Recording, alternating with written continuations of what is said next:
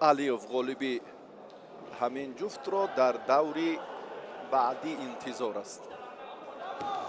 امکانیتی با تخت پوش نگاه داشتن اینجا هم فرا رسید، اما نمازوف کار را در این سمت به کردن نتوانست. بایزیز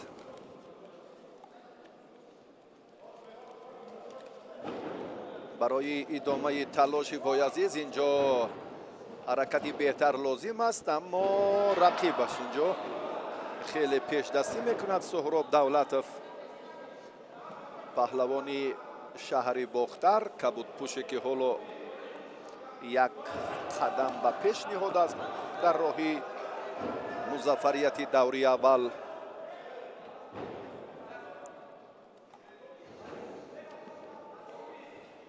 کار در زمین چندان مناسب نیست براستی.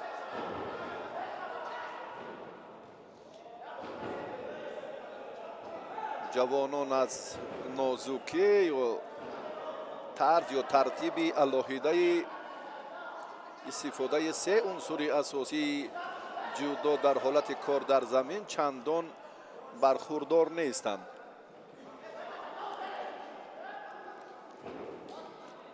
جوانانی که امروز ما الان میبینیم، اما نه همه آنها، حالا باز هستند ورزشگرانی تا 23 ساله که استعداد خوب دارند. هنرشان هم مورد توجه و نظر کارشناسان قرار دارد.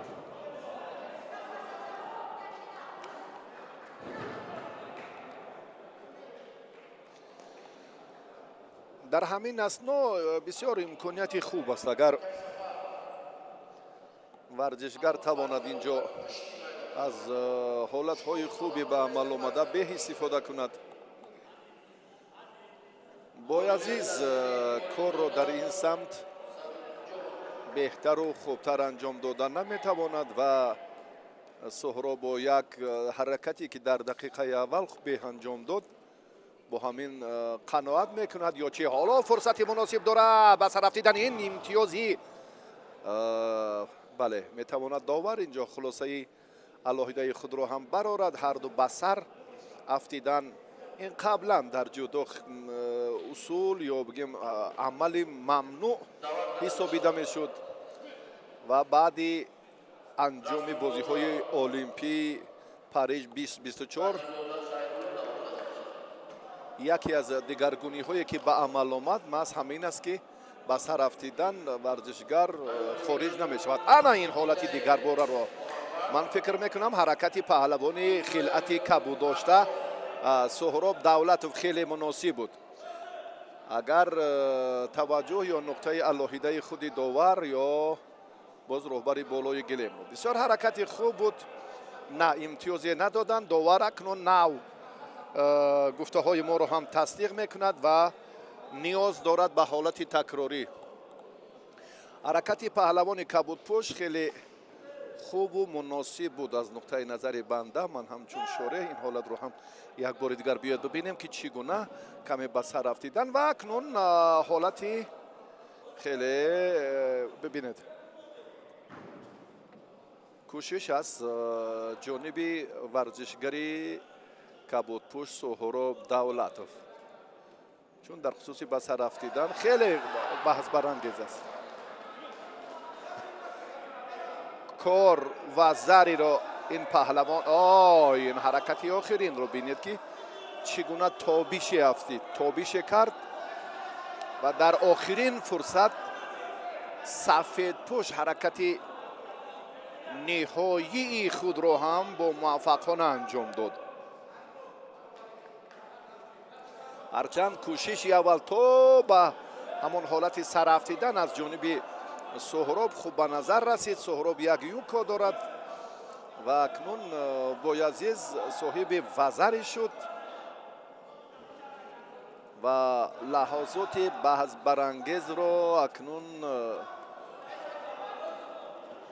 نمازوف حل فصل هم کرد.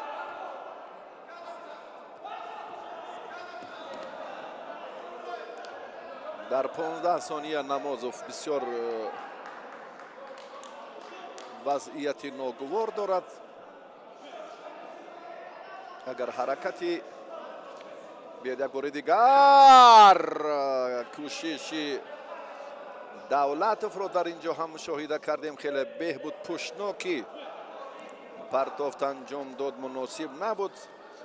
در صورت دریافت وزری میتواند کبود پوش مشرف موفق گردد، اما وقت انجام یافت.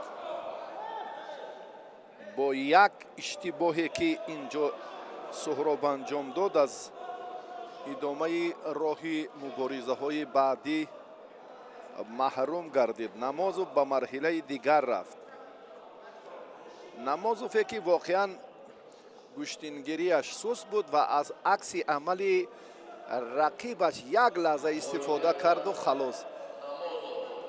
دیگر همه کوشش ها، اجرای عمل ها، تشبسکاری ها از جانب سهراب دولت در میدان بیشتر مشاهده می‌گردید. براستی این است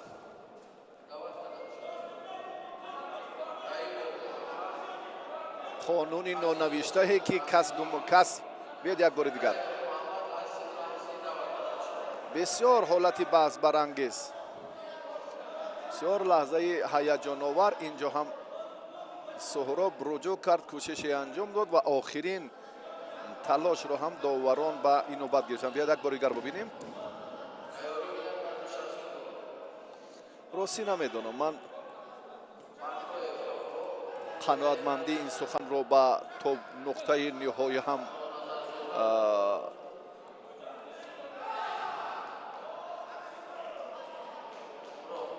بحث های پای در پای و نظرهای علاهیده رو بردنی نیستیم، لیکن بسیار در اجرای عمل مشکلات با وجود آمد. توجه میکنیم به دوام سبقت بچه هایی که در میدان است. رویبوف محمد در دوری بله و عزیزوف و نبیجانوف هر دو این پهلوان هم عزیزوف اکنون در میدان است و نبیجانوف این ورزشگری که در همین زیرگروه قرار دارد و در دوری اول آزاد است. محمد از خطلان و عزیزوف از شهر دوشنبه. رمزیدین نام دارد. کبود پوشه که در میدان حالا تلاش خود را هم چندان خوب نشان نداده ایستاده است. سعی و کوششش آنقدر به نیست. از این خاطر داور به هر دو اکنون شیدا داد که رفت سبقت سرعت دیگر گیرد.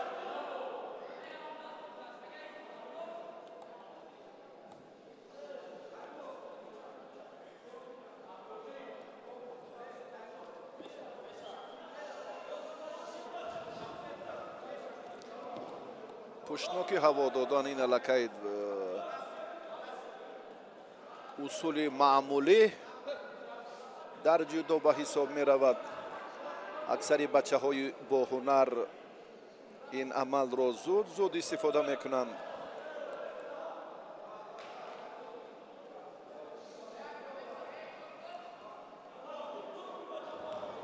راستی انتخاب چهره های ارزنده از شهر و ناحیه های مملکت بسیار مهم است. انتخاب ارزنده ها البته باید از روی قاعده های معمولی و اساسی مرحله های انتخابی در شهر و ناحیه و ولایت های جمهوری در سطح خوب برگزار گردند. آنگاه ما چهره های نمایان ورزشگران سزاوار یا پهلوانان لیاقتمند را پیدا کرده می توانیم. هدف برگزاری چمپیونات از همه این عبارت است. عیناً همان حالت قبلی که ما در مبارزه نماز و دولت دیدیم خیلی شباهت داشت با همون پرتافت. رمزیدین عزیز و فکر صاحب امتیاز اول شد. حالت کار در زمین ادامه نمی‌یابد.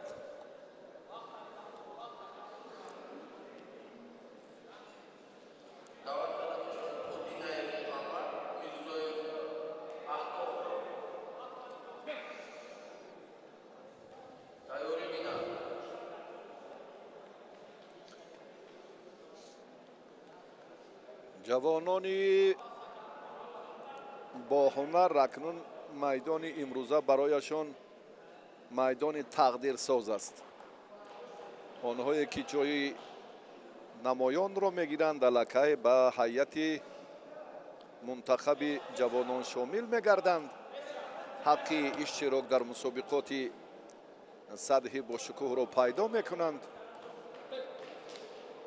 جام آسیا میان نورسان و جوانان ماه نوامبر سال روان در تاجیکستان برگزار میگردد. میزبانی این مسابقات را ما به دوش داریم و این یکی از مرحله های مهم و اساسی، البته انتخابی ارزنده ها هم به حساب می رود. برای برگزاری چمپیونات مملکت میان نورسان هم همین عامل بسیار مفید است. یعنی وقتی آن است که ما بهترین ها را البته از حساب ارزنده های شهر و ناحیه های مملکت در اساس برگزاری چمپیونات مملکت در رشته جدا معین سازیم. شید این داور از ولایت مختار کوهستان بدخشان است و برای سستی عملهای عزیز و به او شیدای دویم را دادند. محمد رایبوف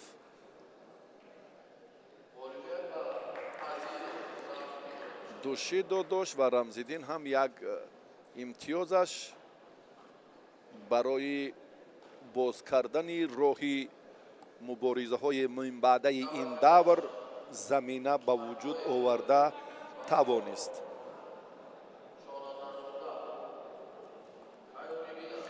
انا همین پرتافت، انا همین حرکتی که خیلی مناسب بود و یوکو گرفت.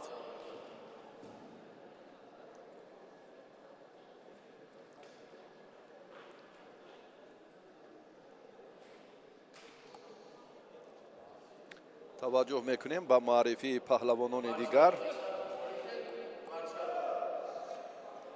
ما یک بار به زیرگروه پایانی میگذاریم، به زیرگروه دی، چونکه نفرانی که در زیرگروه سی قرار دارند در دور اول آزادند.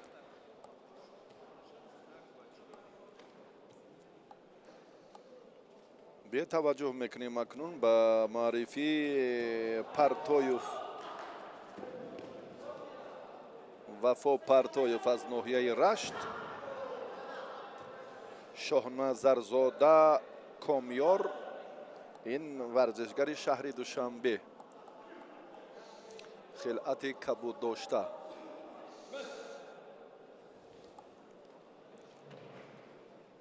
از رشت نورسان خیلی زیادند. تا جای ما میدانیم در مسابقه عنعنوی جایزه میرزا حکیم امیدوف، مسابقات مختلفی جودو و مخصوصا جایزه استوپریون در ولایت سوخت و دیگر چاره‌بینی هایی که برگزار میگردند، نورسان رشت خیلی زیاد هنرنمایی میکنند.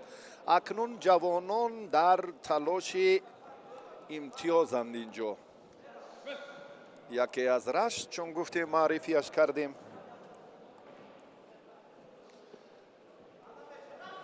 و پهلوان شهر دوشنبه باید کسبیتش فرق کننده باشد. من فکر میکنم چون که امکانیت های آموزش در شهر دوشنبه خیلی زیادند.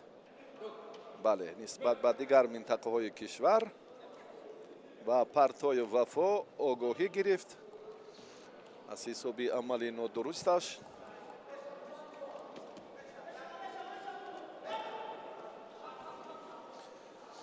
در خصوص کسبیت والای جوانان و بزرگسالان رشت گفتیم و حالا خیلی وفا جرأت خوب کرد.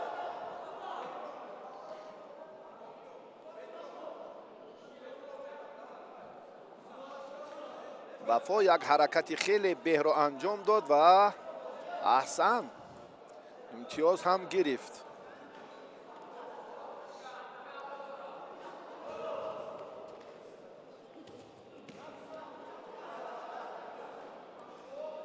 پهلوانان دهات از پهلوانان پایتخت امتیازتان هم بسیار خوب است، خوشحال کننده است.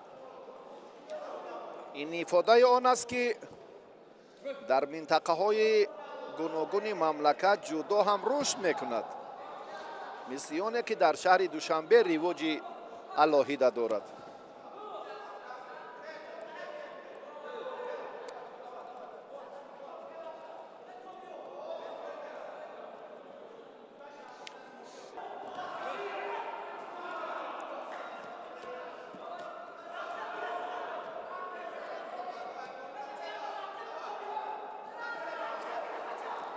پارتویوف کمی عقب نشینی هم دارد. این طرزی دستی راستی حریف رو اگر وفا قپیده میتوانست بهتر بود، اما خطر شیدوی دویم هم هست برای وفا. از میدان باید بیرون نبراید. حرکت های پهلوان شهر دوشنبه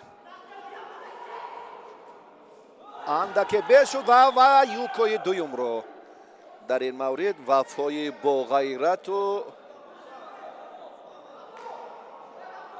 با اراده قویش یک کوشش دیگر کرد و آن هم نتیجه بخش انجام یافت. 32 ثانیه دیگر. باز اینجا بعد امری مته بود، وگرنه این امتیازی وزری هم بود. فرصتی که من نمیدانم راستی حرکت های خیلی خوبند، کوشش های جالب و بهتر و نتیجه بخش و اشاره دستی داور که فعالتر باشد. باز هم از حالت مشکل تر خود رو رهانیده توانست.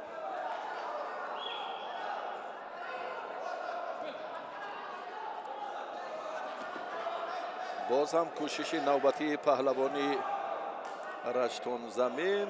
11 ثانیه دیگر.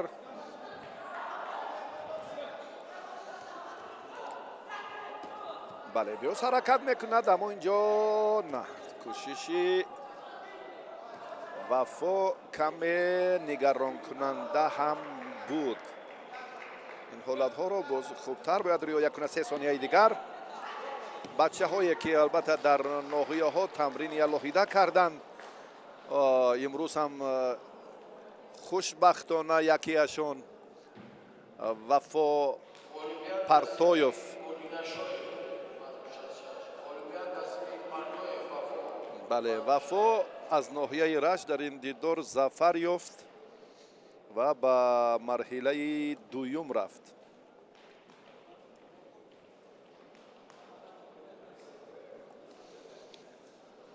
هستن بچه هایی که امروز البته فقط اینجا هم دستن در کاران برای صیقل دادن هنری آنها، به کردن ملکهشان، آنها رو توصیه راهنمایی کنند بهتر می شود.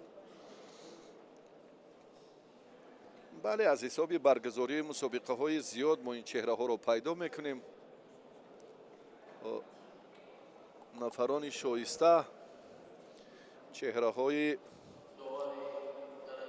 ارزنده را ما امروز معرفی خواهیم کرد. طاهرов اسکندر از دسته شهر و ناحیه های تابع مرکز در دور اول آزاد است و رحیمزاده عمر از شهر دوشنبه با ایدیوف امیرجان از ولایت ختلون به میدان میبرایند. این ورزشگری که ما اول معرفی کردیم رحیمزاده عمر است و ایدیوف امیرجان کبودپوش شهر کولاب. انا این چهره که هم ظریف نظریف، هم خسرو شایف و چندین مربیان دیگر امروز شاگردانشان را به چمپیونات мамлакат миёни ҷавонон дар риштаи ҷудо сафарбар карданд. ҷамшид халилов довари дараҷаи ҷумҳуриявӣ ҳакамӣ мекунад.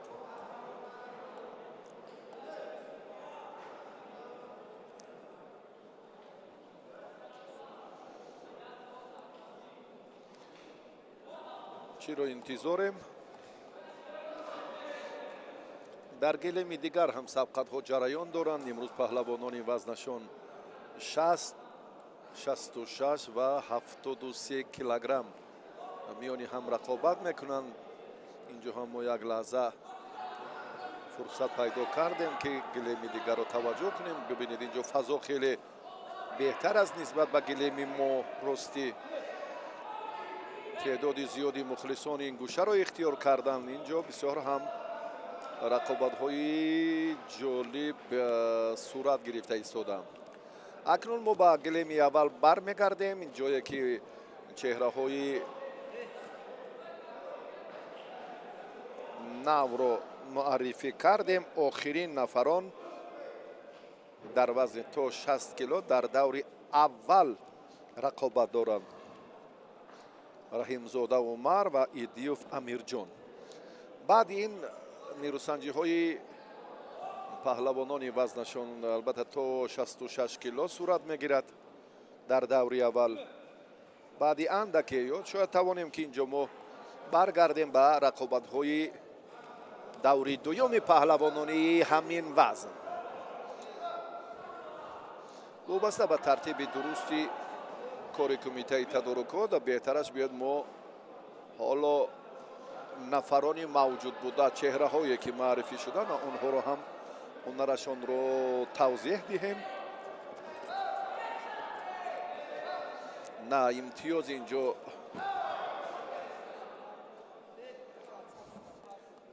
имтиёз нест. ростӣ идомаи талош андаке беҳ аст, аммо акнун барои ин ҳаракат худи сафедпӯшро лозим аст ки каме тоҳировро ки суратафзоӣ кунад ва идомаи талош ҳангоми қабидан аз қисмати болоӣ боз кораш беҳтар мешавад. оне ки аввалин шуда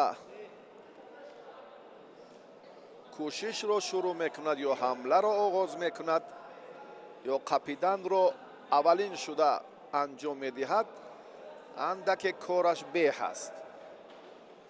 ин сухани маъмулист. ҳар касе қадами аввал мегузорад аллакай андаке музаффарият дорад.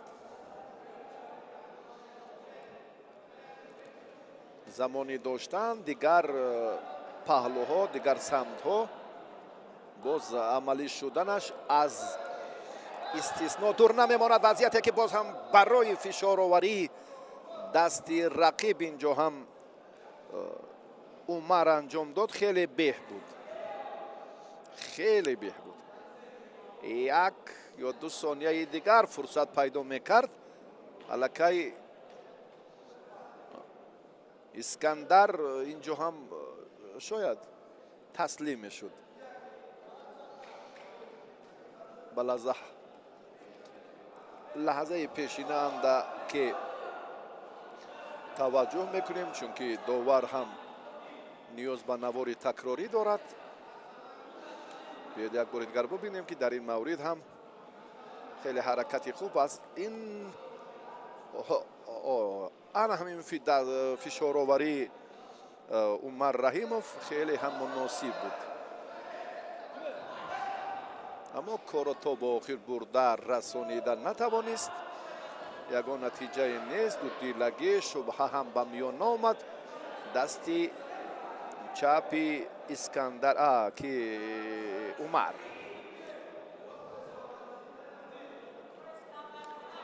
хеле муносиб буд ва искандар тоҳиров худро аз ин ҳолат раҳо карда тавонист.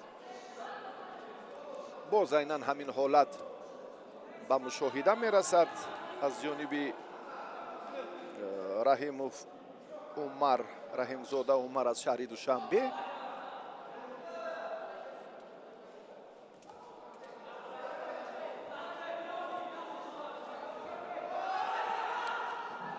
ساعت اولی رقابت هاست. باوری داریم که امروز تعداد مخلصان بیشتر میگردند، چون که گوشتین رو مخصوصا گوشتینگیری، جودو، سامبو، کورش مخلصان زیاد دارد و دویی که اول نمبر کردیم برای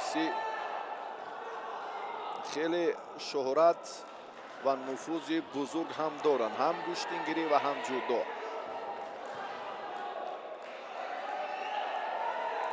رقابت پهلوانان گلیمی اول حالا هم به نفع رحیمزاده عمر سپری گشته ایستاده است. دقیقه آخرین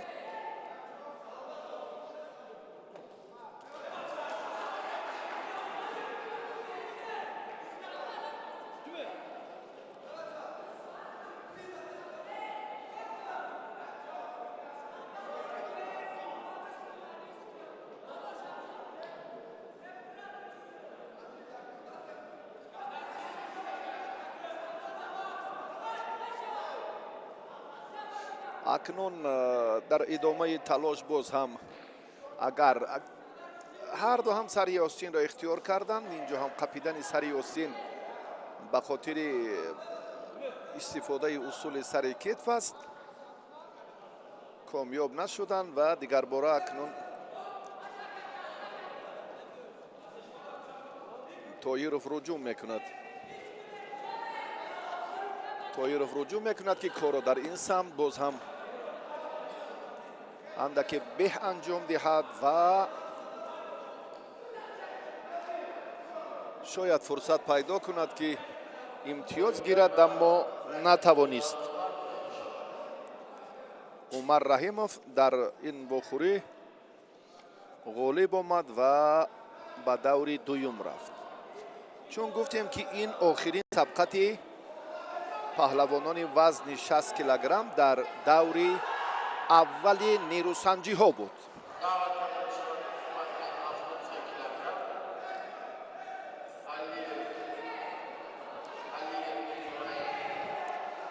رقابت پهلوانان وزنشان تا 66 کیلو در گلیم دیگر است و در گلیم ما نیروسنجی های پهلوانان وزنشان 73 کیلوگرم دعوت می‌گردند. اینها میرزا رحیم علیف از شهر و ناحیه‌های تابع مرکز و سفربکوف شهرت از ولایت مختار کوهستانی بدخشان.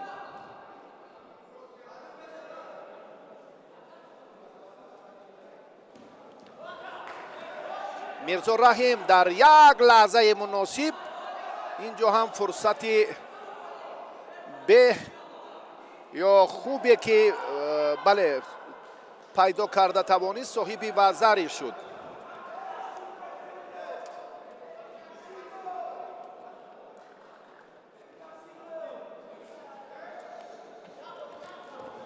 باز هم یک حرکت دیگری ورزشگری شهر حصار یوکو بهاگذاری میگردد و ببینید که وزر یوکو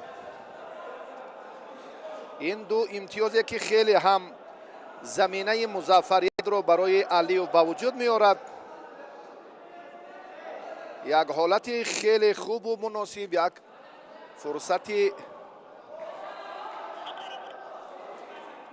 به را هم میرزا رحیم علیو به وجود آورد و داور اینجا برای تصدیق یا دقیق کردن حالت پیشینه عمل علیو نیاز دارد به نواری تکراری.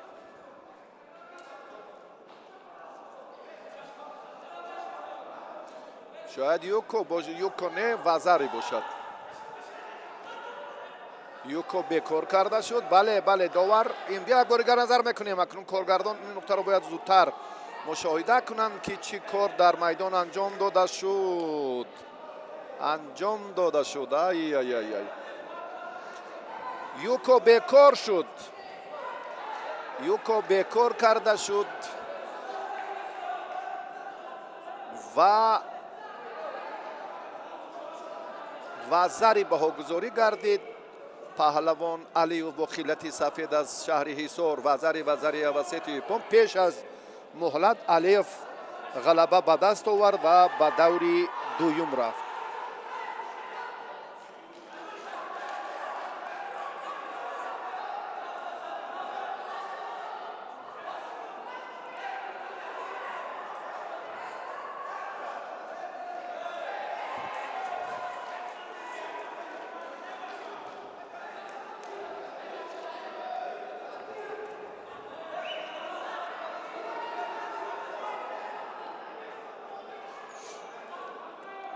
نوارهای تکراری رو ما اینجا دیدیم و توجه میکنیم به حالتی باز هم به رقابتی پهلوانان دیگر. محبتوف سمیر از ولایت مختار کوهستان بدخشان، اکرم زاده شهریار از شهر دوشنبه.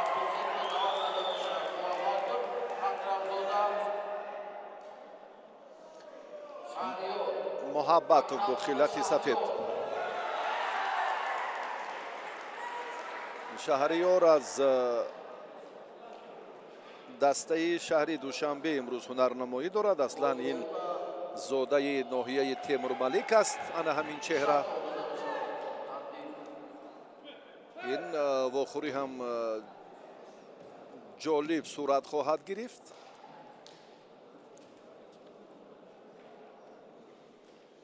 چون که استعداد شهریار خیلی خوب است و رقیبش هم چندان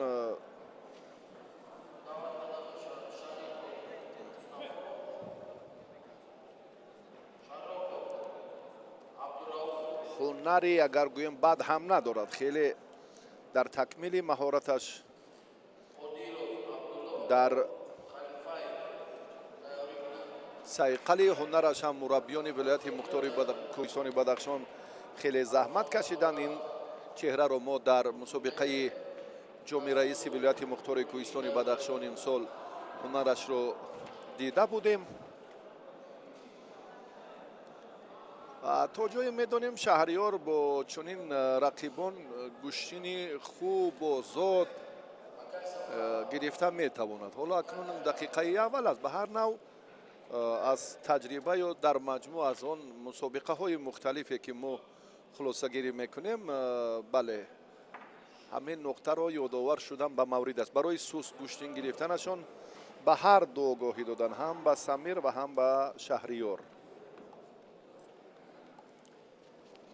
این ifade آن است که پهلوانان هوشیار باشند، باز هم چابکی را از دست ندهند و دوام سبقت را شدت دیگر بخشند.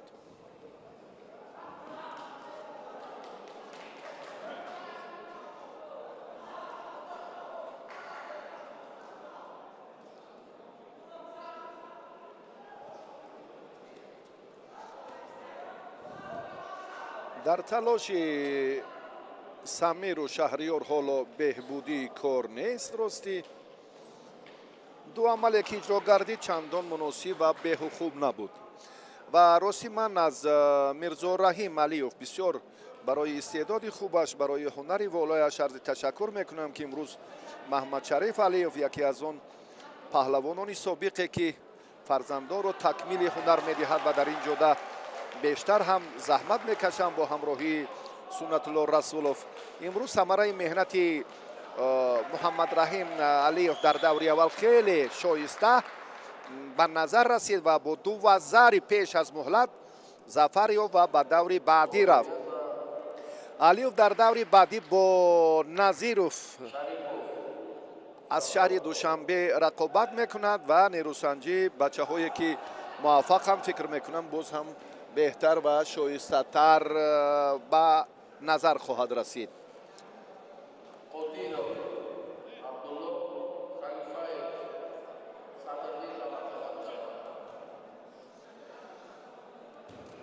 حالا 2.5 دقیقه بهترین جایزه هایی که امروز ما با پهلوانان البته تقدیم خواهیم کرد. زینه اول 7000 سومونی، زینه دوم 5000 و دو جای سوم 3000 سومونی. این تحفه های ارزنده تقدیم می‌گردند و با ابتکاری پرزیدنت فدراسیون جودوی تاجیکستان محترم اسماعیل محمد ظاهر، البته این تشبسکاری ها هوسمندی ها راه اندازی میگردد که در منبع جوانان هم روحیه قوی گیرند و تمرین خود رو بیشتر کنند و توجهی علاهیده به نتیجه های چمپیونات مملکت داشته باشند، چون گفتیم که این محسوب می‌یابد و برای دریافت بهترین ها و به هیئت منتخب جودوی جوانان شامل گردیدن این چهره ها بسیار نقش سازگار دارد. یعنی سرچشمه معتمد این چهره ها و مسیر تعیین نموده راه فرد اینها از کشوری عزیزمان تا به مسابقات سطح بین المللی از همین نتیجه مسابقات منشأ میگیرد. رفتی تلاش بچه ها تا دقیقه آخرین ثمره بخش نیست. سمیر و شهریار هر دو تلاش کردند. از حساب اون کسبیتی که چون ما گفتیم که تمرینی با شدت و با سرعت و منتظمی شهریار زیادتر است، اما این رو شهریار تا این مدت اثبات نکرده است. یک حرکتی خیلی خوب رو انجام داد، استاکارانه ماهرانه، اما امتیاز نگرفت. سمیر که جایزه های ارزنده مسابقات مختلف جمهوری را ندارد، در مقابل یک تن از چهره خیلی ناماشنای هم گشتین جودو و هم گشتینگیری شهریار خوب ایستادگی کرد. گشتین خوب گرفت سمیر. اکرمزاده از مکانی از دهه پهلوان آفر نامدار جاروبقل است، همدهه اولین جهان پهلوان سعید مومن رحیموف.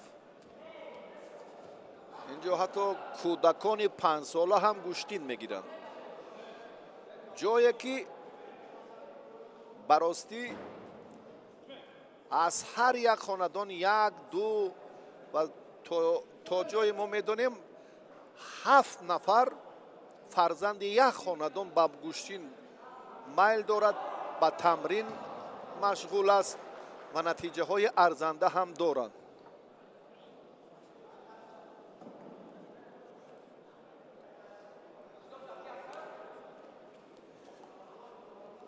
و در این خصوص سیدمراد دولتوف یکی از مربیان برجسته تاجیکستان هم هزل‌آمیز یک چند سخنان هزل‌آمیز هم گفته بودند که در جاروبقل نیست خاندانی که امروز به گشتینگیری میل نداشته باشد یا از آن خاندان فرزندی نباشد که گشتی نگیرد، نیست.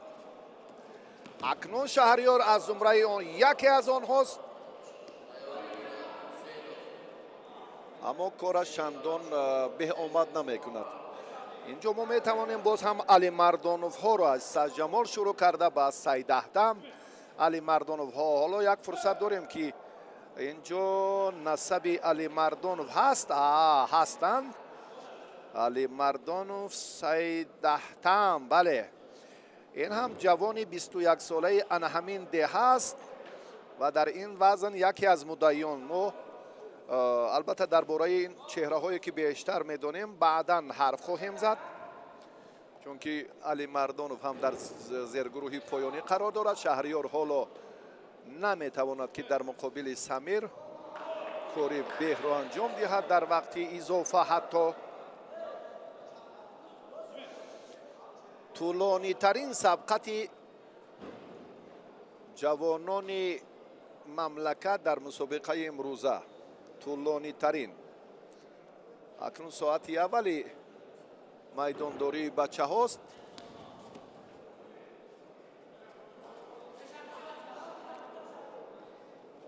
از اون کسبیتی که شهریار رو میدانم با سمیر احسن میگویم که ایستادگری کرد. با سفید پوش ولایت مختار کوهستان بدخشان هستند همین چهره هایی که بله باعثی ستایش توقف بود به همین خاطر وگرنه این ارزنده ترین حالت بود برای امتیازی لااقل اولین سمیر در میدان رقابت امروزه در چمپیونات مملکت. شهریار گوشتینگیریش سوز شد. سمیر حالا از فرصت مناسب میتواند استفاده کند. لد دادن دست حالا هست امکانیت سمیر. بله انا این سمیره که امروز خیلی همراهی مشکل را با مشقت طی کرد و در وقت ایلوگی اولین نفره که در این روزی اولی چمپیونات با استفاده اصول معمول کار در زمین لد دادن دست خیلی هم جرأت کرد، غالب آمد و به دور دوم رفت. محبت سمیر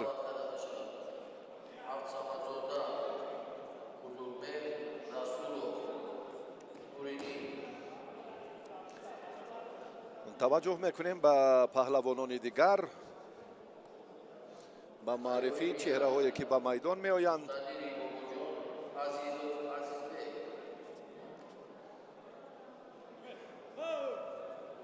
دو رقابت در زیر گروه ا در دور اول انجام یافت. عبدالصمدوف بزرگ مهر از ولایت مختار کوهستان بدخشان، این چهره هم در جام رئیس ولایت مختار کوهستان بدخشان غالب آمده بود. به یاد آمد در همین وزن 73 کیلوگرم از ناحیه ونج است. تحت راهبری مقصدشو بردیوف تمرین میکند. رسولوف نوریدین از شهر دوشنبه کبود پوشه که حالا معرفی کردیم. اکثرشون چهره های نوند، اونهایی که ما بیشتر میدانیم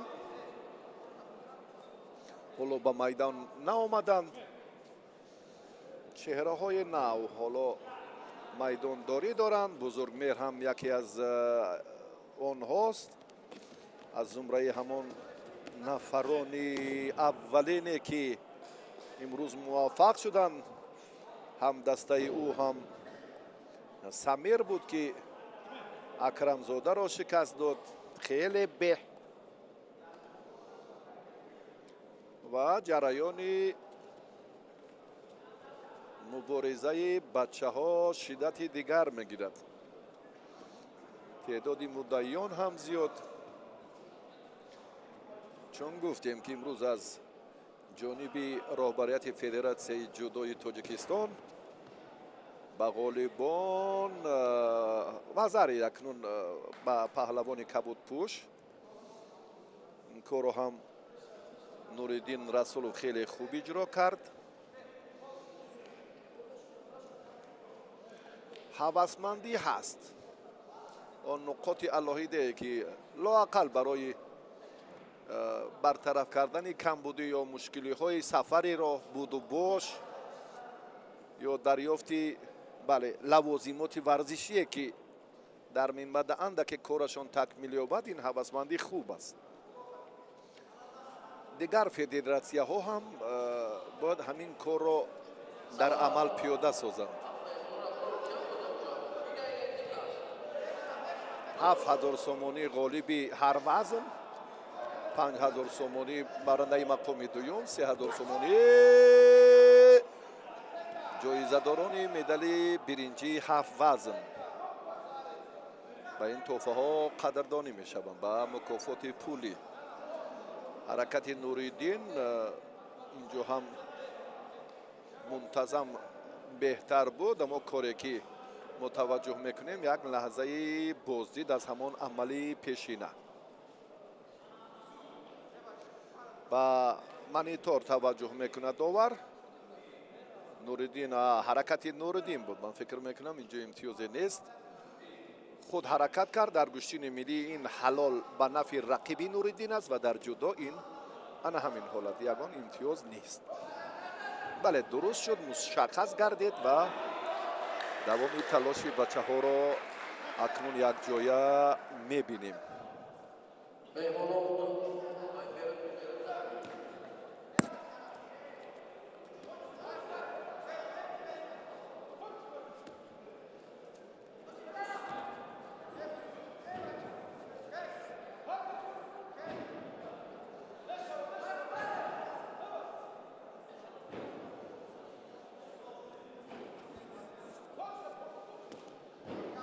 کار در زمین باید بهتر باشد اما چنین نیست.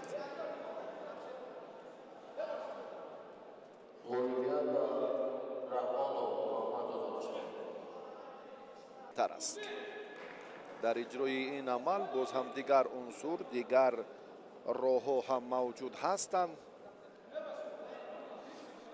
و بررسی بزرگمیر این کارو خوب سامان دادن نتوانست. اکنون بیاید دوام تلاشی بچه‌ها رو در دوره اول ببینیم. انا این هم حرکت خوبی بزرگمهر بود. اصول کمر رو توسط کمر برداشته هوا دادن خیلی مناسب بود اما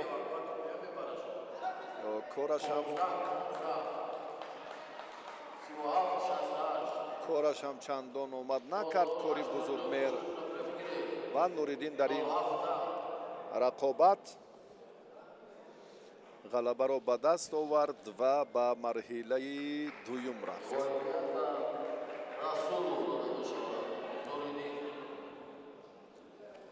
رسولوف با راهبری رؤوف حکومتوف تمرین‌های پیوسته دارد و چون گفتیم که مقصد بردوف امروز خیلی رجوع کرد اما بزرگمهر کاری رو که باید در همین لحظه انجام میداد خوب سامان دادن نتوانست. این حالت نه، بعد این یک حرکتی خیلی مناسب. همین فرصت، همین حالتی که ای دستی چپی رقیب را شروع داشته میتوانست بسیار هم خوب و مناسب بود برای موفقیتش. برمیگردیم به رقابتی که حالا باز هم معرفی تقاضا دارد. یک کوششی ورزشگری سفیدپوش اینجا هم مقتدر باباجان بود و عزیز بیگ عزیزов از ناحیه رشت. مقتدر این زاده ناحیه خاولینگ است. سفیدپوش رو در نظر دارم. بسیار جوانی آینده دار. اگر هنرش رو صیقل دهد کسی پیدا شود از اون افرادی که به ورزش محبت دارند واقعا هم چهره ماندگار است. من این را به مبالغه هم گفته میتوانم که در میدان‌های گشتنگیری امسال سال پار هم بسیار هنری برجسته نشان داد. با گران وزن‌ها هم نیرو سنجید و در میدان نوروزی دنقره در دیگر منطقه ها هم خیلی و خیلی افضلیت هنرش والا بود و شایسته ترین پرتاف ها را منظور تماشابینان میکرد. اکنون امروز ببینیم که بچی قادر است مقتدر باباجان. و در مورد عزیز بیگ عزیزов که چهره از ناحیه رشت است به یک بار دیگر توجه میکنیم. این حالت بعدی افتیدن دهان مقتدر باباجان خونشار شد. از این لحاظ به نزد دکتر رفت و ما در باره خود این مربی باشگاه ورزشی حاجی شریف بود که یک لحظه منظوری ما کردند و داور از ولایت مختار کوهستان بدخشان است و راستی عزیز بیگ عزیزov این چهره که از رشت معرفی می شود من در باره این معلومات هم ندارم چون در خصوصی بچه هایی که نو به میدان می آیند که پیشتر هم ما گفتیم که امروز وسیله اساسی برگزاری چمپیونات است که ولی هم منوچهر صابر و چندین مربیان دیگر میخواهند که ثمره زحمتشان رو امروز در میدان ببینند. بله شاگردان ریسکیدین رجب و یک دو مربی جوانی که در پهلوی منوچهر بود و همه با امید جمشید لالخانوف از ناحیه رودکی و چند تن از استادانی که حالا در روبروی ما، استادان ورزشی جمهوری تاجیکستان در همین رشته و مخصوصا در رشته جودو که یک سال مهنتشون چی ثمر می آورد. و مقتدر بابا جان را اینجا مربی که روسی نسبش را نمیدونم، نامش تیمور است، همچون سونیا سنگ در این گوشه نشسته است. و اکنون مقتدر برگشت و کاری ما را امروز یک استعداده، چون گفتیم درباره هنرش این گفته ها رو چگونه ثابت می سازد، اثبات میکند، روسیه نمیدانم. یا از این لحظاتی که عزیز بیکو جوانان ناحیه رشت جرأت کردند نلکه در وزن 60 کیلوگرم یکی ازشون به دوری بعدی رو خط گرفته توانست.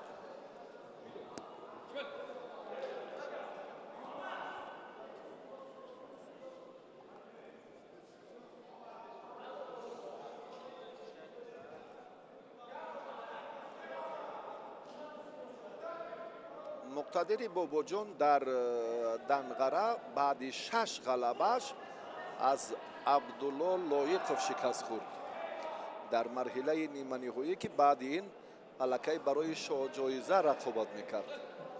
در مومن آباد و در رشت و در خاولینگ و در تیمور ملیک و در کنگورت و در همه منطقه های تاجیکستان یک حرکت خیلی خوب را اینجا هم مقتدر بابا جان منظور کرد و گفتیم که این چهره با دورهای بعدی خیلی و خیلی ارزنده است که راه یابد. و نهایت اثبات کرد که همین استعداد و با وصف و ستایش ارزنده هست. مقتدر باباجان بهترین پرتافت، جالبترین حالت بود. انا همین عمله که بدون مبالغه و تیمور هم ملکه از این شاگردش باوری دارد و امیدی تایید نمودن مسیری بعدی رو هم در قلبش ملکه جای داده است.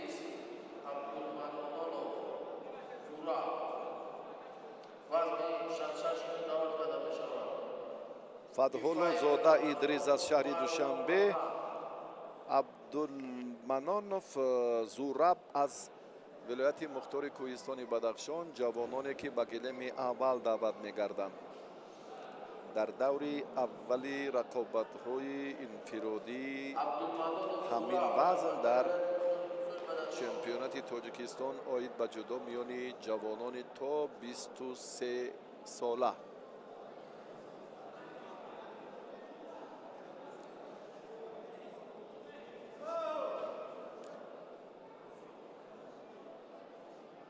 ادریس فتحالله حالا در میدان است.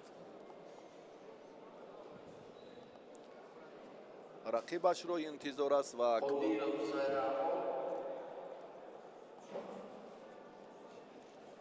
در دوامی تلاش پهلوانان البته انتظاری زیاد این غیر قاعده است.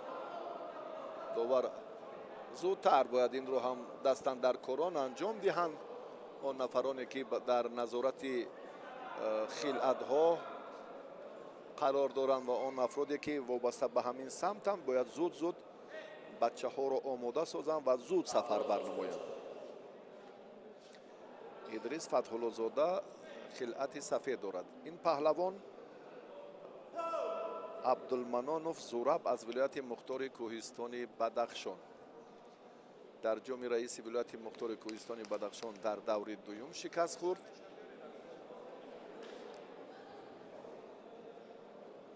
بله امروز اکنون چه هنر داشتنش را نشان می‌دهد.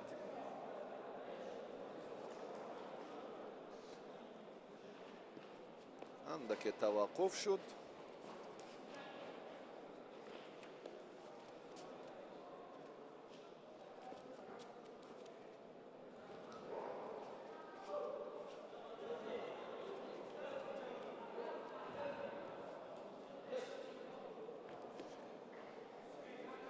бале андаке ҷиддитар бояд ба рафти сабқат муносибат кунанд, яъне идомаи талоши бачаҳо бояд хеле хубтар ба таври касбӣ ба назар расад. ин нуқта бисёр барои тамошобинон ва барои варзишгарон ҳам муҳим аст.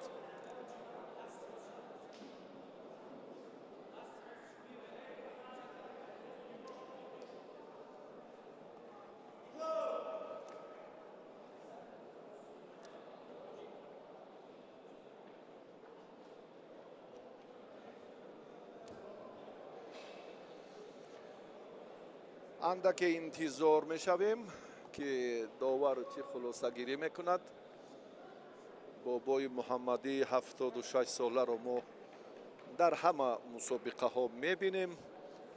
мухлисони куштини ҷудо ҳам аз натиҷаи сабқати имрӯза ҳаракатҳои беҳ, партовҳои ҷолиб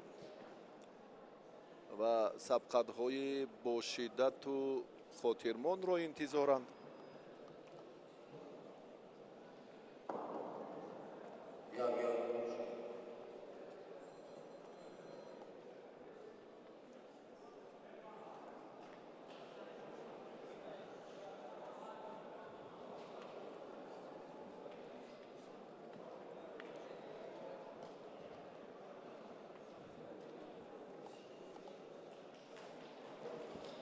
имрӯз ҳам албатта фатҳуллозода Идрис барои ба майдон баромаданаш ду марҳиларо пушти сар кард. яъне дар шаҳри Душанбе ҳам марҳилаи интихобӣ баргузор гардид. чеҳраҳои намоён, паҳлавонони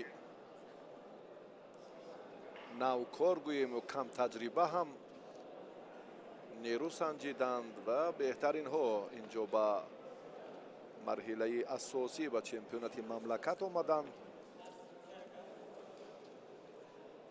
ва Идрис ва дар гилеми дигар ҳам андаке таваққуф барои тартиби дурусте ки инҷо ҳам нуқси техникӣ ба вуҷуд омад аз ҳисоби ҳолати мавҷудаи ин толор.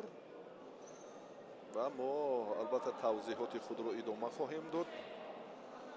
иштироки чеҳраҳои зиёд, даъвати ҳам доварони сатҳи ҷумҳуриявӣ боварӣ дорем ки ба рафти мусобиқот шаҳомати дигар Шаҳбоз Сайдаброров қиёфааш андаке дигар шудааст. Сайдаброров дар миёни бузургсолон албатта рақобат кард. дар Гурҷистон ки як истеъдоди боло нишон дод, Сайдаброров баъдан андаке худро аз майдон дур кард бо иллати осеби бештар диданаш.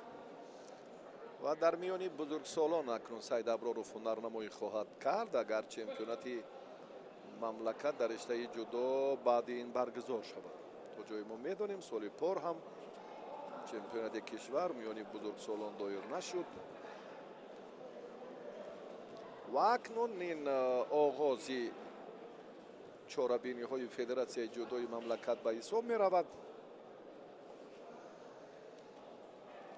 дар заминаи омодагӣ маҳз ана ҳамин мусобиқот метавонад ки ба кори мураббиён баҳои муносиб диҳад.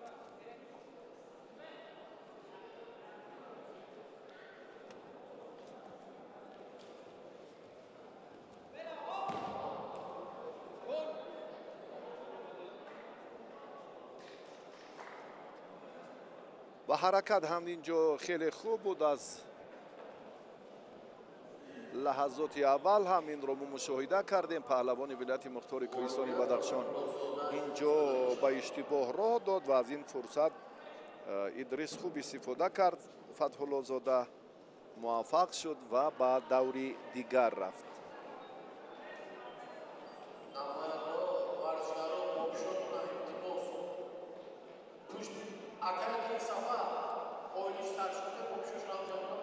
лаҳзаи такрорро як бор дигар мебинем ки Идрис Фатҳуллозода бисёр бо усули сари китф рақибро дучори нокомӣ кард ва به مرحله دیگر رفت.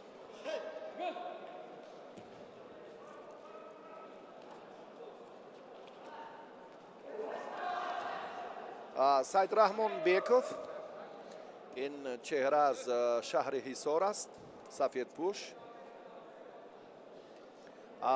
سید رحمان قادرov معذرت از شهر حصار است. پهلوان ولایت مختار کوهستانی بدخشان. پنجشنبهیف تجربه مسابقه های مختلف رو کم دارد. در این نیروسنجی ها البته اطمینان یا باوری به سید رحمان بیشتر است. اکنون وقت داوری برحق است. این لحظات رو می توانیم ما دیگر باره از عمل از کوشش این چهره ها توضیح دهیم. این مشخص تر می شود.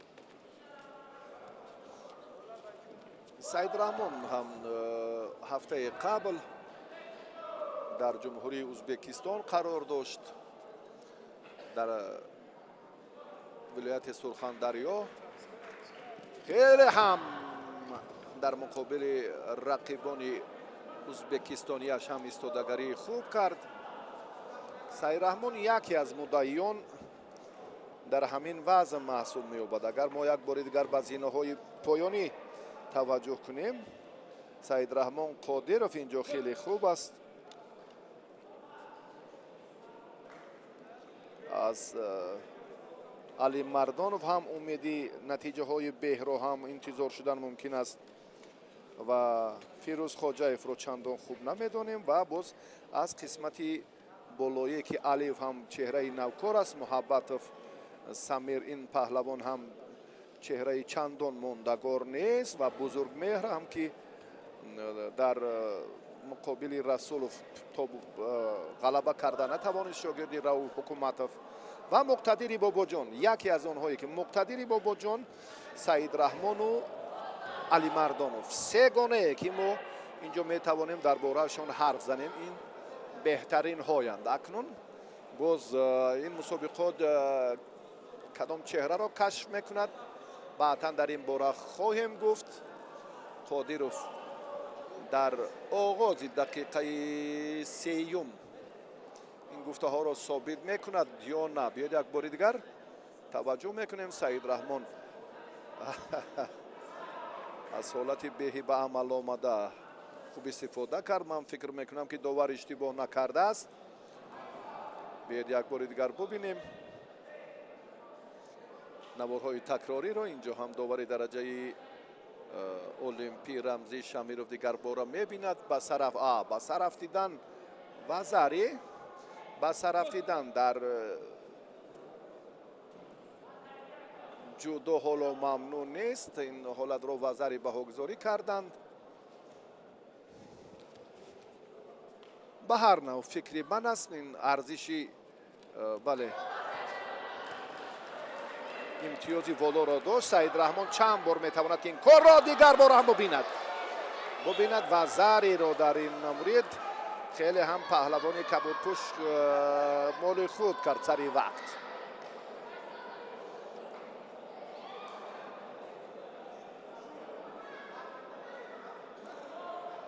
قادرov به پیش می رود و زود حیدرov کریم جان همینجا بسیار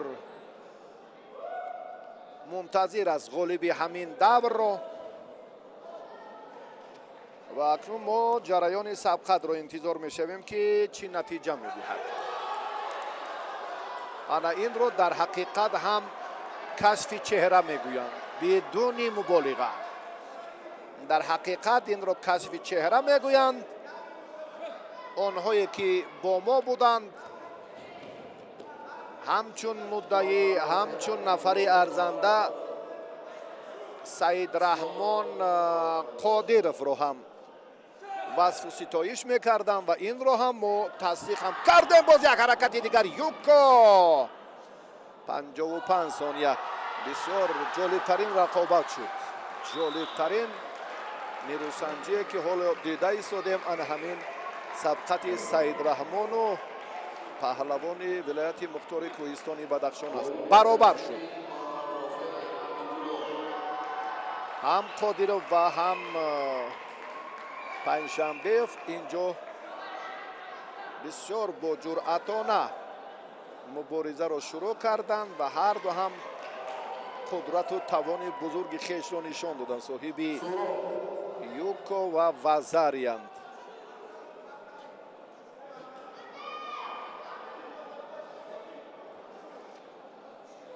از حساب تجربه فکر میکنم سعیرحمان باید اشتباه نکند و اگر بگوییم که چهره نوی که امروز پنجشنبه خیلی استعدادی به نشان داد، در حقیقت اینجا هم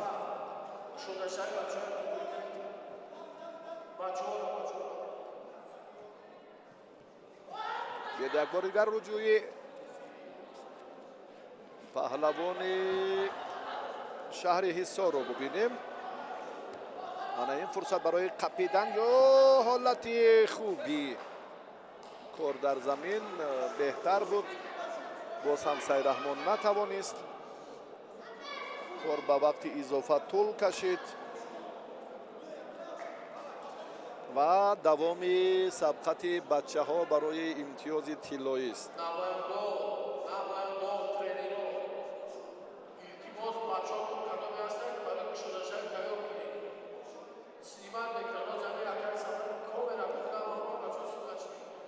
سعیرحمان آماده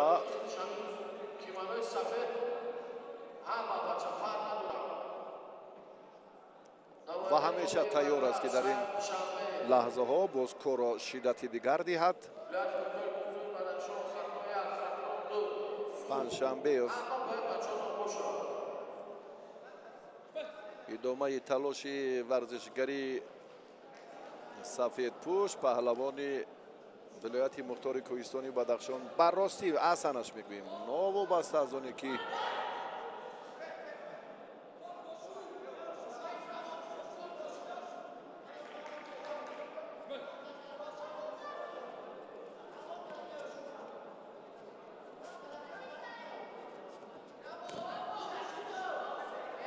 سعیرحمان رجوع میکند. سعیرحمان حرکت هایش هم بهتر میشوند.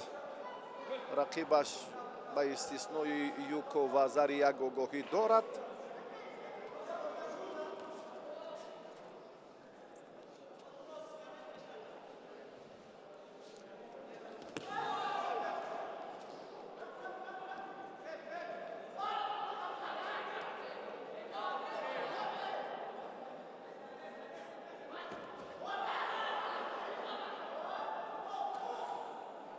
حالت بعد تخت پشت نگاه داشتن اینجا هم بدون مبالغه حتی دقیقه ها هم پشت سرگردن پنجشنبه مقاومت نمی کند و همین طرز نیروسنجی نتیجه بهرو برای قادیرov مهیا ساخت و قادیرov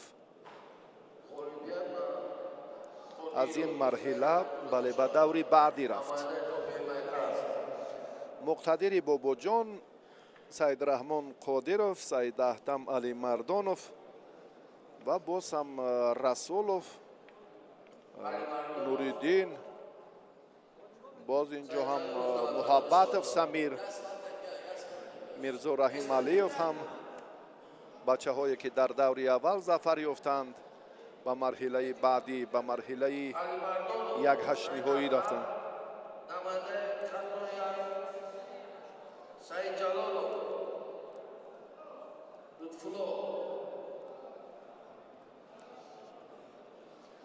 اکنون برای ختم یا خاتمه دوری اول سبقت اینجا یک دیداری دیگر باقی ماند. اینجا علی مردانوف با همراهی سعید جلالوف رقابت رو شروع میکند.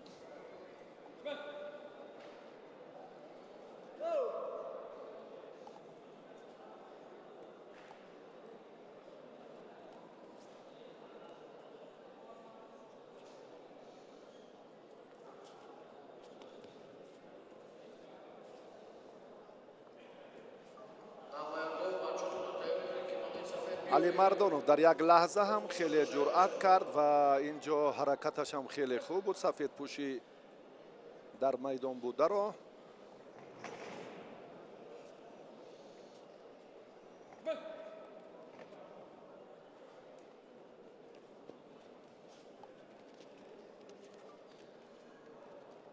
саид ҷалолов бо хилъати кабуд аст ва аз ҳисоби таҷриба гуфтем ки ин чеҳра ҳоло чандон муваффақ ҳам нест.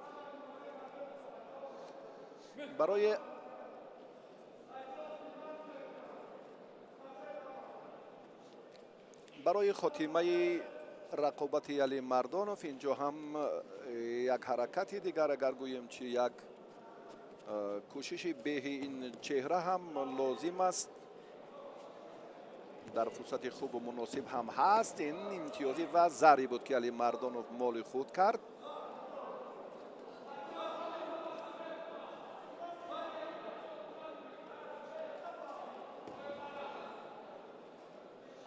ҳолати ба тахтапӯш нигоҳ доштан чандон фурсати бе ҳам ба вуҷуд наовард. дар муборизае ки мебинем ҳоло ҳам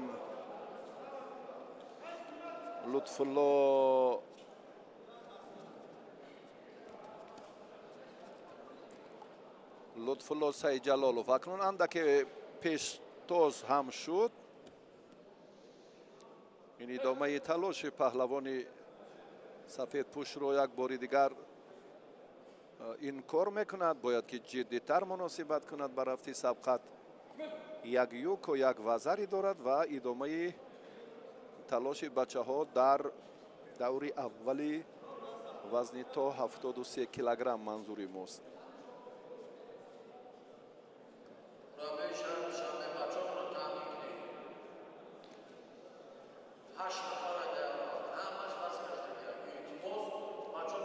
Али Мардонов дар ин маврид агар як ҳаракати дигар кунад, андаке ақибнишинӣ карда истодааст Али Мардонов. ин ҳам хуб нест, фикр мекунам дар рафти мубориза.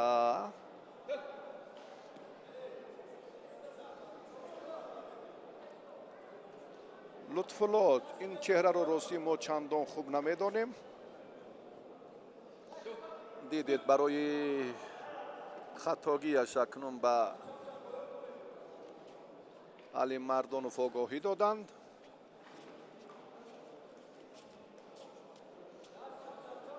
зуду бо мавриду бо суръату ё чӣ гӯем, агар боз ҳам талоши дигар беҳтарин лаҳзаро ҳам метавонад ки манзур кунад, аммо ин ҳаракати рақибаш боз ҳам иштибоҳкорона аст. тарзи иҷрои амал ба таври касбӣ нест.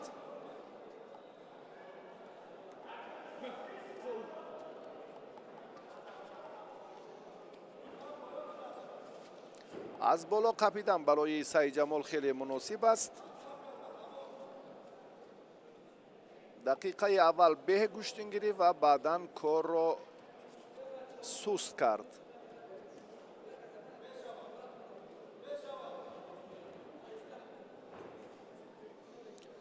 корро суст анҷом дод ва талоши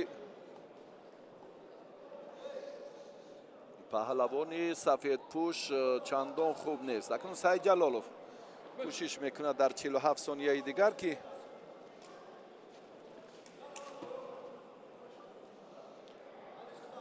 натиҷаро тағйир диҳад. ӯ метавонад ё на, ҳоло маълум нест. аз муборизае ки бурда истодааст ростӣ инро умедвор шудан мумкин нест.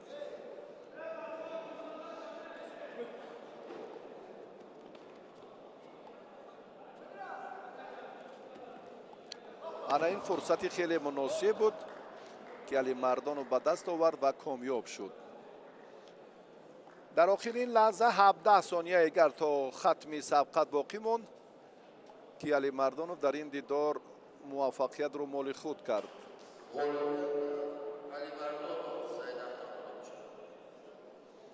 Саид Атам ба даври як ҳаштниҳоӣ рафт. акнун баъди чанд лаҳза дӯстони азиз маросими кушодашавии ин чорабинӣ баргузор мегардад. Мо аз навори такрорӣ як бори дигар ин ҳолатро мебинем ва баъдан ба танаффус мебароем ва баъд аз хатми маросими кушодашавӣ бармегардем ба тавзеҳоти худ аз сабқати бонуфуз. шоҳида қаландаровра хайру хуш мекунем бо ҳамаи шумо дӯстони азиз. саломат бошед.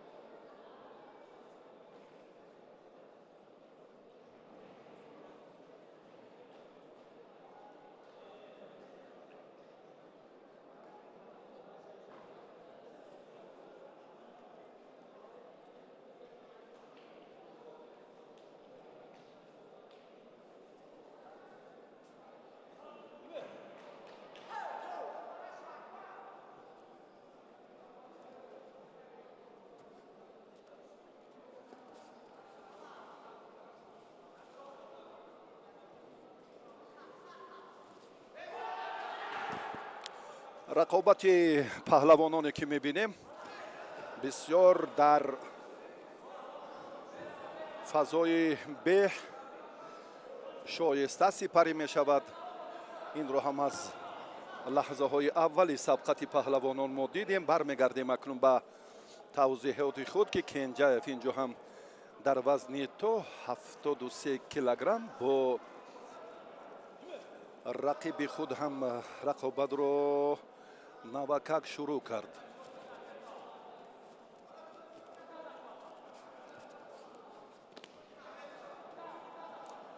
پهلوانان وزنشان تا 60 کیلوگرم دوری اول رو چون گفتیم که خیلی هم به انجام دادن. کنجایف با استثنای این دو چهره که حالا که در میدانن اینها در دوری اول آزاد بودند. اکبرعلی خلعت سفید دارد.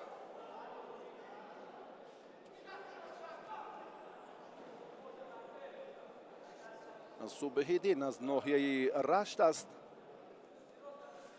اورادوف کبودپوشه که امروز از رشت ما چند چهره رو هم معرفی کردیم. یکی دیگرش وفا پرتویو بود که در رقابتی اول هم ظفر یافت و چهره هایی که امروز معرفی می شوند از منطقه رشت البته اون نفران محسوب می یابند که آهسته آهسته به مرحله های اساسی راه می یابند و بهترین ها هم از مد نظر دستاندرکاران دور نماندند و امروز اکنون رشد جدا در منطقه هایی که چون گفتیم علاقه رو به بهبودی هم نهاده ایستادند.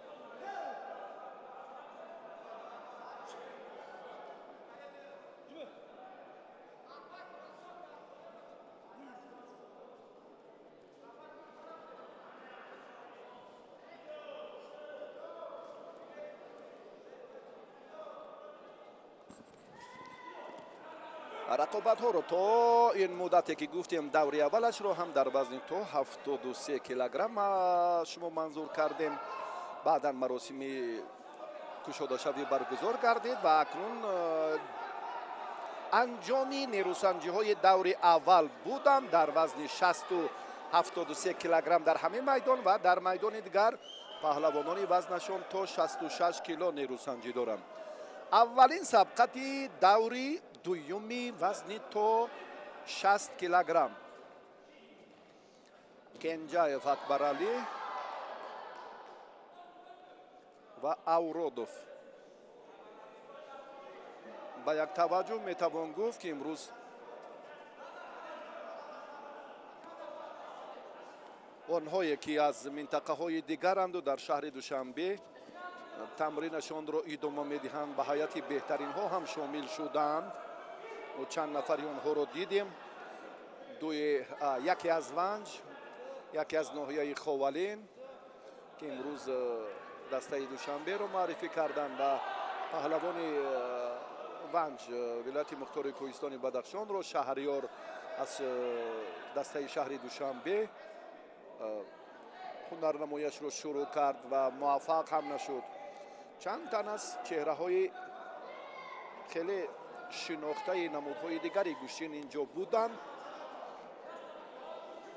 برخیشان غالب شدند، برخی از آنها هم ناکام گردیدند و اکنون رفت مبارزه بچه های وزن تا 60 کیلوگرم در دوری دوم، یعنی نیتر در دوری یک هشت نهایی خیلی به هست نوبسته از آنی که امتیاز ندارند اما در اجرای عمل در مسئولیت صورت افزایی هنر چندان بد نیست هنرشان.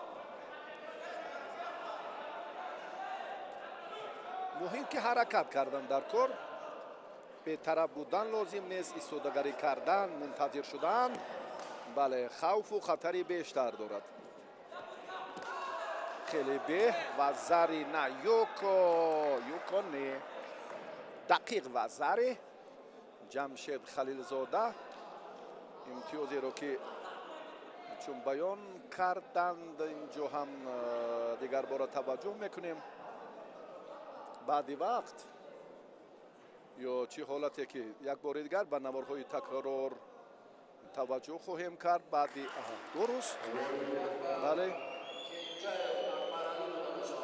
اکبرعلی در این دیدار ظفر یافت، این ورزشگر شهر دوشنبه و به مرحله 4 یک نهایی رفت. اولین اشتراکی مرحله‌ای چهار نهایی وزن 60 کیلوگرم اکنون معرفی شد.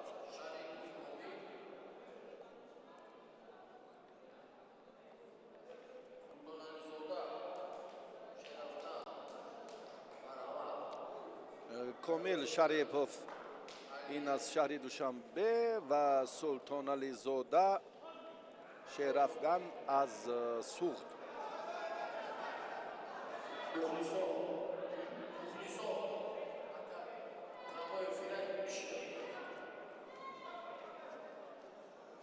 یک بار توجه میکنیم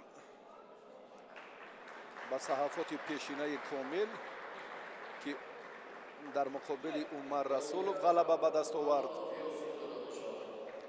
و سلطان علی زاده باشد در دیداری اول آزاد بود. ورزشگری کبود پوش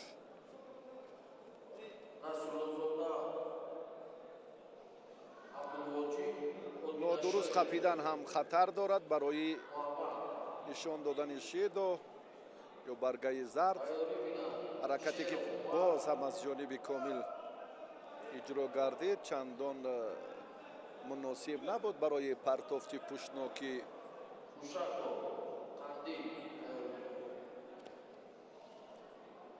آن این دفعه باز یک حرکت دیگر کامل به شد. از پای قپیدن در جدا ممنوع است. حرکت نکند کامل که فشار آوری دست را زیادتر کند و چند مورد دیگر هم هست که برای در مجموع حرکت خوب انجام دادن در حالت کار در زمین که این عمل ها معمولی اند. یعنی در جدا پهلوانان خوبتر میدانند.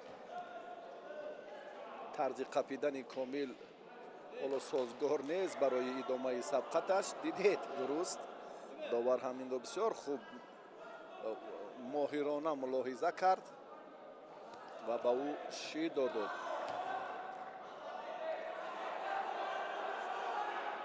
از دست چپ گرفت و از گریبان راست. این چی رو میفهموند؟ کاری که در تمرین در مشغولیت ها باید مربیان به شاگردان بیشتر آموزند. ابتدای کار از همینجا سرچشمه معتمد پیروزی ها از همینجا شروع می شود، از حالت قپیدن.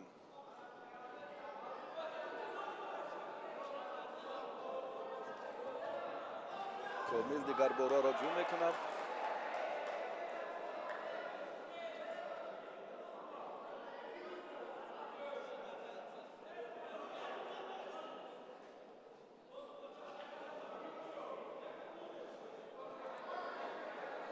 برای فشار آوری فکر میکنم که تجربه سلطان علی زاده کافی نیست.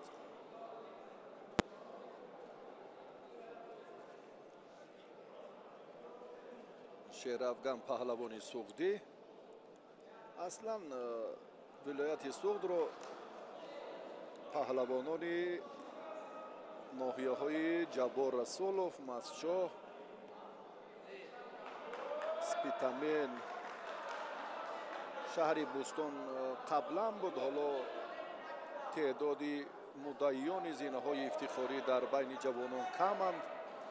از شهر خوجند هم اکنون بعد که کامرانشاه استاپریان کار در کاخ ورزشی استاپریان سال دوم است که منتظم براه مونده است که به شد یوکا با کامل.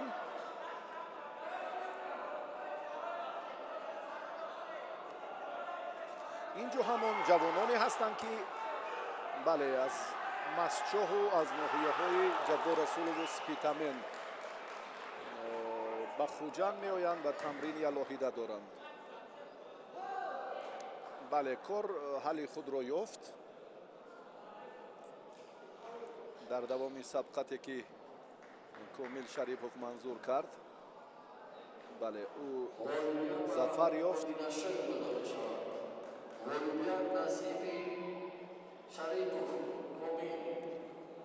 комил шарипов ба вохӯриҳои чорягниҳои рафт. ӯ бо кенҷаев акбаралӣ рақобат хоҳад кард дар ҷуфти аввали сабқатҳои чорягниҳоӣ.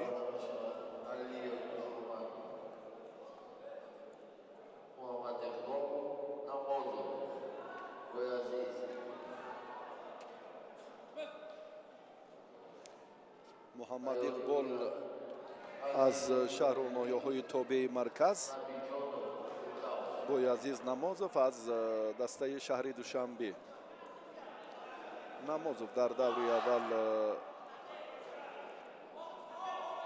суҳроб давлатовро мағлуб кард ва алиев дар даври аввал озод буд.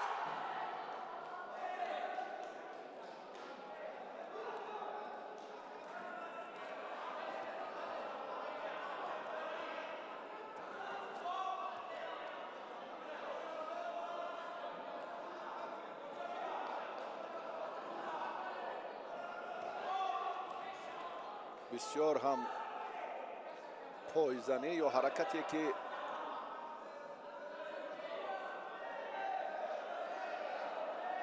паҳлавони сафедпӯш инҷо манзур кард намозов.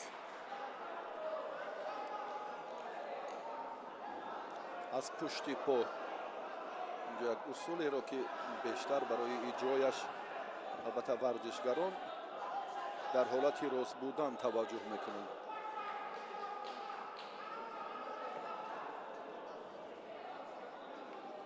боязиз намозов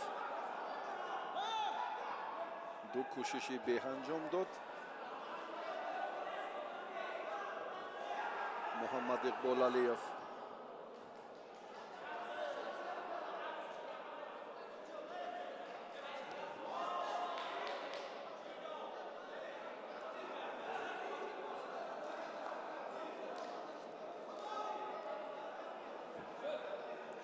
дар рафти муборизаи паҳлавонон махсусан дар кӯшиши муҳаммад иқбол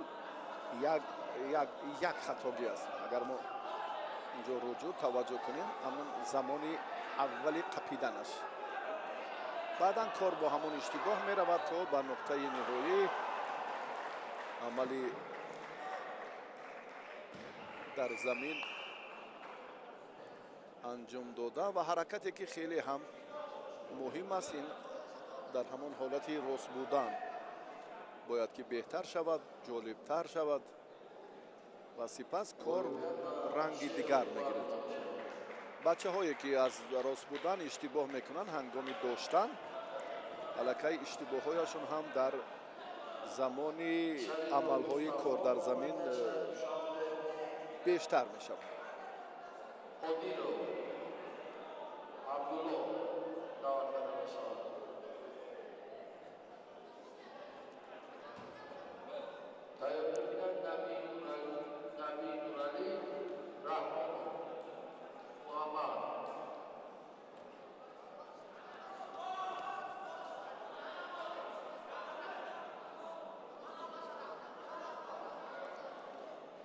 намозов дар ду дақиқаи аввал андаке беҳтар кор кард. ҳоло фақат муқовимат дорад, акси амалҳои рақибро инҷо бештар ба роҳ мемонаду халос.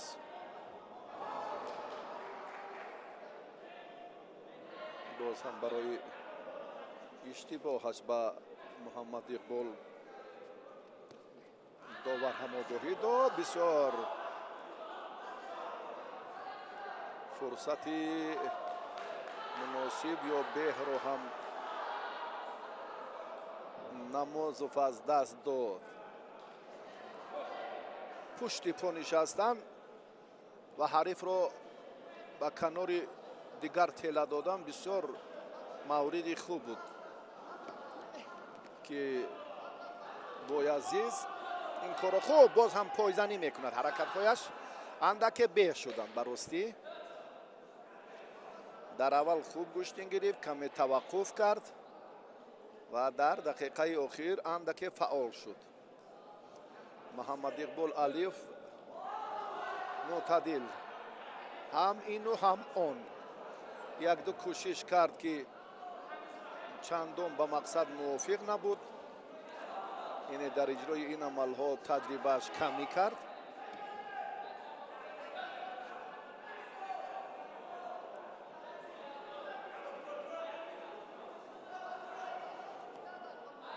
در 4 دقیقه باید نایستند ورزشگران. یکی از طلبات گوشین جودو همین است. وقتی کم و مسئولیت زیاد و عملی بیش.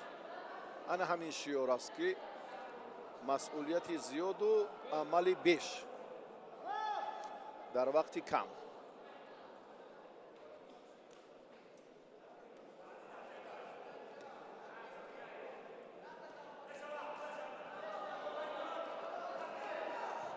باز هم از پشت پای نشستم برای نمازوف اندکی بهبود. این کار هم باز خوبتر انجام دادن نتوانست.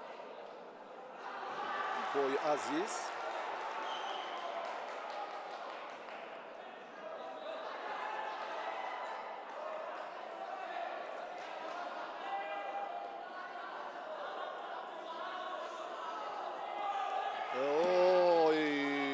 حتی پون اینجا از حسابی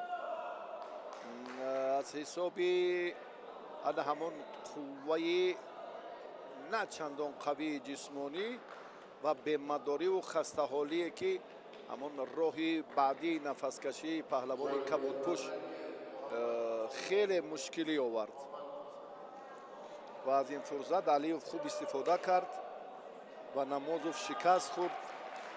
از ادامه راه مبارزه ها کاملا محروم شد.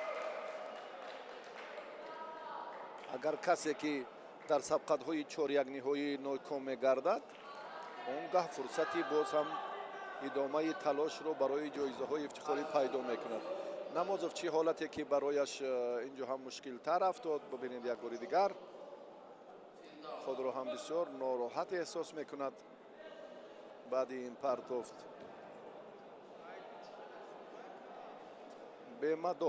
بیمه‌دار شد و اکنون این از تجربه فکر میکنم از تمرین وابستگی بیشتر دارد.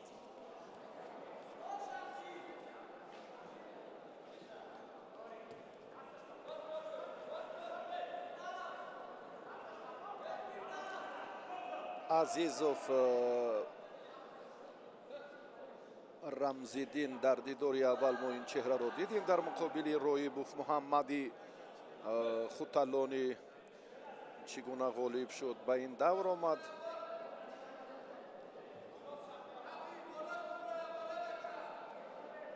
فردوس نبیجانov در دیداری اول آزاد بود کبودپوش و با این مرحله بدون مبارزه آمد.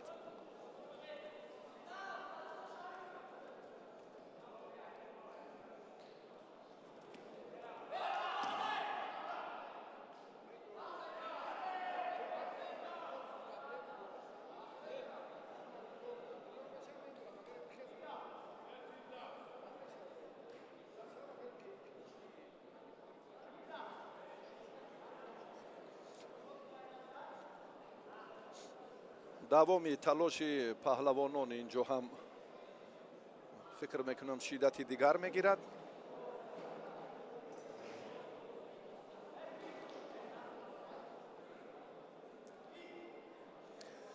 بیاید یک بار دیگر ببینیم که زود در روند مبارزه خیلی هم فرصتی خوب بود. یوکو فکر میکنم این حالتی که مناسب یا مساعدت کننده زمینه مظفریت ورزشگری سفید پوش خواهد شد. نوابسته از آنی که اینجا به حقگذاری نکردند اما بله بود جنبه های علاهیده که دیدن مشاهده کردن و خلاصه عمیق خود رو هم اینجا برآوردن.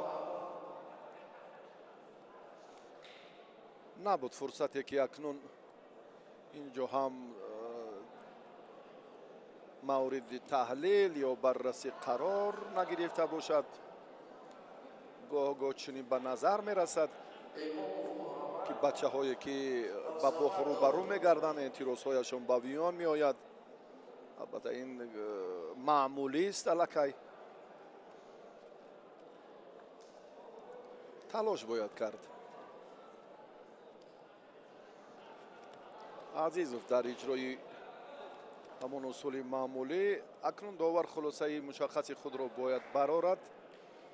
بله، برای چنین گوشتین گرفتن داور باید قبلا هم این مسئولیت جدیت را به دوش آنها میگذاشت. برای به استثنای دقیقه اول دیگر بیش از 1 دقیقه هر دو هم فارغ بالی کردند. اکنون شدت دیگر گرفت. سبقت شدت دیگر گرفت و هر لحظه رو ببینید که چگونه تلاششون به نظر میرسد و بهبودن حالتهای مناسب رو جهت دریافت امتیازها ما زود مشاهده میکنیم. این خوب است.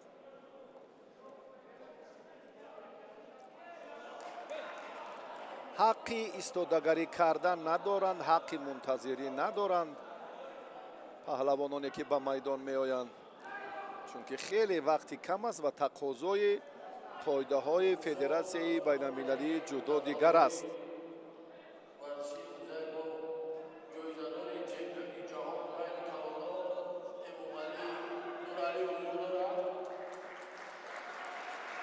یکی از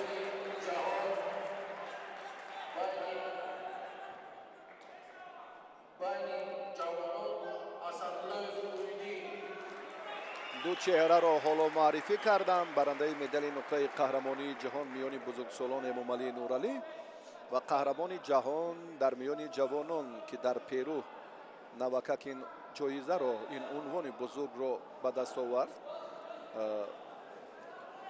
محیدین اسداللهیف. امامعلی نورعلی کارگردان این چهره را زود پیدا کردند و ما از این ورزشگران همیشه افتخار میکنیم.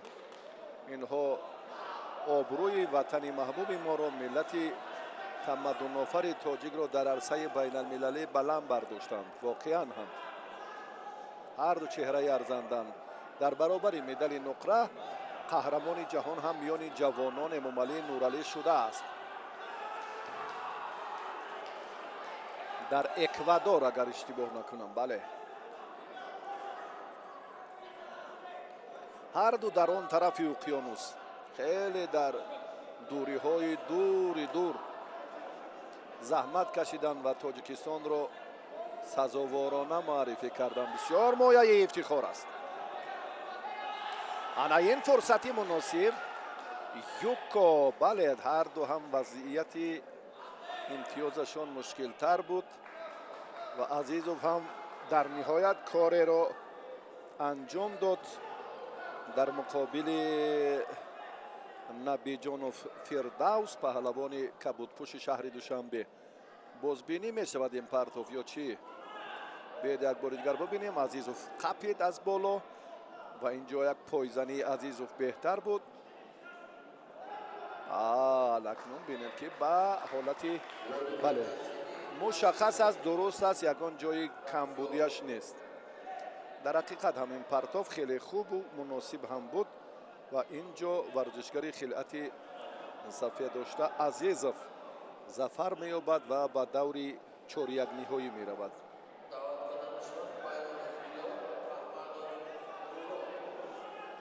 بلال بیانوف و احمدوف نورالله حریفان دوری 1/8 نهایی اند و هر دو در دوری اول آزاد بودند.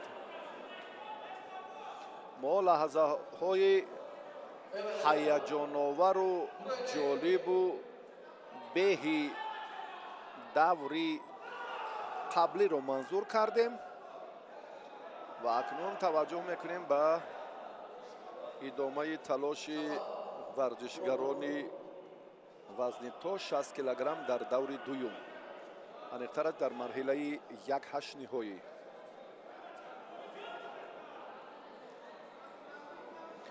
16 нафар айни ҳол дар ин марҳила қарор доранд.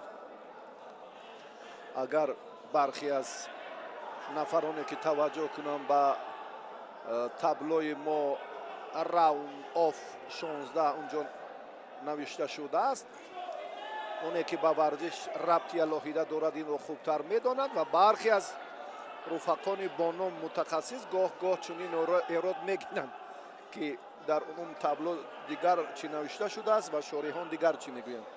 аммо нуқтаи мушаххас ҳамин аст. марҳилаи якҳаштниҳоӣ рақобатҳои паҳлавонони вазнашон то 60 килограмм. бетаваҷҷӯҳ мекунем акун ки Баёнов чӣ кор мекунад.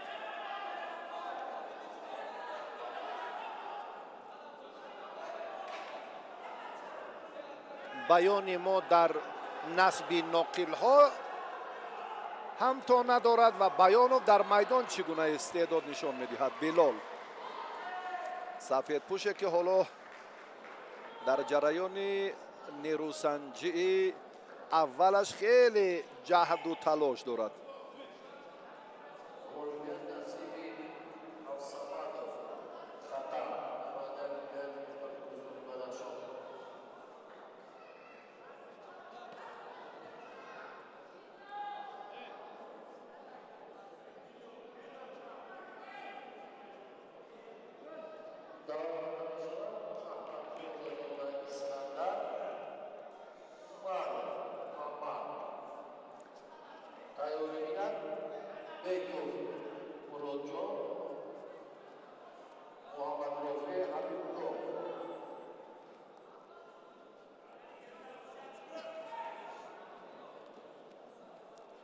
ҳарду нав ба майдон баромаданд, чун дар хусуси озод будани марҳилаи аввалашон гуфтем.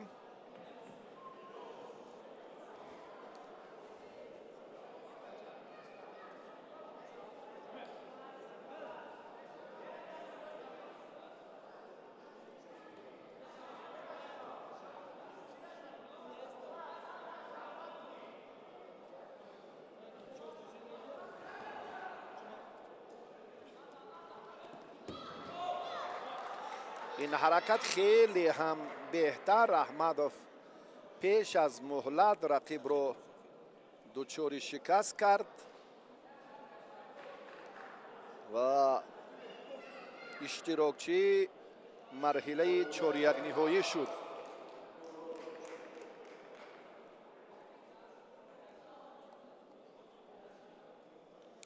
ҷумъабой шаҳедов аз шаҳри турсунзода довар дар майдон буд ки инҳоро ҳакам мекард ва ин партофи Аҳмадовро як бори дигар ҳам мо манзури шумо кардем. ва баъди чанде инҷо мо таваҷҷӯҳ мекунем ба рақобати Саидов Маҳмадалӣ ва Файзуллоев Муҳаммад ки аз вилояти Хатлон аст, аз шаҳри Бохтар.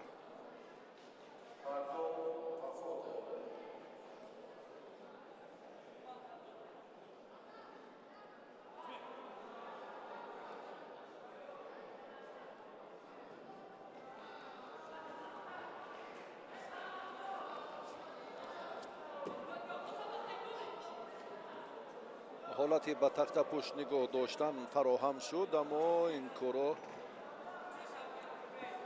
варзишгаре ки бояд бисёр ҳушёрӣ мекард анҷом дода натавонист.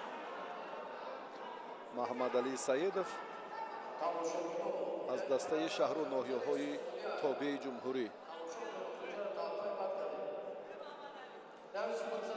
муҳаммад Файзуллоев варзишгари шаҳри Бохтар бо хелъати кабуд аст.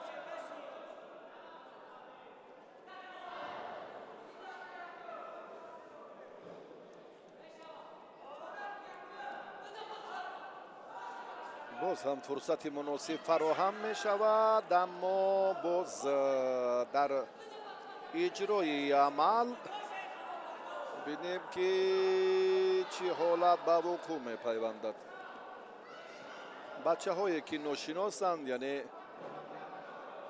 اینهایی که در منطقه خود ظفر یافتند به اینجا آمدند حالا هم هنرشان چندان کافی نیست برای اجرای سه اصولی معمولی جودو در زمان کار در زمین.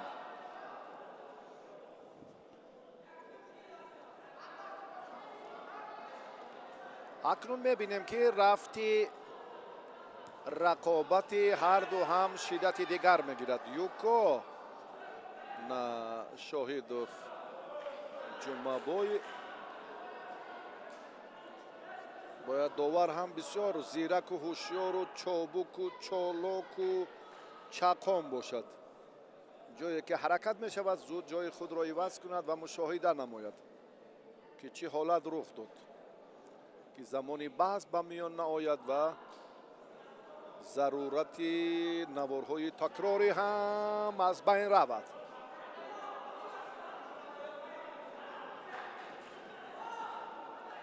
محمد علی سعیدوف خیلی کوشش کرد اما فیض‌الله محمد هم در مقاومت این چهره نه تنها ایستادگی کرد بلکه دو کوشش خوبی خود را هم نشان داد. ناوابسته از آنی که بعداً پسیو شد حالا آگاهی گرفت برای سست گوشتین گرفتنش.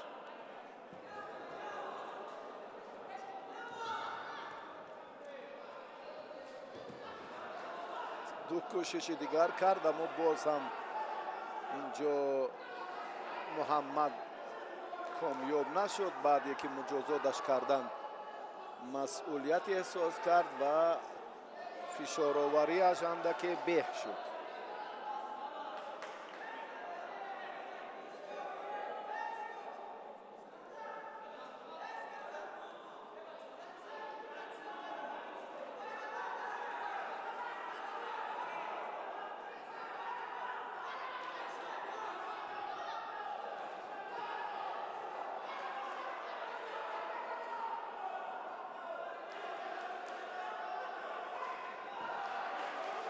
باز هم دیگر باره رفتی تلاش پهلوانان باز هم خوبتر گشت.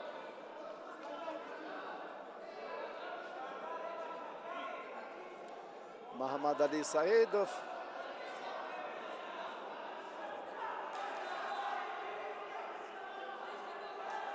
بله از یک طرف قپیدن، اکنون از پشت گریبان قپیدن برایش مناسب تر بود. کوشش های باز هم زیادی بچه ها در زمان کار در زمین فراهم نمی شود. نه شما البته بیننده ایزا که خوب احساس میکند یا کارشناس یا متخصصی که این حالت رو میبیند. جوانان در حالت راست بودن بسیار رجوع اجرای عمل میکنند اما در وقتی افتیدن زمانی با وجود آمدن همان حالتهای کار در زمین یا با اصطلاح پارتری خودداری میکنند. این همان افاده کم بودن تجربه بچه ها در پارتر است.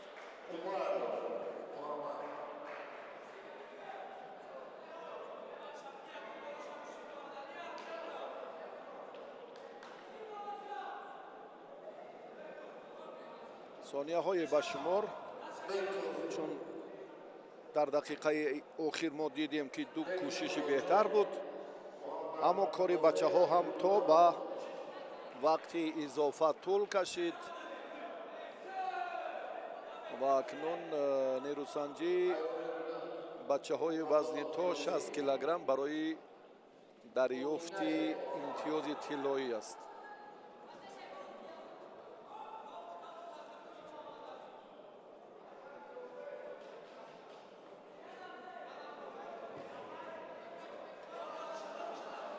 در موردی که چون با توجه الهیده اینجا هم محمد علی سعیدوف خیلی کار رو به کرد و شیرافگن رو میبینیم که از اون گوشه بیشتر اشاره دارد با همون پهلوانان دهه جوروپول و شهریار اکنون میدان رو ترک کرد.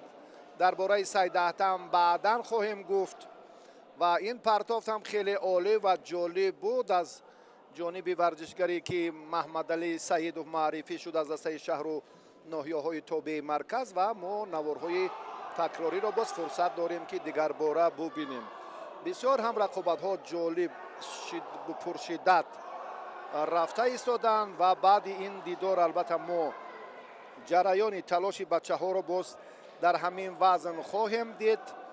پرتایو با همراهی کوکندوف به میدان میبراید و بعدا شاهنظرزاده با همراهی بله و سعید اهتم این چهره رو چون گفتیم که در وزن 73 کیلو رقابت رو بعدا برگزار میکند و علی مردانوف در دور اول آزاد بود و ما تا به میدان آمدن این چهره ها حالا وقت داریم که باز دیگران را معرفی کنیم. رقابت یک هشت نهایه و خیلی هم با جرأتانه اینجا کوکندوف رجوع کرد در مقابل پرتایوف و امتیازی وزری را مال خود کرد. بهتر عبدالله و باز باری دیگر توجه میکنیم به بچه هایی که از ولایت مختار کوهستانی بدخشان آمدن و امروز هم مدعیان خیلی اساسی در وزنهای 60 و 73 کیلوگرم محسوب می‌یابند. سه نفر آنها لکی و رقابت‌های انفرادی پهلوانان وزنشان تا 66 کیلو در گلیم دیگر صورت گرفته ایستادند. راستی ما در باره آن چهره های موفق گلیم دیگر معلوماتی کمتر داریم. کوکانشایوف عبدالله سفید پوشه که بسیار ورزشگری ناحیه رشت را فریب داد وفا پرتایوف را.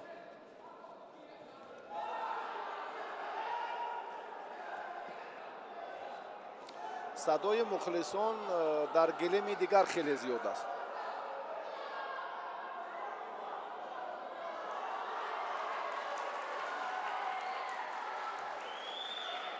در گلیم ما بچه های کم تجربه، در گلیم ما پهلوانان نه چندان ناماشنای منطقه های دیگرند. همه سبقت های پرشدت و هیجان آور اسکندر محمد خواجه‌زاده، یاسین بابا کلانوف دهگانه بهترینی که در وزن 66 کیلوگرم تلاش دارند همه در آن گلیم.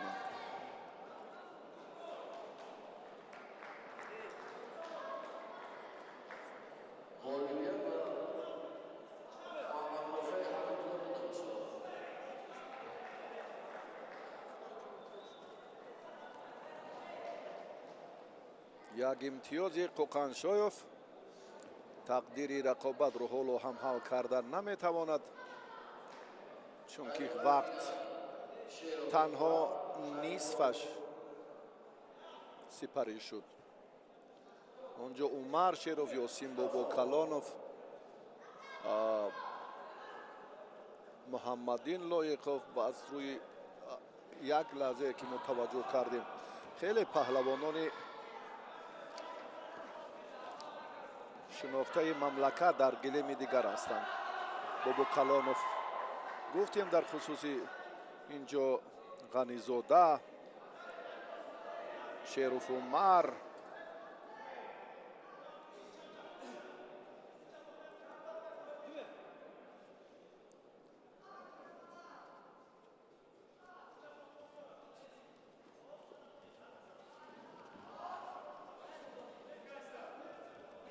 چرا که وفا رجوع نمی کند برای حرکت بعدی پهلوانی رشتون زمین.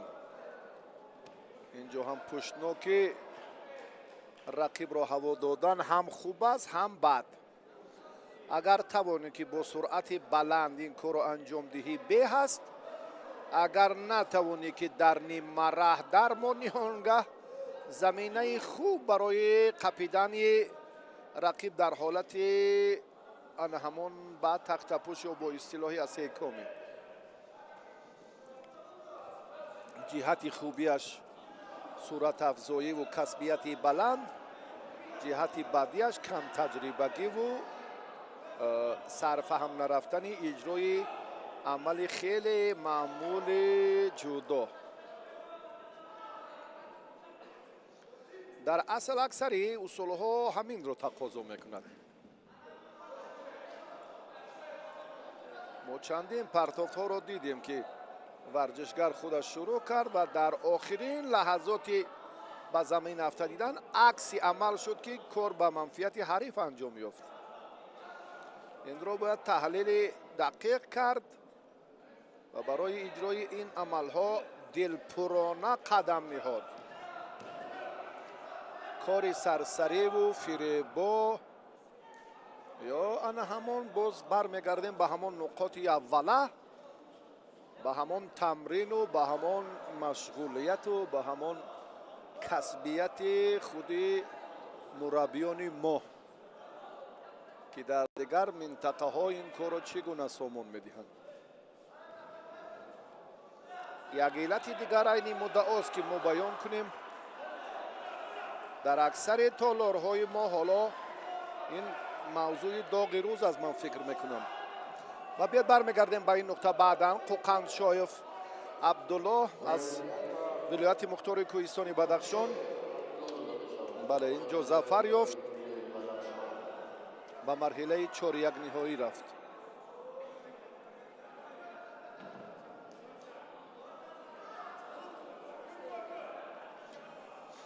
баъди ҳолати такрор мо бармегардем ба давоми тавзеҳоти худ. тоҳиров искандар аз идомаи рақобатҳо маҳрум шуд, чунки аз раҳимзода Умар шикаст хӯрд. амирҷон идиев аз шаҳри Кӯлоб аз дастаи Хатлонду дар даври аввал озод буд ва акнун рақобати аввалини худро Амирҷон идиев ҳоло оғоз кард ва раҳимзода Умар ин чеҳрае ки дар дидори аввал чун гуфтем ки зафар ёфт ва ба ин марҳила омад.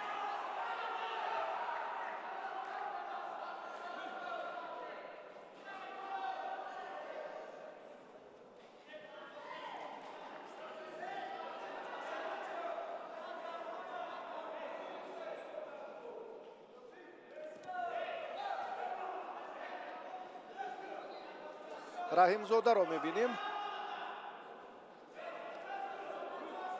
ки аввалин шуда ба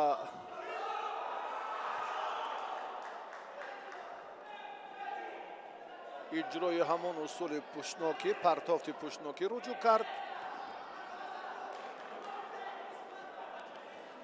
ниёз Асматбеков сармураббии дастаи якачини вилояти мухтори кӯҳистони бадахшон оид ба ҷудо, доваре ки ҳоло дар майдон ҳакам медорад.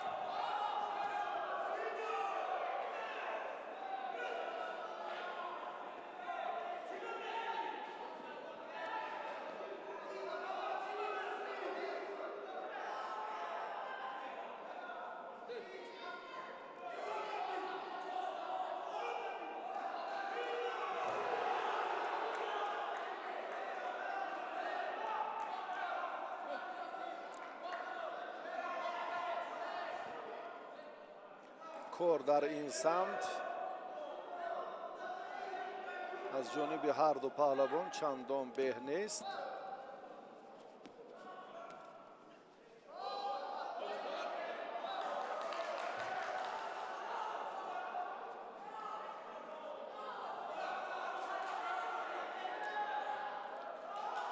سبی که مشاهده کردیم اینجا هم فشار آوری دست و عمر رحیمزاده این دیدار را با موفقانه انجام داد و با واخوری چهاریک نهایی را با قوقندشایف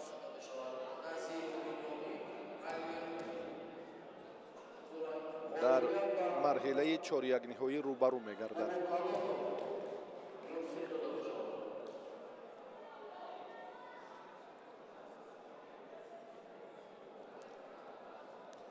این همون حالتی خیلی فشارآوری رحیمزاده بود که حریفش تسلیم شد.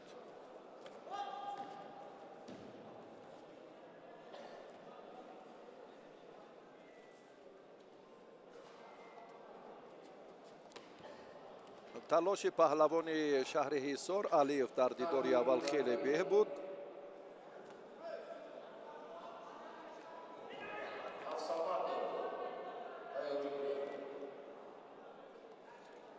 حالا امکانیت برای اکنون ورزشگری شهر حصار اندکی بهبود در حالت کار در زمین، اما این فرصت هم از بین رفت و سمیر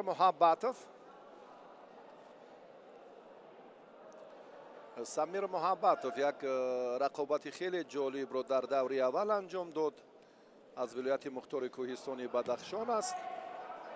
علیف را گفتیم که تحت راهبری سنت الله رسولوف در شهر حصار تمرین میکند و خیلی اینجا هم با جرأتانه به پیش میرود. هر دو بچه ها به شهر دوشنبه آمدند. اگر از تجربهشان گوییم که در مسابقات سطحی با شکوه چندان موفق هم نیستند و دریافت چهره های نو شاید همین مسابقات معرفی گردد. حرکت کار در زمین اکنون از جانب نماینده ولایت مختار کوهستان بدخشان حالا باز هم به نیست و علیوف هم خود را از این حالت رها کرد.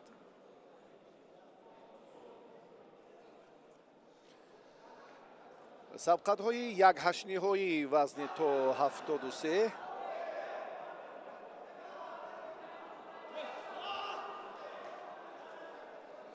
نظیروف را که در دیداری اول محبت و بعدی به میدان میبراید. معذرت از بیننده عزیز، او با آدینه زاده محمدی سا دیدار انجام میدهد و علیف رقابتش رو ما در مقابل حریفش که پیروز شد گفتیم. نظیروف اکنون این چهره که از شهر دوشنبه است. اولین دیداری ورزشگر رو ما معرفی داریم چون که در دوره اول آزاد بود.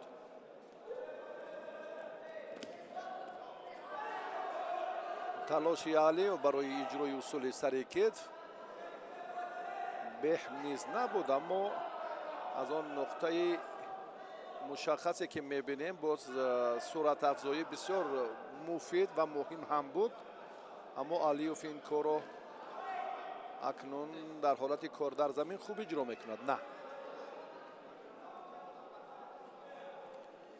محمد رحیم برابری با وجود آوردن همین فرصت یا فشاری که در حالت راست بودن خیلی هم استعداد فوق العاده دارد، اما اکنون نظیروف بنیامین معلوم است که چون چهره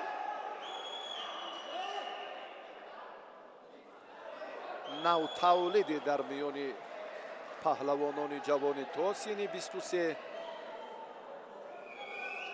و برای محمد رحیم اندکی مشکلی هم به میان آمد.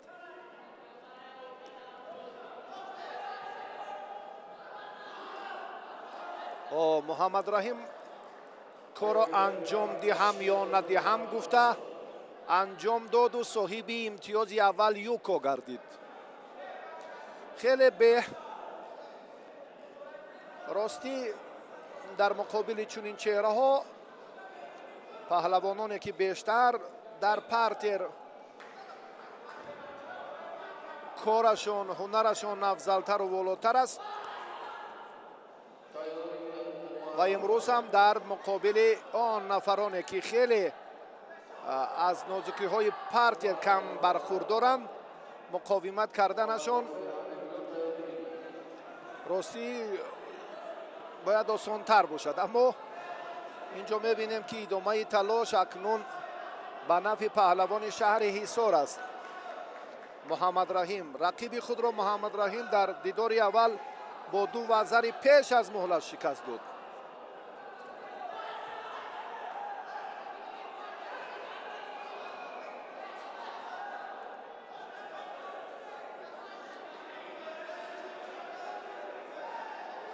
مبارزه بچه ها در مرحله 1/8 نهایی وزن تا 73 کیلوگرم. 24 ثانیه دیگر. 24 ثانیه دیگر محمد رحیم از شهر حصار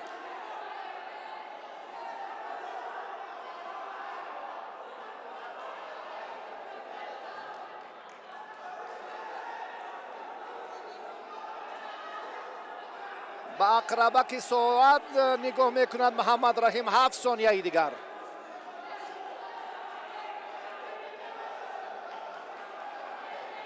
شاید چیدا گیرد محمد رحیم.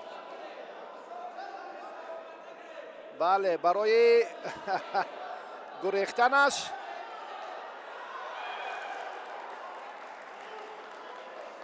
با همین یک یوک محمد رحیم در این دیدار هم ظفر یافت و پهلوان امیدبخش شهر حصار به دور دیگر رفت. دومین شیدا را هم به محمد رحیم دادند. اینجا هم محمد رحیم غالب آمد و به مرحله 4/1 نهایی رفت. خیلی به و هنر ارزنده. انا این چهره که خیلی هم در ادامه تلاش در مبارزش هم افضلی هم حالا ببینیم که باز چی حالت به عمل آمده است و فشاری که این پهلوان نشان داد این رو هم بازبینی دارند.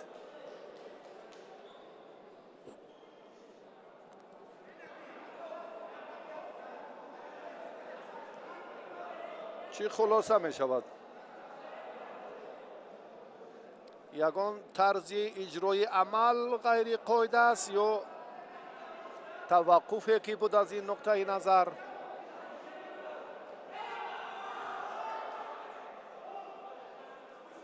کار را حالا خود داوران دیده ایستادند. محمد رحیم علیف با همراهی بنیامین نظیرف ورزشگرانی که در مرحله 1/8 نهایی خیلی تلاش زیاد هم کردند و کار را در مبارزه که ما چون برای توجه الهیده بچه ها یک توقف بود یگان تغییرات دیگرگونی هم نیست و اکنون مبارزه بچه های دیگر رو ما زود اینجا توضیح خواهیم داد.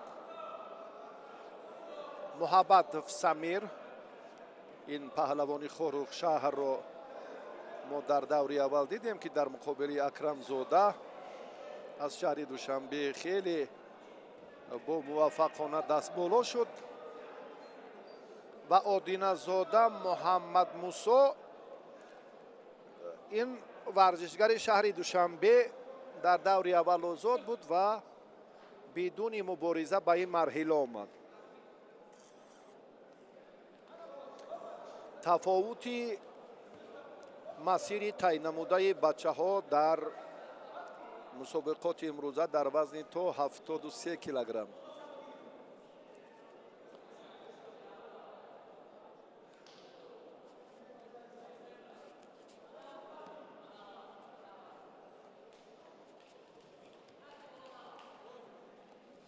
نیاز اسمتبیکوف رفتی سبقت را هم نظارت دارند و امروز اکنون بچه های هم ونج و هم خروخ شهر خیلی تلاش الهیده دارند و اینجا محمد رحیم علیف از شهر حصار بعد پیروزی دور دومش انتظار غالب همین جفت است و با غالب همین مرحله در رقابت 4/1 نهایی نیروسنجی میکند چون در خصوص اعظم و سنت الله رسولوف ها و محمد شریف علیف که برای مکمل کردن خودی چهره‌های ماندگار، تربیه پهلوانان ارزنده دسته یکچین جوانان شهر حصار بسیار خدمتشان هم ارزنده است.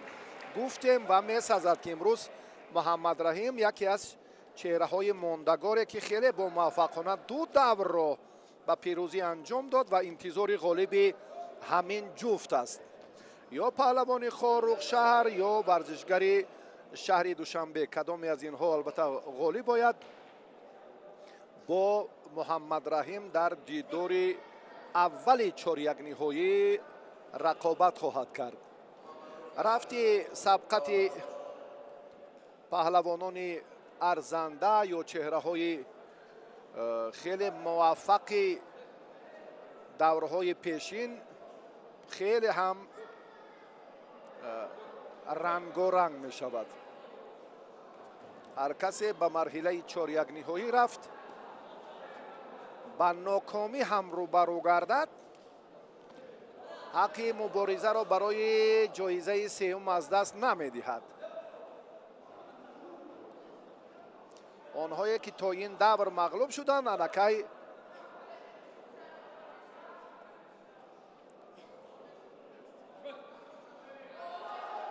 با این مسابقه خیر و خوش کردند و راه خود را اکنون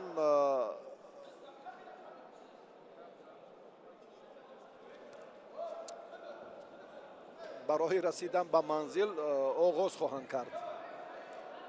بچه هایی که چون ناکام بودند و درباره کم تجربگی یک نقطه نظری الهیده برخی از پهلوانان ناحیه‌های دور دست گفتیم و ما در خصوص تمرین مربیان یک سخن گفتیم. بعضی هم این را دستگیری کردن، بعضی ها هم در آن سامانه‌های الهیده اجتماعی باز هم عقیده دیگر داشتند که یک مربی چگونه 40 نفر را در یک تمرین الهیده خود درس میگوید و نازکی الهیده حالت‌های کار در زمین را می‌آموزاند. همین نقطه را در اجرای برخی از پهلوانان وزنشان تا 60 کیلوگرم ما گفتیم و بعداً سخن تمام ماند که سبقت‌ها جالبتر و پرشدت‌تر گردیدند.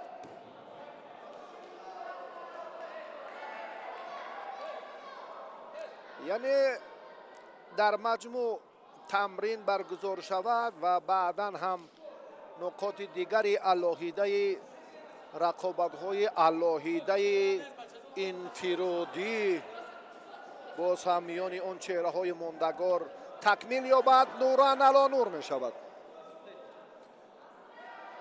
یا در ساعت‌های الهیده که چون کارشناسان میگویند که مستقلانه با بچه‌های دسته‌های منتخب که به دسته منتخب شاملند با آنها کار باید متمرکز باشد، یعنی جدی تر باشد.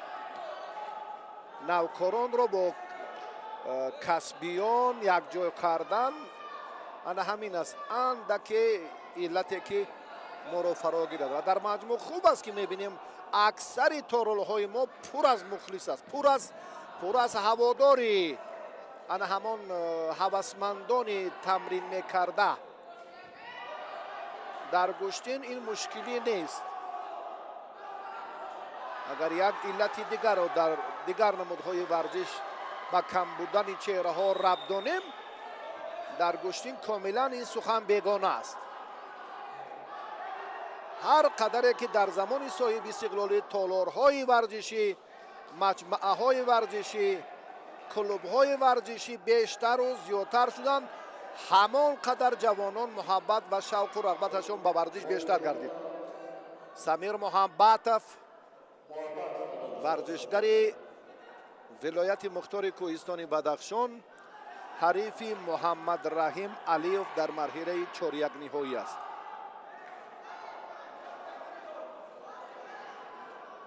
محبتов به مرحله 4-1 نهایی رفت.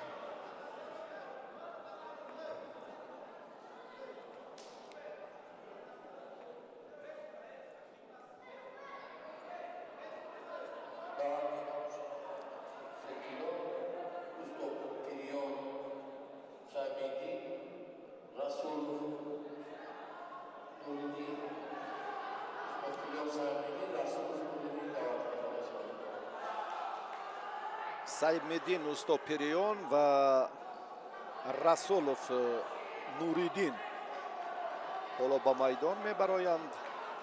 این چهره هایی که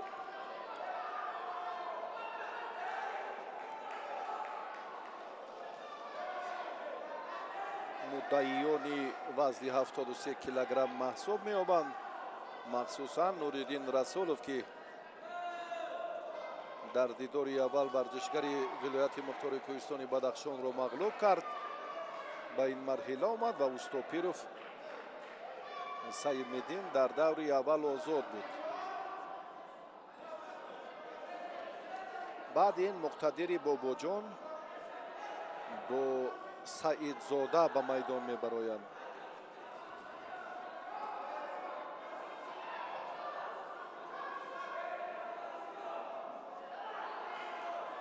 با سنت الله سعیدزاده از دسته خطلان دو مقتدر باباجان رقابت میکند برای دریافت راحت مرحله 4-1 نهایی. بعد این جفت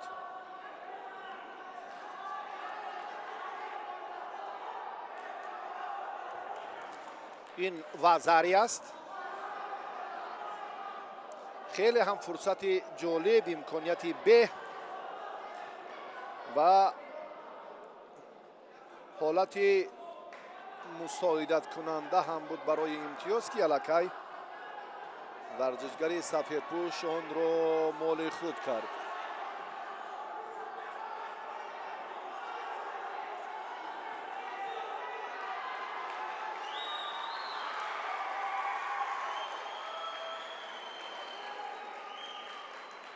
رقابت های گلیم دویم چون گفتیم که خیلی پرشدتند. اگر ما آن نقطه را توجه میکردیم فکر میکنم بسیار به میشد، هم از حساب مخلص هم از حساب صفت اجرای عملها و کسبیت خوبی پهلوانان. بیا توجه میکنیم اکنون به رقابت بچه هایی که در گلیم ما جریان دارند.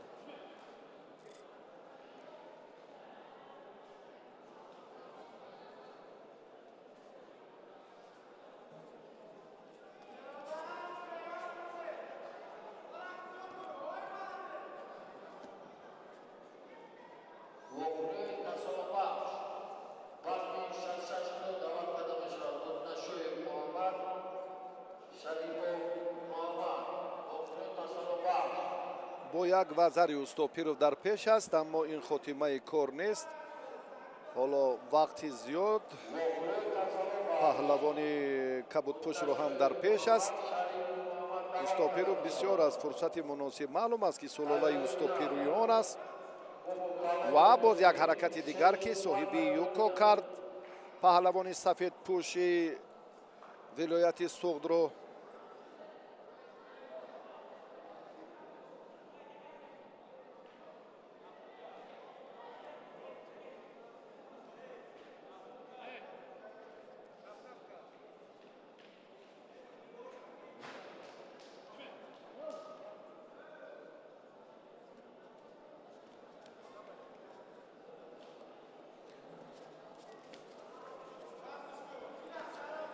از بالا قپیدن خیلی مساعدت میکند برای مبارزه با ثمر یا مبارزه نتیجه بخش.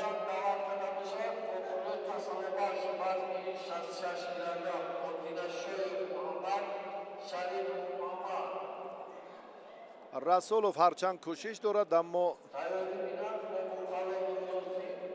با نوریدین میسر نمیگردد که اینجا نتیجه را لااقل با همون یک یوکو هم تغییر دهد.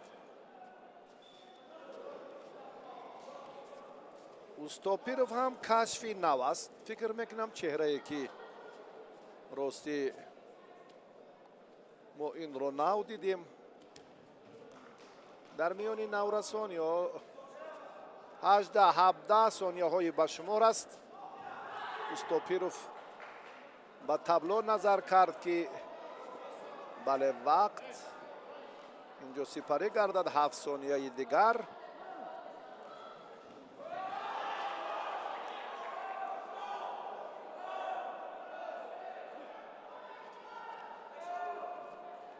یک حرکت دیگر 4 ثانیه. رسولوف اکنون در این دیدار موفق نشد و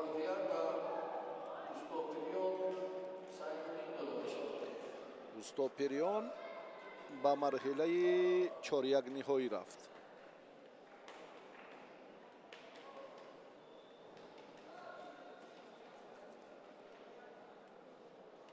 بعدی اندکی توجه خواهیم کرد به مقتدری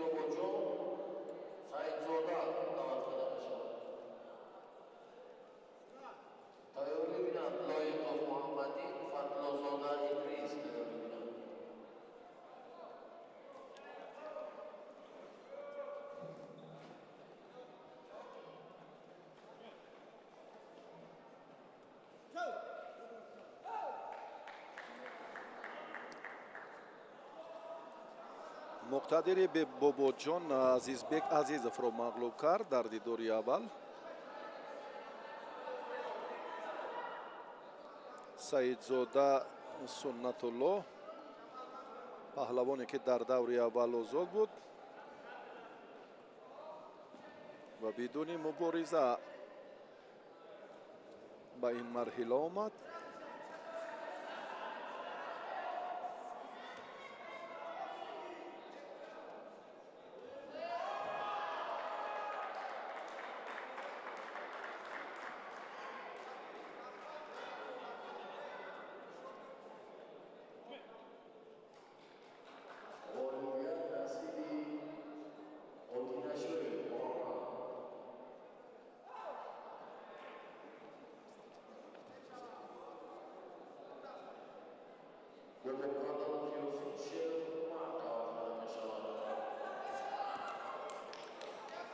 وزری مقتدری باباجان اکنون تشبس رو به دست گرفت.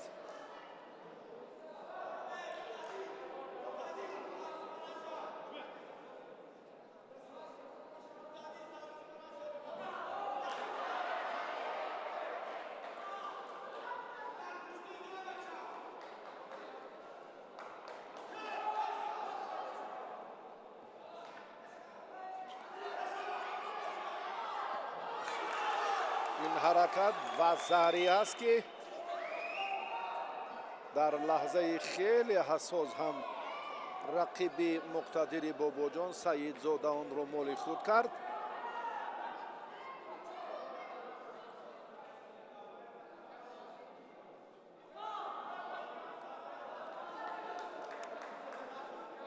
جمعه شهیدوف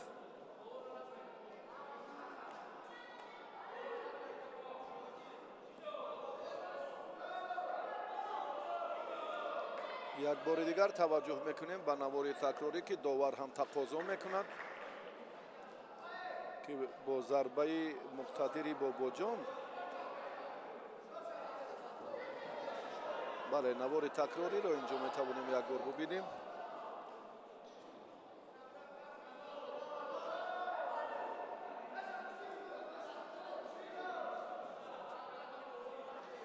فکر میکنم نه این با آرین زدنش بر قصدانه نبود.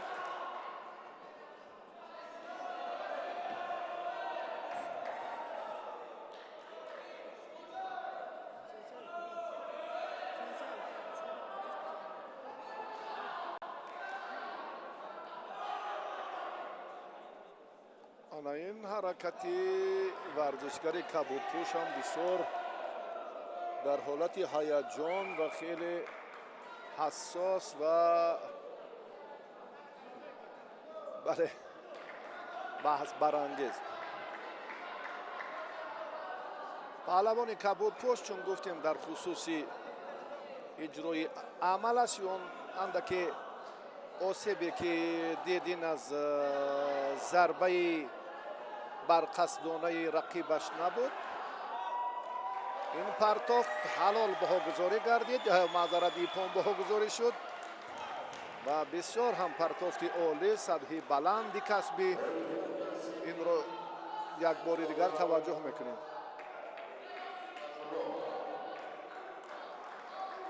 بله، سنت الله در این دیدار ظفر یافت. مقتدری باباجان از ادامه تلاش مسابقات محروم گردید.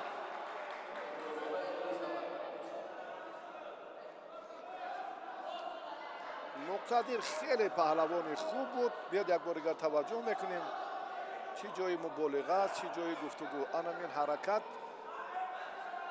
بسیار هم پرتافتی سطحی بلند و در سو بله و ارزنده ترین امتیازی که گفتیم الکی بله نصیب گردید.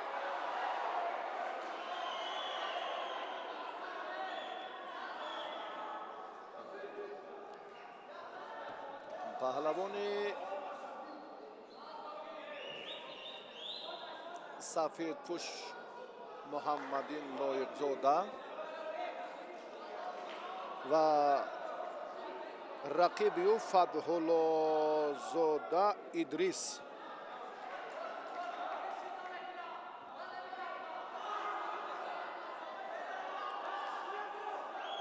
فتح‌الله زاده ادریس از شهر دوشنبه یک غلبه دارد و لایق زاده محمدین در دور اول آزاد بود.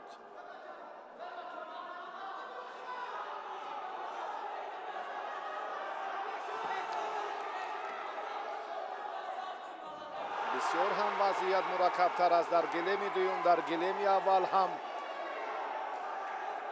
خیلی حالت های هیجان و پرشدت به نظر می رسند.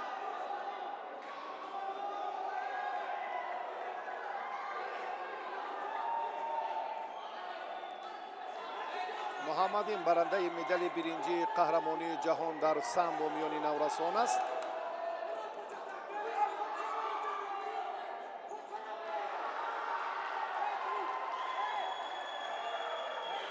و رفتی سبقت پهلوانان باز هم پرشیده تر می شود.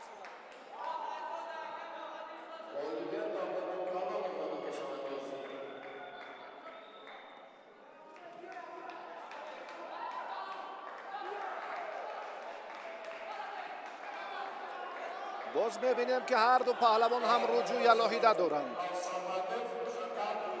رجوع الهیده دارند و فتح‌الله زاده ادریس از شهر دوشنبه کبود پوشه که چون گفتیم جهت فرق کننده به میدان آمدنش رو که یک غلبه بیشتر دارد و محمدین در دیدار اول که موفق بود اینجا میتواند که یک حرکت دیگر رو خیلی فرصت مناسب است و ضربه بهاگذاری میگردد.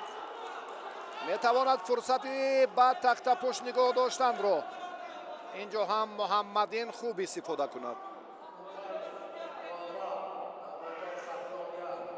اما داور اشاره دارد که باز از درست رقابت بچه ها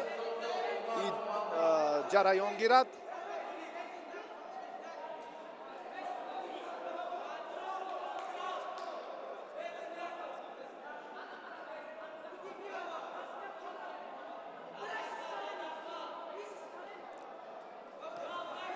ادریس دیگر تلاشش رو هم در حالتی راست بودن خوب یا به انجام نمیدهد.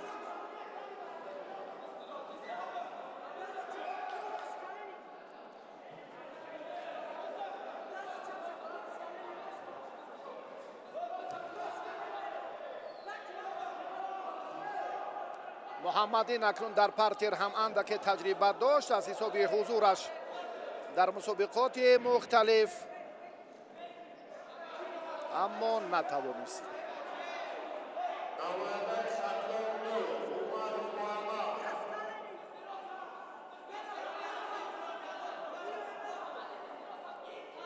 ادریس فتح‌الله زاده، محمدین لایق زاده.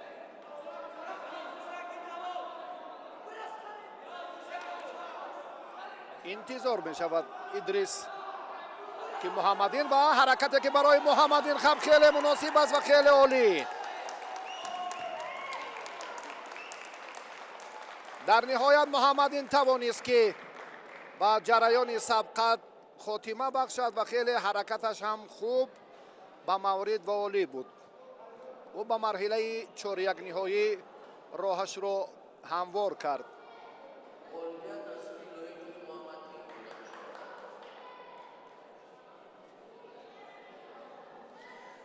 و آهسته آهسته اکنون ما با چهره های ماندگار توجه خواهیم کرد.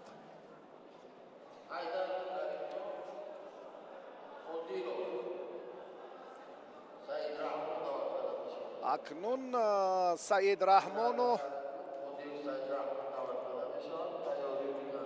کریم جان حیدر و قادر و سعید رحمان بیاید یک بار دیگر با لحظات یا حالت خیلی بهی سبقت پهلوانانی که معرفی کردیم، فتح‌الله زاده و لایق زاده.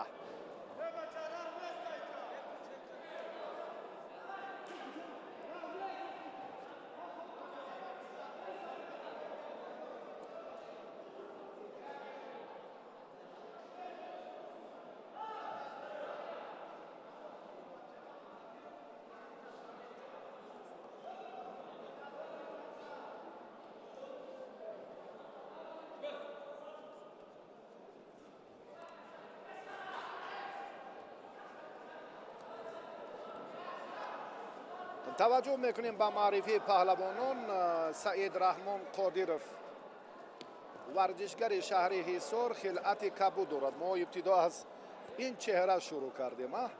حیدرов کریم جان چونکه در دور اول آزاد بود و علاقه توجه ما با استعداد این چهره بیشتر گردید.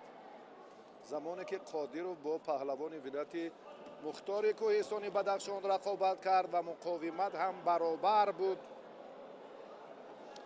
تلاش و تردد و توجه و مبارزه خیلی شدت تازه داشت.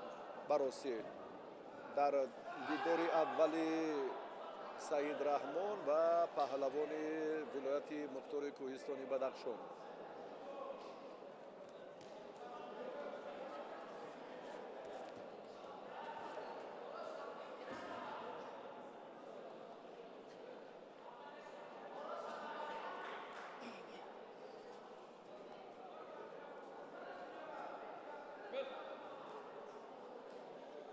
حالا افضلی نیست در مبارزه پهلوانانی که میبینیم.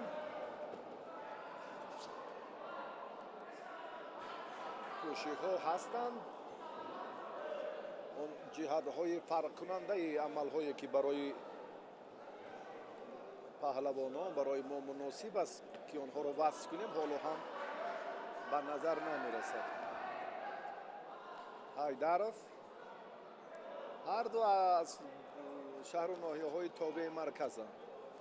واسه درباره قادرov چون گفتیم معلومات بیشتر داریم با اون خاطر که این چهره را ما در مسابقه های زیاد در تنطنه های گشتین نوروزی خیلی زیاد میبینیم.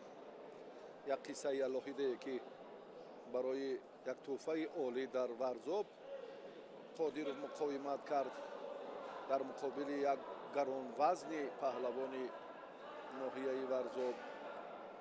یگان کس گمان نداشت که وزن 73 کیلوگرم با وزن جمعی 100 کیلو رقابت میکنند با خرسند مراد علیف در تنطنه نوروزی سال کنونی. و حتی سعید رحمان هم جهد و تلاش کرد و در نهایت دست بالا نیز گردید از حسابی آسیبی رقیبش یا دست کشیدن پهلوانی بله یعنی تر از دست کشیدن پهلوان ناحیه ورزاب. در گشتینگیری تفاوتی وزن نباشه در میدان های باشکوه مسابقات امروز البته الهیده است، اما وزنی که جمعی 100 کیلو را در بر میگیرد بدون تفاوت است. 101 کیلو با 160 کیلو دیگر قیاس از بین می رود. سعید رحمان گوشتین خوب نگرفته ایستاده است. براستی تا جای ما میدانیم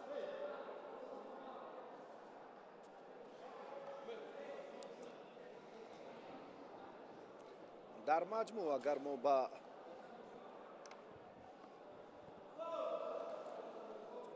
натиҷа, истеъдод ва ҳунари Саидраҳмон баҳогузорӣ кунем, комилан инҷо бояд дигар хел гӯштин гирад.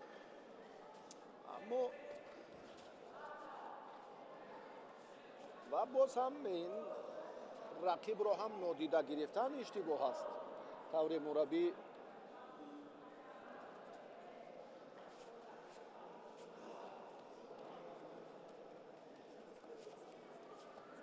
бале тавре мураббӣ Сафар Ҷамолов ҳам баён доштанд.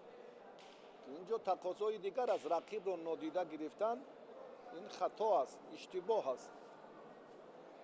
ва агар зиштарам ҳам шавад, гӯем ки душманат гар паша бошад, камтар аз филаш мадон. дар майдон дигар ҷои ин бародариву ҳамдастагӣ нест. ва махсусан дар чемпионати мамлакат дар риштаи ҷудо ҳама мехоҳад ки ба ҳайати мунтахаб шомил шавад. ҳама мехоҳад ки масири музаффариятҳои худро берун аз Тоҷикистон боз кунад. ҳаракати Саидраҳмон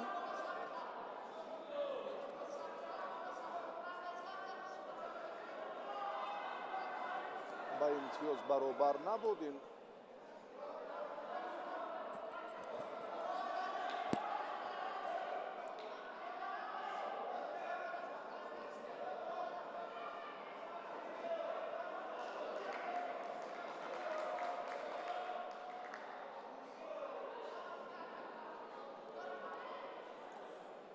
акнун идомаи талоши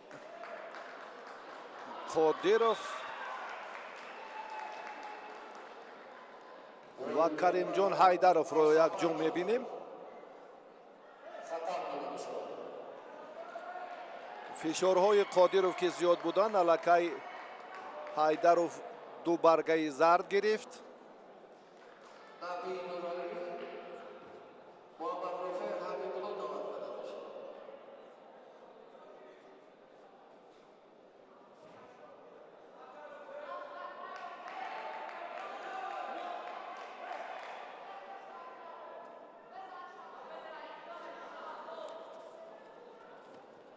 на беҳтар он тавре ки мо интизор будем ки ба пушт меафтонад, бисёр бо суръат Саидраҳмон усули сари кисро истифода кард. як тараф қапид, даст набуд. дар мавриди хеле ҳассос Саидраҳмон зафар ёфт ва инҳо ҳам даста ҳастанд аз дастаи шаҳру ноҳияҳои тобеи марказ. акнун Қодиров бо Муҳаммадин Лоиқов дар марҳилаи чорякниҳоӣ рӯбарӯ мешаванд.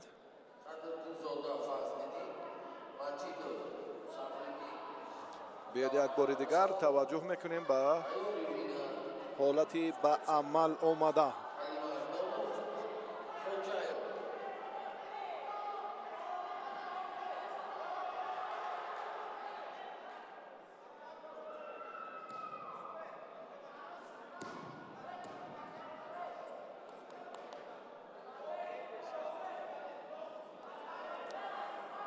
бетаваҷҷӯҳ мекунем ба маърифии паҳлавонони дигар.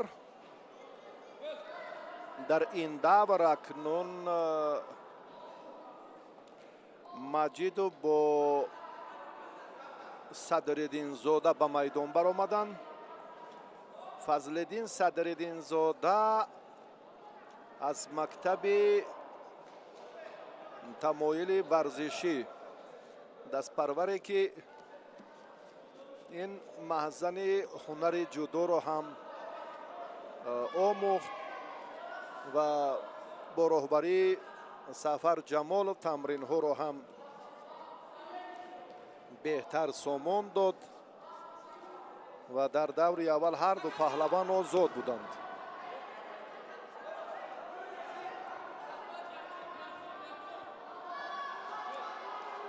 дар даври аввал ҳар ду паҳлавон ки озод буданд, акнун дар сабқати аввал бояд хеле фаъол бошанд.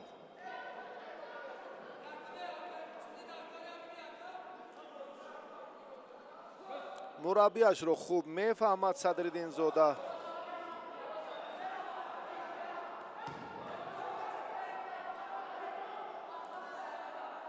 аксари мураббиён ҳамин хел тавсия медиҳанд. якум аввалин шуда қапидан дар кор, аввалин шуда.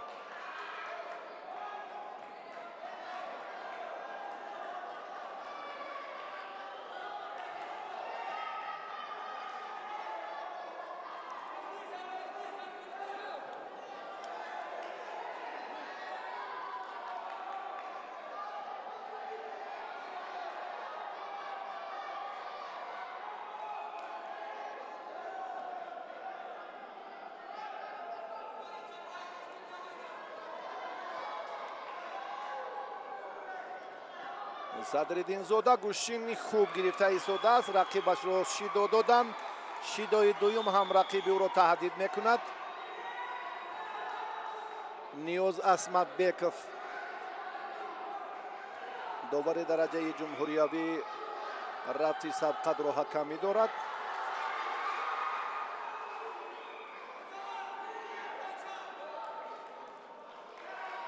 шидои дуюм бедуни муболиға. умуман паҳлавони кабудпӯш гӯштӣ намегирад. Яктарафа дошт. огоҳонида шуд. мушаххас ҳақ ҷониби довар аст.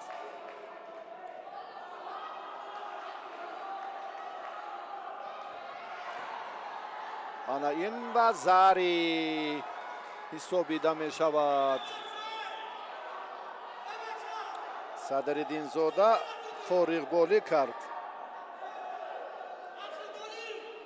Садриддин Маҷидов аз ноҳияи рашт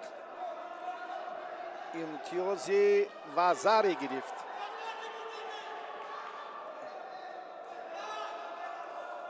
ба ҳоле Садриддинзодаро табоҳ кард. агар худро чунин нишон диҳад, метавонад довар шидои сеюм диҳад. 1.5 дақиқаи дигар ҳаст. ҳам вазаре дорад, ҳам ду шидо. иштибоҳ карданаш лозим нест, фикр мекунам. агар қарсакҳои Раул Ҳукуматовро ба ин нӯбат гирем. ӯ аз гӯшаи дур ишора кард ки мураббияш ҳаст. бисёрам ба эҳсосот инҷо рақобатро тамошо дорад Рауф. бале, гӯштӣ нагирифта истодааст.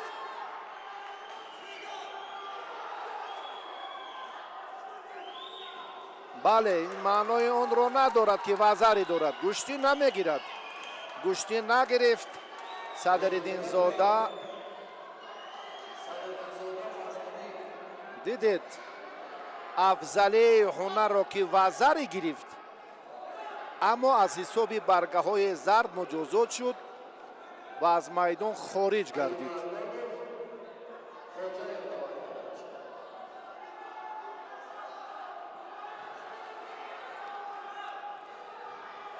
рақобати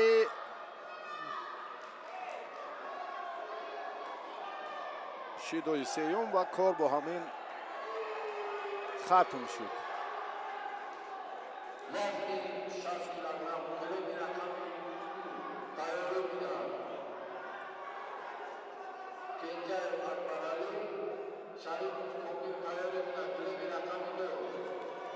али Мардонов бо хилати сафед аст.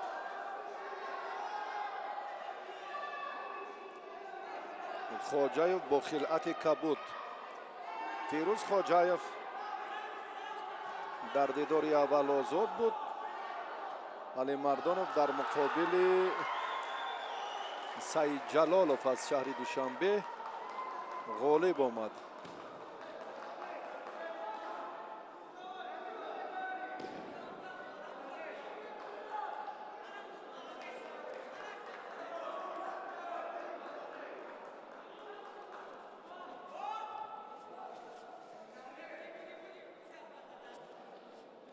талоши паҳлавонон дар марҳилаи 1/8 ниҳоӣ аст. охирин сабқат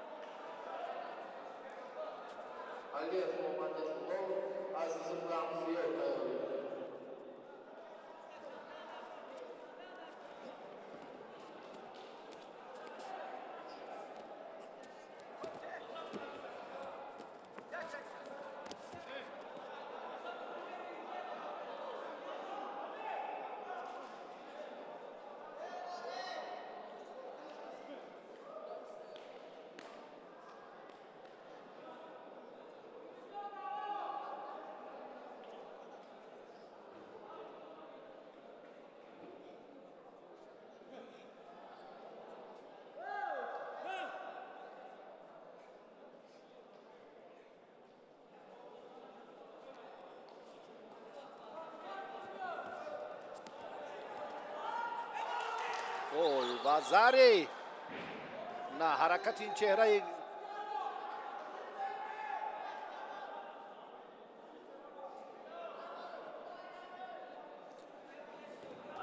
ҳаракати чеҳраи кабудпушро ҳам месазад ки як бори дигар таваҷҷӯҳ кунанд, аммо довар инҷо чизе ишора накард. аз ҳисоби лаҳазоти таваққуф на дидед ҷумабой шаҳидов аз шаҳри турсунзода аст, довари дараҷаи ҷумҳуриявӣ. биёед як бори дигар бубинем. баробари инҷо метавонад ба паҳлавони кабудпуш бале ҳаракат андаке саидатам худро озод гузошт.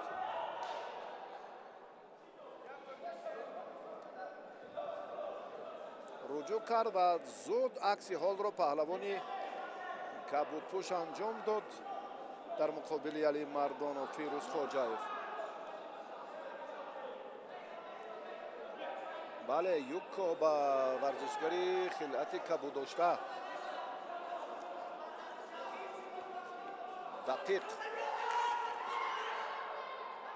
боз ҳам заминаи дигар барои музаффарият фароҳам шуд. анқариб барои китфи ба замин афтидани китфи Саид Аҳтам ки фурсат ва замина пайдо шуда буд. хеле вазъиятро Хоҷаев барои Саид Аҳтам мушкил кард.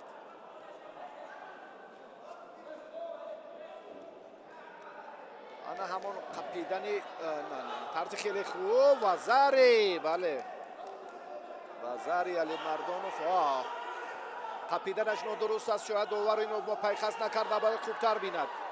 юккоро паҳлавони кабудпуш Хоҷаев гирифт, сутун гузошт Саид Аҳтам. агар ин ҳолатро бинанд ҳатман муҷозоташ мекунанд. дар ҷудо комилан ин чиз мамнӯъ аст. кафи дасташро камари рақиб гузошт ва ин кор акнун гузашт. ҳарду соҳиби имтиёз шуданд. Саид Аҳтам як қадам ба пеш меравад. руҷӯи Саид Аҳтам барои фурсати баъди кор дар замин.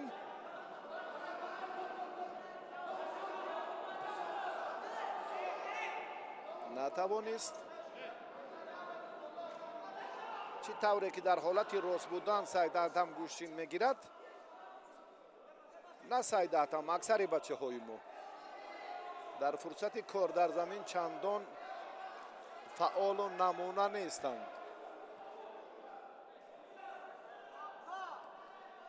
гӯштингирии Саид Аҳтамро мо дар муқобили Моло Раҷаб Халифаев дар Данғара имсол дидем. дар Себистон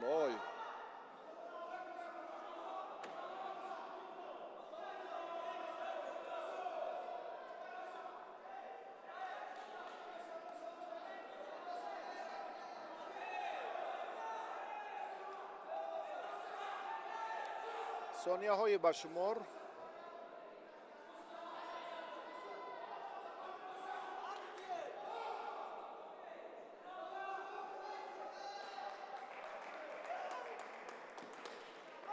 بله وقت انجام یافت با یک وزر 13 علی مردانوف این دور رو هم به پیروزی جنبست کرد و به مرحله 4-1 نهایی رفت.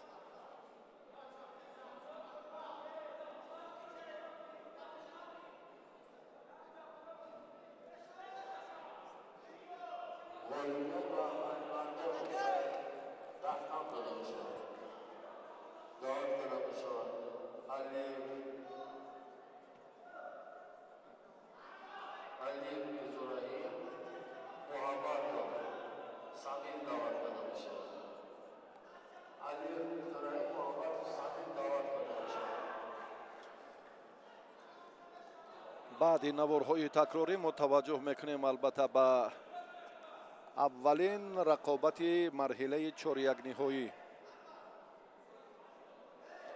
محمد رحیم علیف و سمیر محبتوف از ولایت مختار کوهستان بدخشان.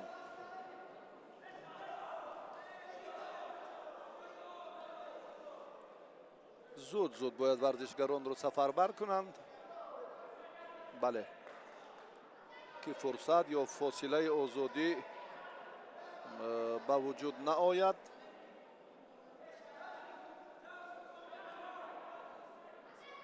سنت الله لایق‌زاده این چهره که یک سالی آخر این ورزشگر رو ما کمتر میبینیم. این برادر حق نظر نظرов چند بختیار نامش و چند پهلوانی که الان میبینیم خیلی هم با یک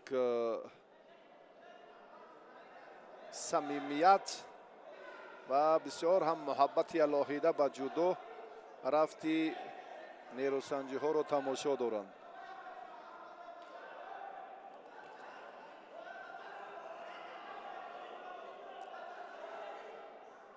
این دفعه محمد رحیم علیو با خلعت سفید به میدان آمد.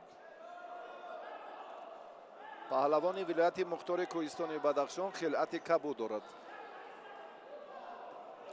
بسیار عالی، بسیار عالی. احسن و تشکر به این چهره نوکشف که از حصار آمد و خیلی هم با استعدادی والا اینجا پرتافت جالب انجام داد. داور اشاره میکند به نوار تکراری.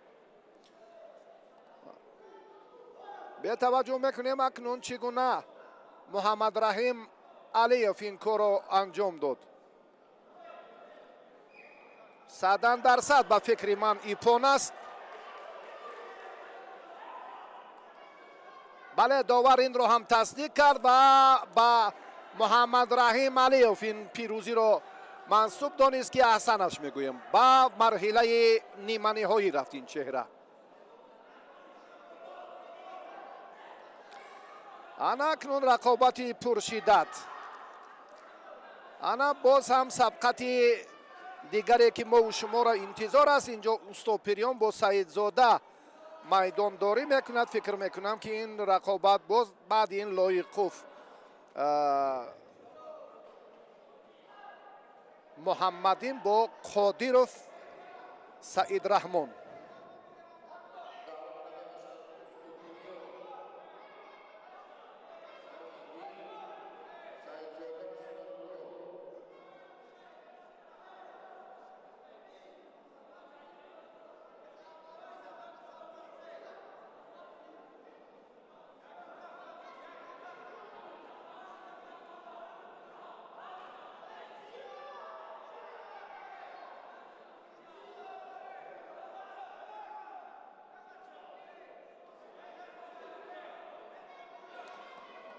در خصوص داور گفتیم نیاز اسمت بیکوف که این سرمربی منتخب جودوی ولایت مختار کوهستان بدخشان است. داور درجه جمهوری حال انتظاری به میدان برآمدن استاد پیروف و سعید زاده.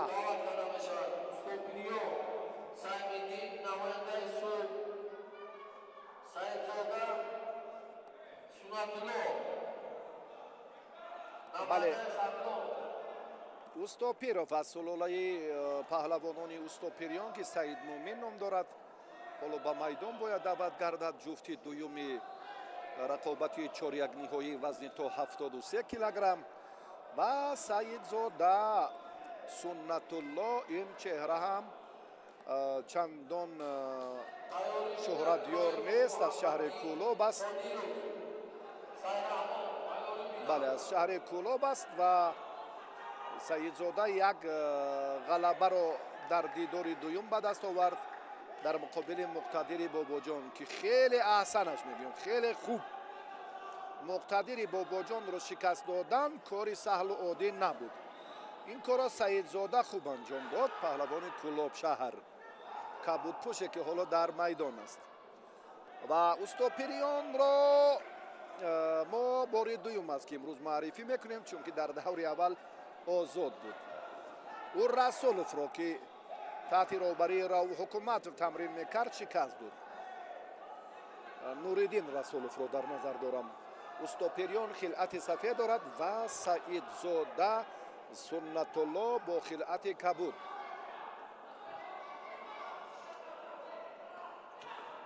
یک برداشت و پرتافت کناری چپ برای پهلوان کولوب شهر ثمر آورد در مقابل مقتدر باباجان. اوستوپیریان حالا فشار می آورد اینجا که حریف را بوغی کند اما جایش مناسب نبود. با لب و دندان روی حریف باید فشار آورده و آسیب دادن هم در جودو ممنوع است. بله نقطه علاهیده جای مشخص خود رو دارد این استفاده این اصول.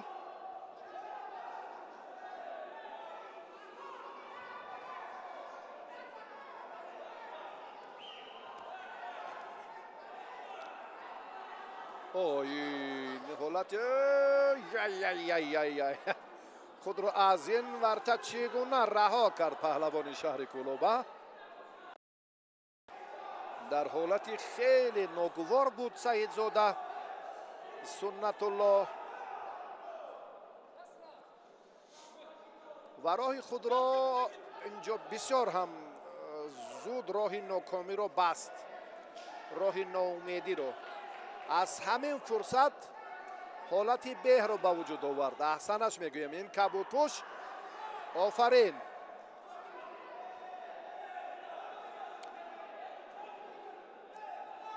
و مکتبی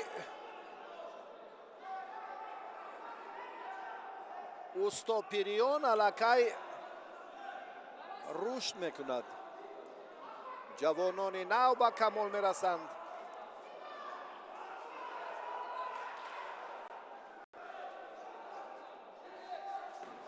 یکی از آنها انا همین اوستوپیروف است که سعید مومین نام دارد و در مرحله چهار یک نهایی با سعید زاده سنت الله رقابت دارد.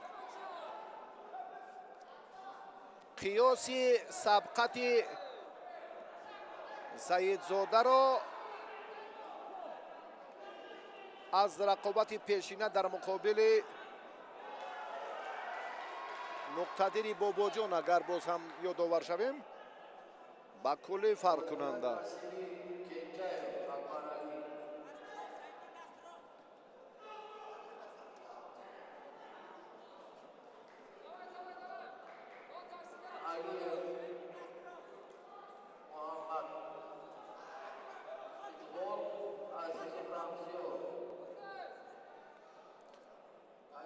یک بار دیگر توجه بود به همون حالت پیشینه. نه داور ترتیب اجرای این عمل رو نظارت کرد و دستور نداد به اوستوپیریان که این کار رو انجام دهد.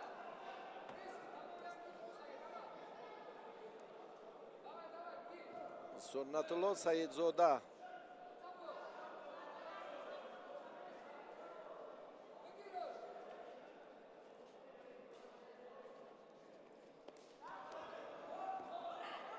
پرتافت پشتناکی سنت الله هم ثمر نآورد.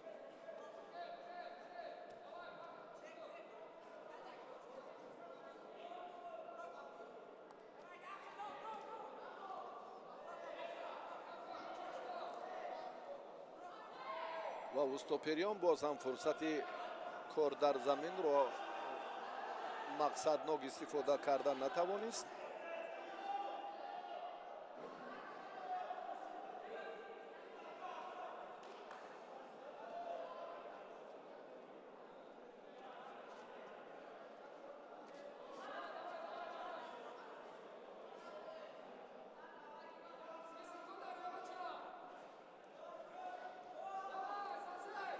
سنت‌الله کمربندро نادرست داشت، رجوع کرد، برگشت خود را دفاع کند که یک کار از دست داد. اوستوپریون سعید مومین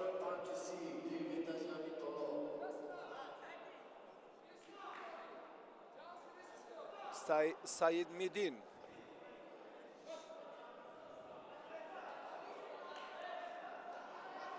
19 ثانیه دیگر.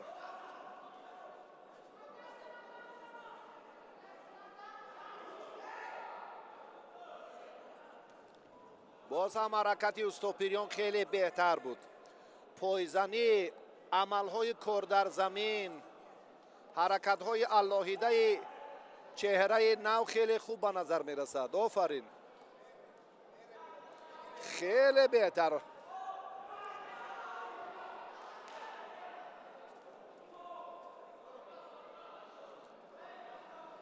انا این واقعا هم یک چهره ماندگار، ورزشگری که نمایان نبود در چمپیونات مملکت درخشید، خیلی ارزنده غالب شد و به مرحله نیمه نهایی رفت.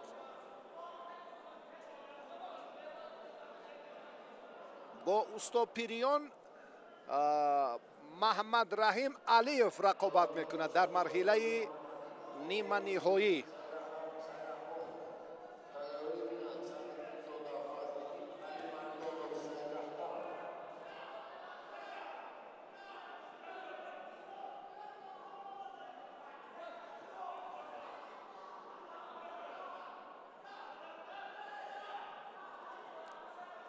این رقابت هم خیلی رقابت پرشدت است.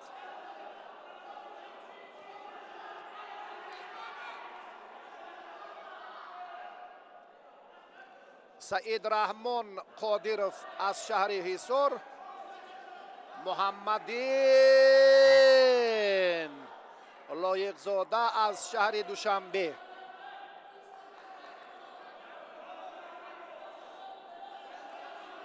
هر دو ارزندند.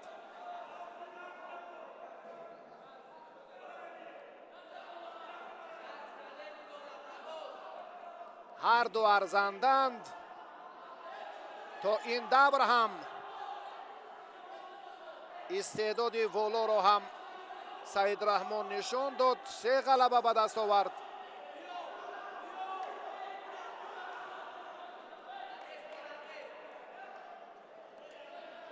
و محمدین هم در دور پیشین از خود یک مهارت به نشان داد در مقابل فتح‌الله زاده و به این دور آمد. قادرов در دیدار اول اگر ما یک بار دیگر توجه کنیم، بله، حیدرов را پیش از حیدرов پهلوان ولایت مختار کوهستانی بدخشان را مغلوب کرد و بعدا حیدرов را شکست داد. 2 غلبه و این دوری سیومی قادرov است و سبقت دویومی محمدین، چون که محمدین در دیدار اول آزاد بود. پرتافت پشتناکی محمدین هم ثمرآور نیست. خیلی هیجان.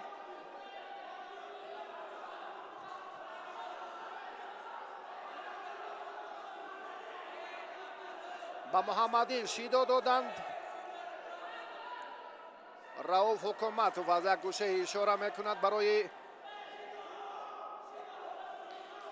توصیه های الهیده.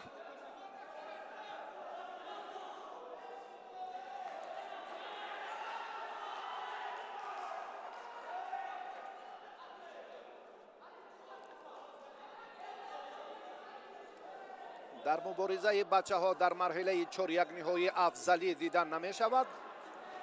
سعید رحمان این مراتب هم رجوع الهیده کرد. توجه برای پشتناکی هوا دادن، اما کارش آمد نکرد.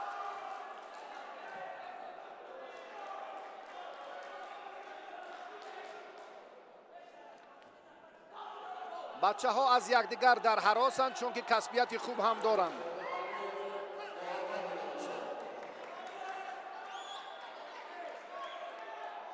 رفتی مبارزه تقاضای دیگر میکند. اکنون هر عملی که هر دو انجام دادند عکسشان را هر دو هم اجرا کردند، هم محمدین و هم سعید رحمان.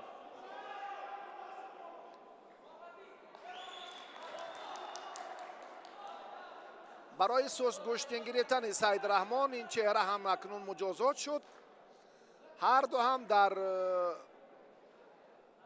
حالت برابری اند، امتیاز ندارند و هر دو هم یک شیدایی دارند.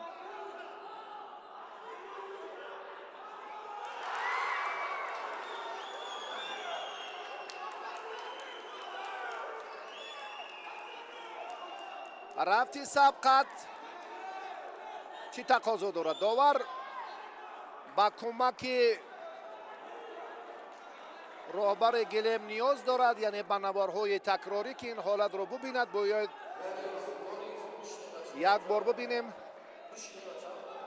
سعید رحمان رجوع کرد و بعدا هم محمدین اینجا در فرصت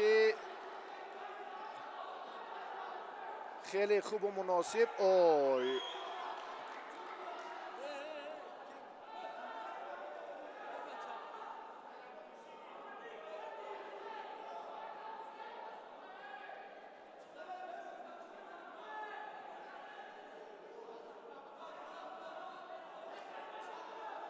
بها گذاری نشد.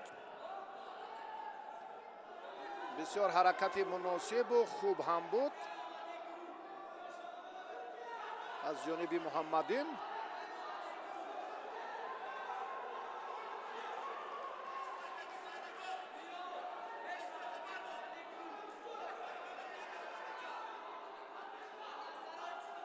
هر دو چهره ارزندند.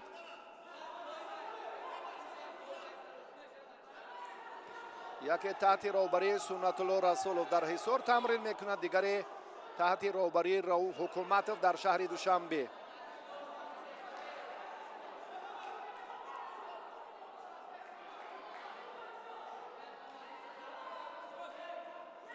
بیست و هشت ثانیه دیگر.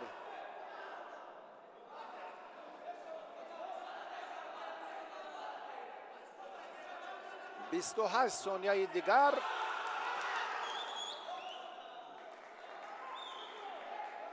بسیار چرخش زور، به عالی، شایسته، اما نتیجه نیست.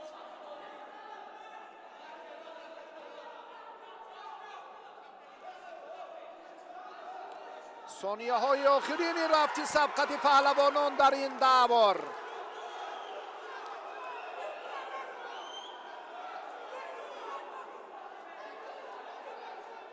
بسیار هم حالت هیجان.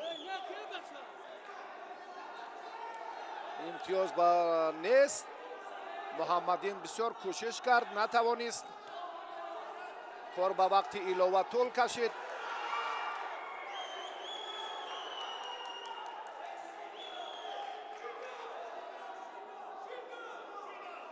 رقابت خیلی پرشدت.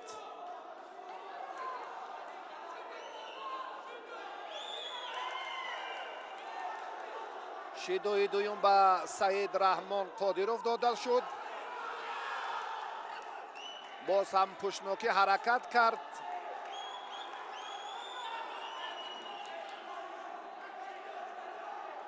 پشنوکی حرکت کرد، نتوانست. دوام سبقت رو میبینیم.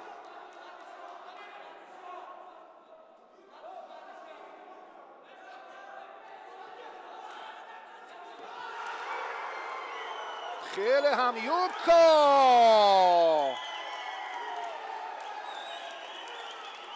داور یوبکا بها گذاری کردیم فرصت را. توجه بر نوار یا مشخص است. بله مشخص. نه حالا انتظار میشوم. درست شد.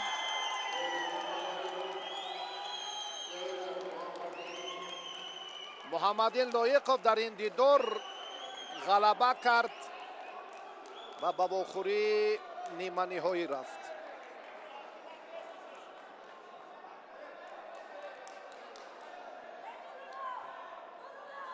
بسیار هم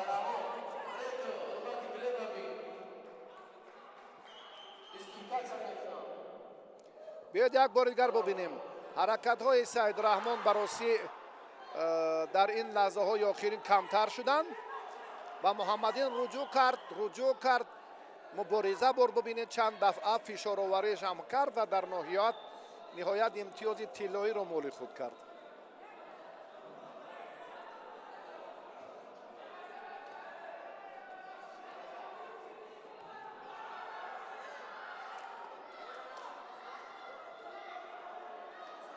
به توجه میکنیم اکنون دوستان عزیز بر دوام رقابت های 4-1 نهایی.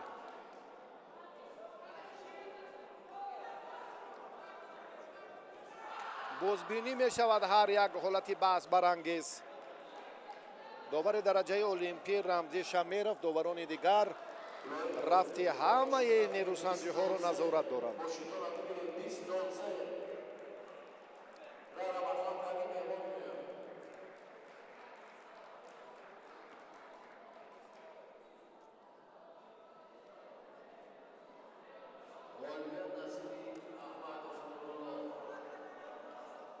علی مردانov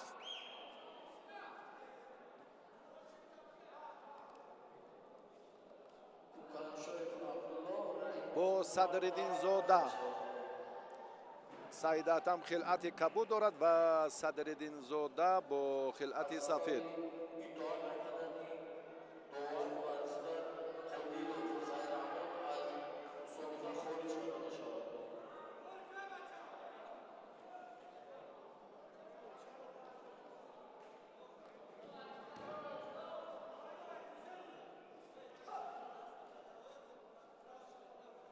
سعید رحمان از مسابقه خارج شد برای اعتراضش.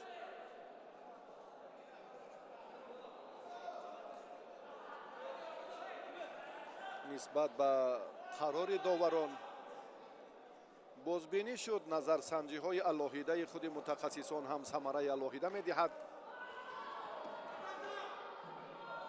بله این کاری که همیشه در مرکز توجه و نظر خود مربیان قرار دارد، از نوارهای تکراری، از لحظاتی که خیلی هیجان آورند، نه یک داور بلکه داوران سطح بین المللی هم ظریف نظریف هم رمزی شمیرov.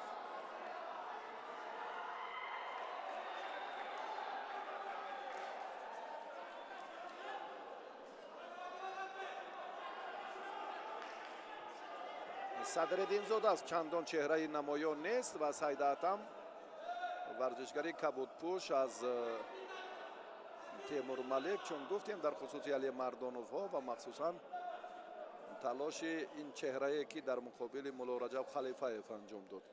اما اینجا گوشتینگیریش نه به مانند میدان با شکوه نوروز دنغره است.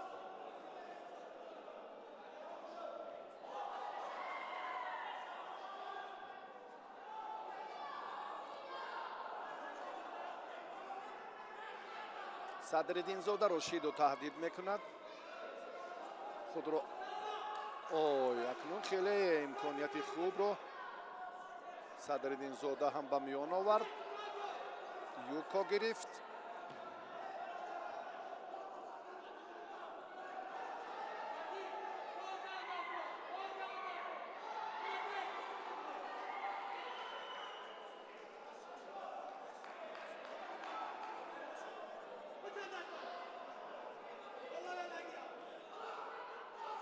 فضل‌الدین و سعید اتم در میدانند.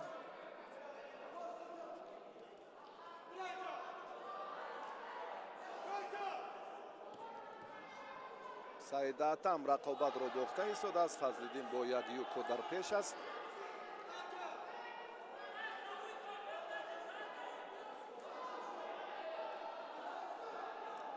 марҳилаи 4-1 онҳое ки ба пирӯзӣ мушарраф мегарданд ба даври ниманиҳоӣ мераванд. саидатам гӯштингирияш ростӣ чандон хуб нест. 40 сонияи дигар.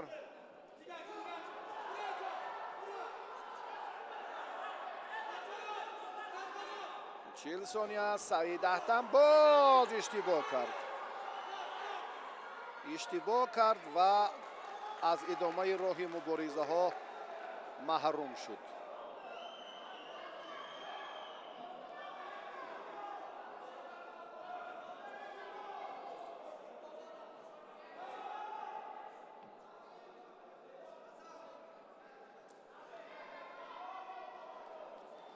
صدرالدین زاده به مرحله نیمه نهایی رفت. صدرالدین زاده با محمدین لایقов رقابت میکند در واخوری های نیمه نهایی.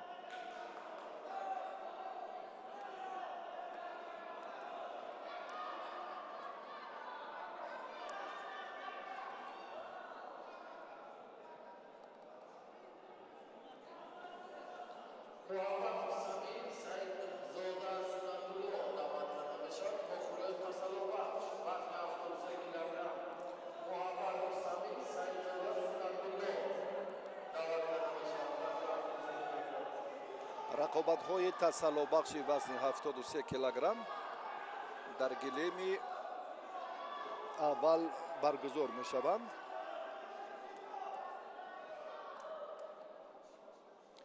инҷо 4 нафари ноком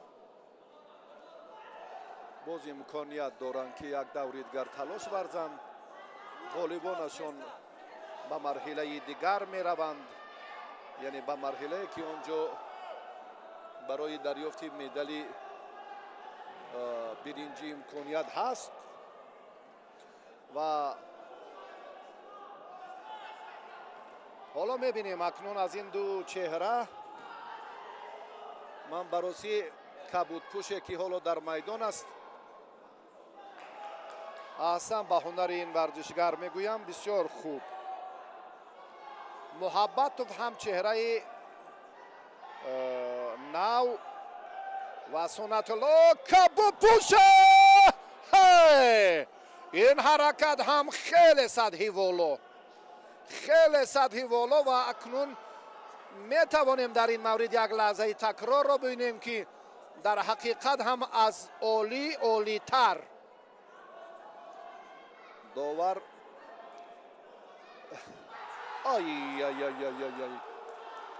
андаке тоб хӯрд. андаке Сунатулло тоб хӯрд аз ин ҳолат ки чӣ гуна ҳатто пайхас кардан ҳам мушкилтар аст аз паҳлӯи дигар. тоб хӯрданаш дар замин тоб хӯрданаш бисёр ҳам касбияти баланди Сунатуллоро ба рости як бори дигар нишон дод. инро бо истилоҳи мардуми деҳот қаиш мегӯянд. бисёр ҳам чобуку чолоку бо ҳунару хеле сатҳи боло. ва куҷое дидем устопириён Саидмиддин. як чеҳраи мондагоре ки бо Алиев рӯбарӯ мешавад. аз Сунатулло ба рости бисёр паҳлавони чобуку баланд ҳунар бо истеъдод. касбияташ ҳам баланд. новобаста аз оне ки ҳоло дар муқобили Муҳаббатов ба нокомӣ рӯбарӯ аст. новобаста аз ин ман бовар дорам ки ин лаҳазот боз кӯшишҳои беҳтарро шоҳид мешавем. ҳам аз ҷониби Сунатулло ё Самир ҳам шояд тавонад. Самир паҳлавони Хорухшаҳр, сафедпӯше ки қоматаш андаке баландтар аст ва рафти сабқатро шиддати дигар дод.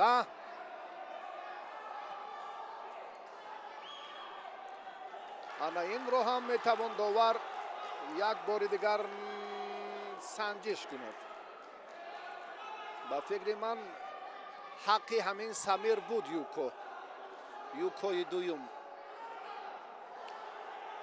довари дараҷаи ҷумҳуриявӣ Ҷамшед Халилов чӣ мегӯяд? бояд мо як аз назари коргардонҳои азизи худ ин ҳолатро як бор бубинем.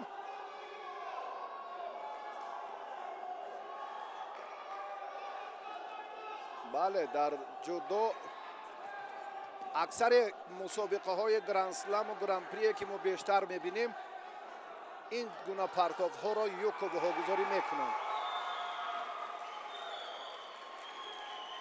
ё таваққуфи ҳолат ё иҷрои амали пешинаашонро ҳам мадди назар гузоштанд ва дар охир лаҳазоти хеле хуб ҳам буд барои рости Самир. Самир пештоз аст.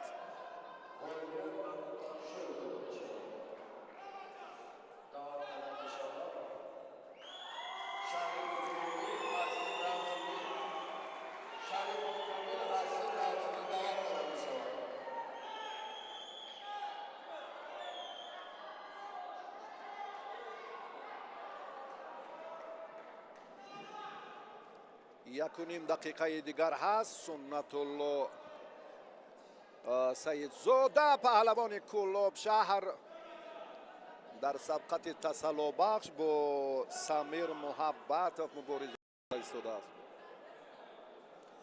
Муҳаббатов аз Муҳаммад Раҳим Алиев дар вохӯрии 4-1 ниҳоӣ шикаст хӯрд. Саидзода аз Устопирион. барои маълумоти онҳое ки навакак ба шабакаи мо пайвастанд ба ин лаҳазотро дида истоданд. вохӯриҳои тасаллобахши вазни то 73 килограмм.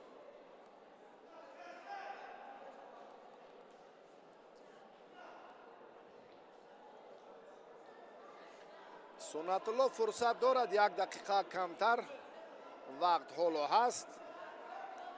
барои Суннатулло як вазаре лозим аст. дар сурати баробар кардани натиҷааш фурсати дигар албатта шояд фароҳам ояд. акнун инро пешгӯӣ кардан бисёр мушкил аст. аз касби вазареро аз даст дод. тамом кор ҳалли худашро ёфт. 28 сонияи дигар. Самир Муҳаббатов паҳлавони вилояти Мухтори Кӯҳистони Бадахшон. ҳолати нигоҳдошти ба тахтапӯш фароҳам шуд. Суннатулло муқовимат намекунад ва аз ҳисоби ба тахтапӯш нигоҳ доштан ин ҳам вазаре мешавад. вазаре буд. вазари васияти ипон ва бо музаффарияти бузург. бале, Муҳаббатов Самир.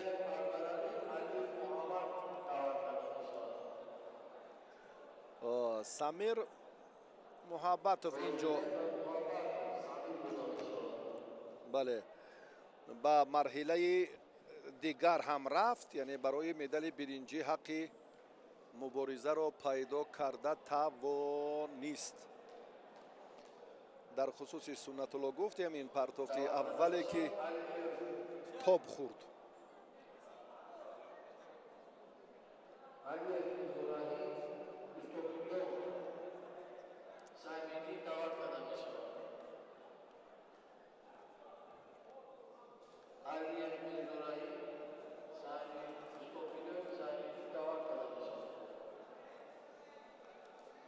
рақобати нима ниҳоӣ.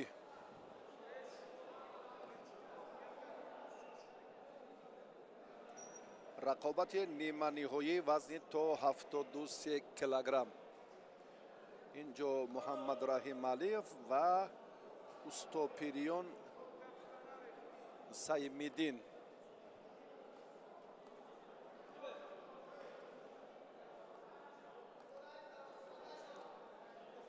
Муҳаммад Раҳим бо хилъати сафед аст ва Саймиддин Устопирион бо хилъати кабуд. рақобати аввали марҳилаи ниманиҳоӣ вазни то 73 килограмм дар чемпионати ҷумҳурии Тоҷикистон. ой, бисёр ҳам муҳаммадраҳим руҷӯъ ва кӯшиши аввали худро беҳ нишон дод.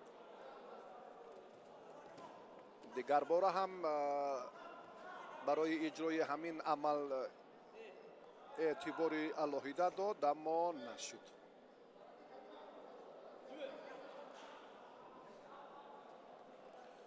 садои суннатулло ба гӯш мерасад. расулов воқеан шогирдонро хуб омода кард. имрӯз мо бисёр аз ҳунари алиев, аз ҳунари саидраҳмон қодиров ва як тана чеҳраҳое ки нав ба майдон баромадан хеле баҳравар шудем. ва муҳаммадраҳим чеҳраи нав, устопирён ҳам чеҳраи нав. ду паҳлавоне ки бисёр дар марҳилаи ҳассос қарор доранд ва ҳарду ҳам руҷӯашон барои дарёфти имтиёзи аввал хеле хуб аст, хеле.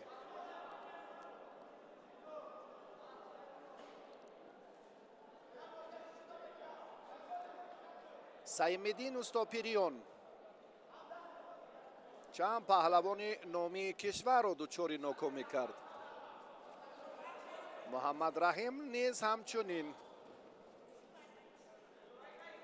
акнун андаке маълум шуд ки бачаҳо ҳаросашон аз байн рафт ва бале аз ҷиҳати омодагии қавии ҷисмонӣ андаке муҳаммадраҳим фарқ мекунад.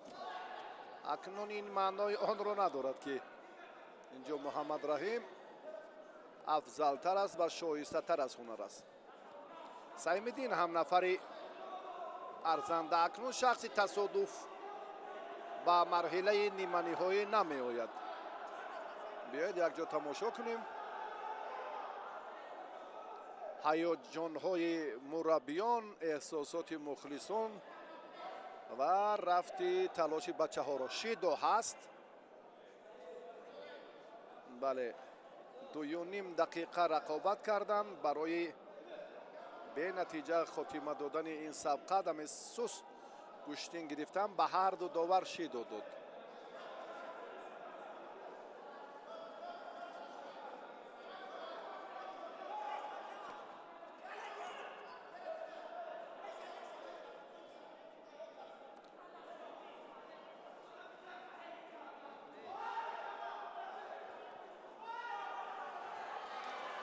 рафти талош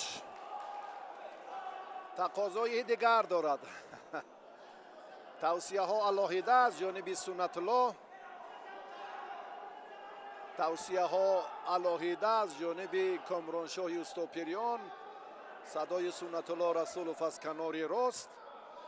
мураббиён ҳам дар ҳаяҷонанд. хеле рақобати вазнӣ ростӣ. ду боҳунар, ду зур аз якдигар имтиёз гирифта наметавонанд.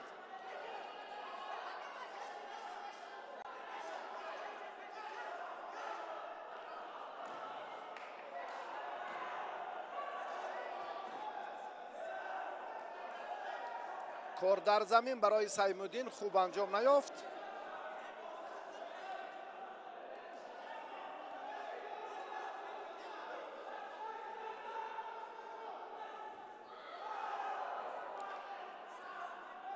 муҳаммадраҳим он усулҳое ки дар муқобили паҳлавонони дигар анҷом дод, инҷо ростӣ он корҳои аввалашро накарда истодааст.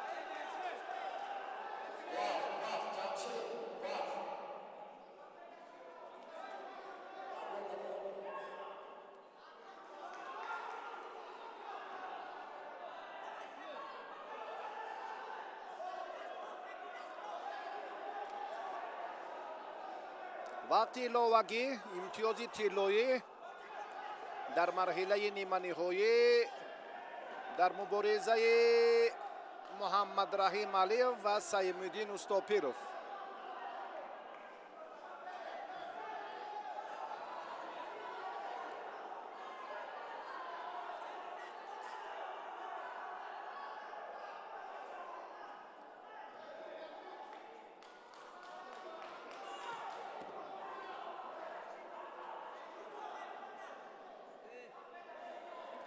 بسیار رجوع کرد، بسیار خوب کارو شروع کرد محمد رحیم، اما مقاومت سیم‌الدین هم خوب بود، براستی امتیاز نداد. سیم‌الدین عکسی عمل و بسیار هم خود را دفاع کرده توانست و مهم است همه که امتیاز به حریف نداد.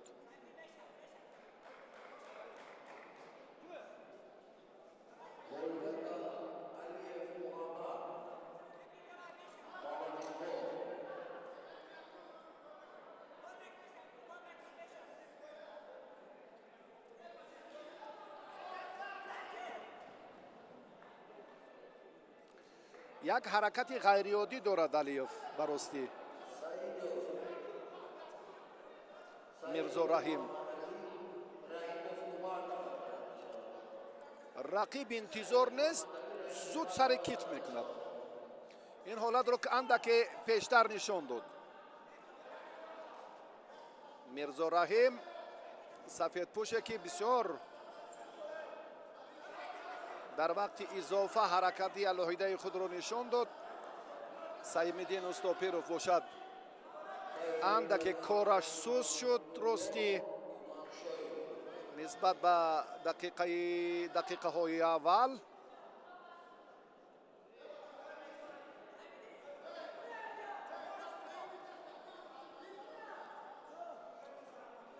وقتی اساسی بر وقت انجام یافت. دقیقه دومی وقت علاوگی هم پشت سر می شود.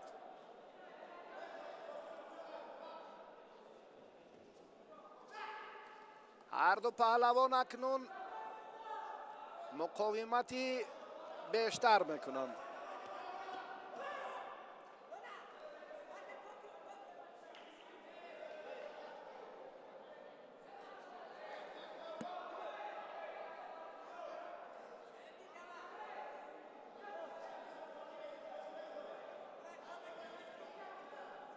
وقتی خیلی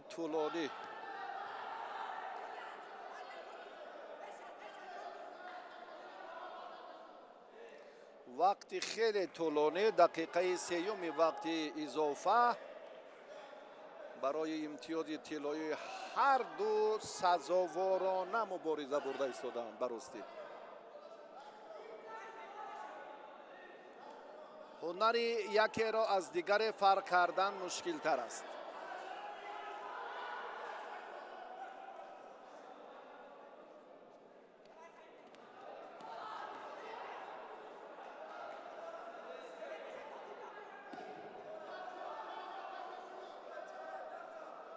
دو سه چهار حمله های پای در پای.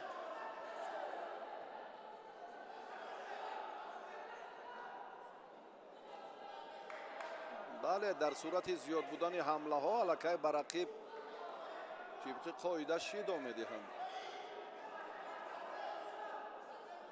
داوران هم موظفند و داور بالای گلیم که هر یک حرکت رو با اینوبت گیرد.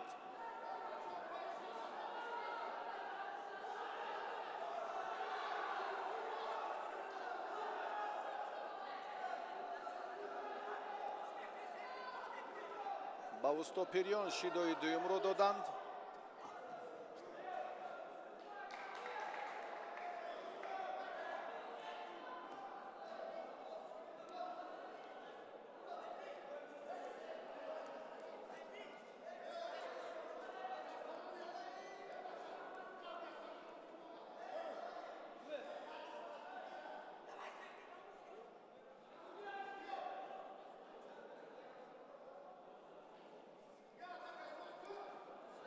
دقیقه هشتم رقابت بچه ها در مرحله نیمه نهایی وزن 73 کیلوگرم.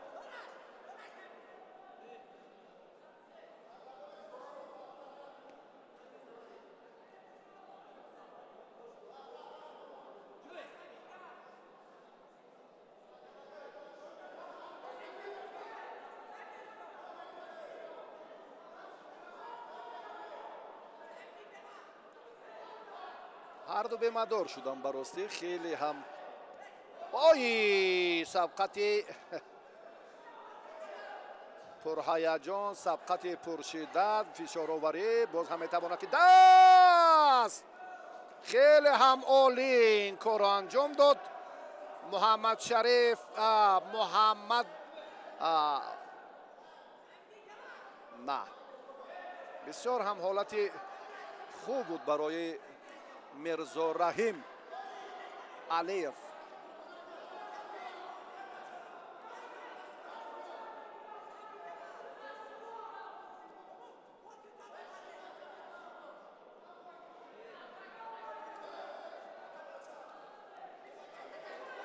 бемадор шуд. акнун шидои дигарро медиҳам ба Мирзораҳим.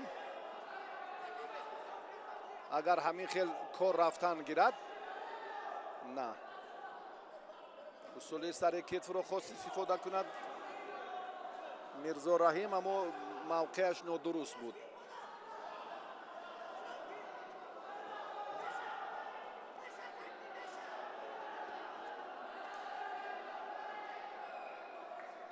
акнун боз ҳам ҳаракатҳои дигар лозиманд инҷо. вақте ки кор ба нуқтаи ниҳоӣ рафт, инҷо ҳамон опа юко ана ин ниҳояти кор барои Мирзораҳим буд.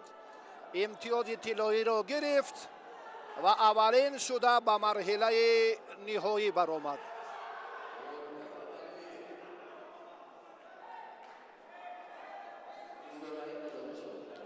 бисёр ҳам сабқати пуршиддату пурҳаяҷону пуреҳсосе ки мо шоҳид будем. паҳлавонон давоми 9 дақиқа рақобат карданд.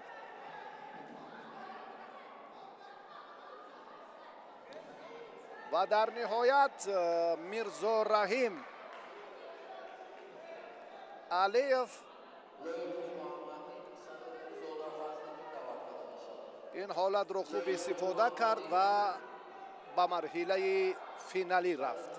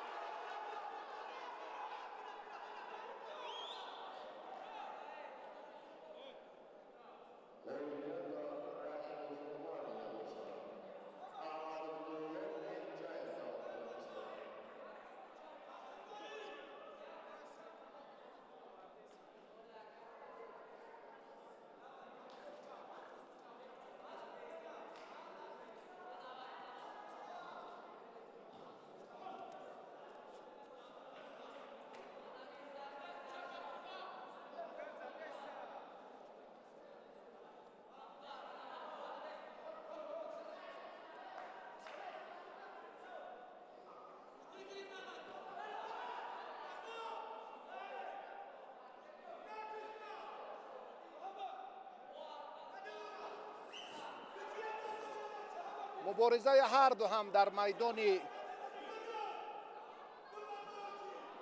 امروزه در مرحله نهایی خیلی شدت دیگر دارد.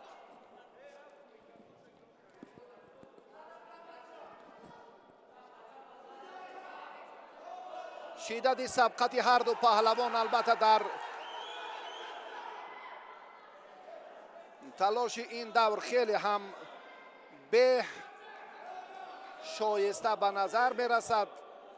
فضل‌الدین چهره که چندان نمایان نیست در بین همتایان خود و امروز خیلی گشتین خوب گرفت.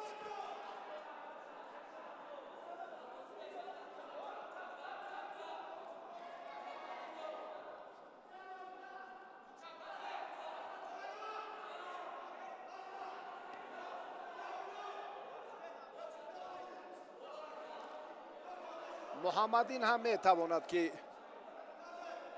عملهای کار در زمین رو در لحظات در کاری خوب استفاده کند،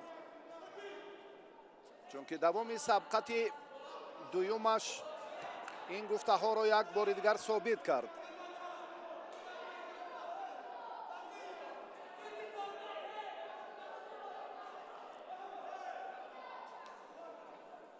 اینجا مدعیان هم خیلی زیاد بودند. صدرالدین زاده در دیدار اول گفتیم که آزاد بود، در دور دوم مجیدوف رو مغلوب کرد، در دور سوم علی مردانوف رو دچار ناکامی کرد و به این مرحله آمد.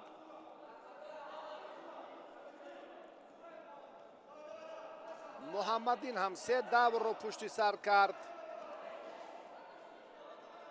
و حق مبارزه رو در این مرحله پیدا کرده توانست.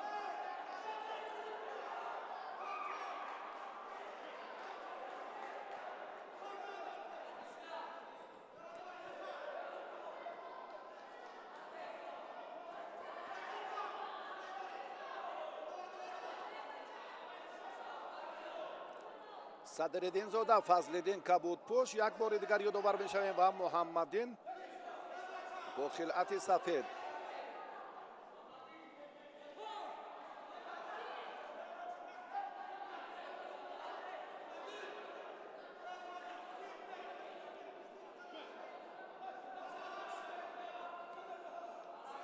باز هم توجه به ادامه سبقت است. دقیقه سومش هم پشت سر میگردد.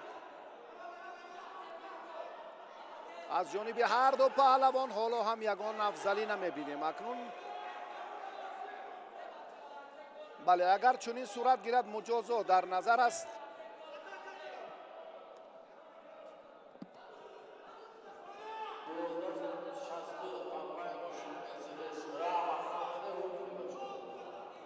دقیقه آخرین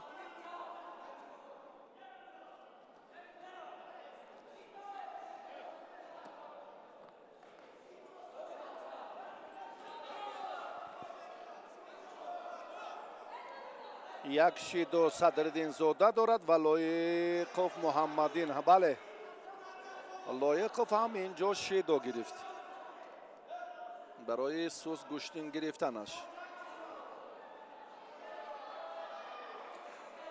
هر دو برابر شدند و اکنون هر دو هم نتیجه ندارند، هر دو آگاهی دارند. کار به وقت اضافه فکر میکنم به مانند همان سبقت طول میکشد.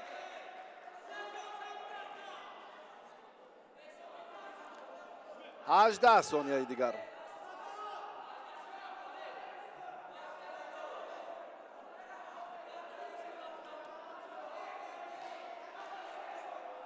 دوام تلاش پهلوانان ببینید که کمی تقاضای دیگر دارد، یا اینجا سرعت تیزی نیروسنجی یا استفاده عملی که نتیجه بخش باشد. معلوم شد که جفتی اول مرحله نیمه نهایی هم علیوف و هم استاپریون همین طور صورت گرفت. با وقت علاوگی کار طول کشید و دقیقه اول سبقت پهلوانان برای امتیاز طلایی.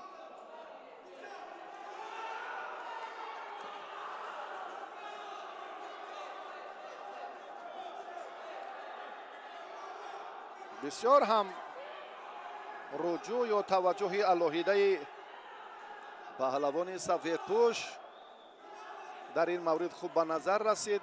خیلی چابک هم هست و خواهشی بیشتری گوشتگیری دارد.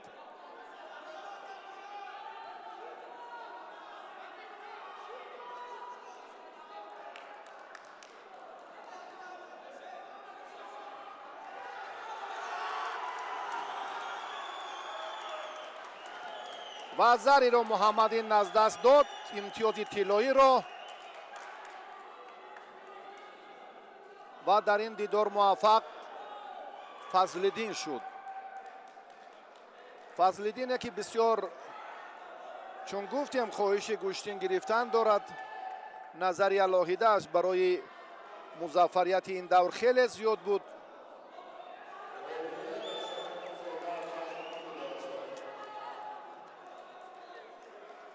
در حقیقت هم چنین بود، بسیار رجوع کرد، مبارزه برد و نهایتاً کامیاب شد.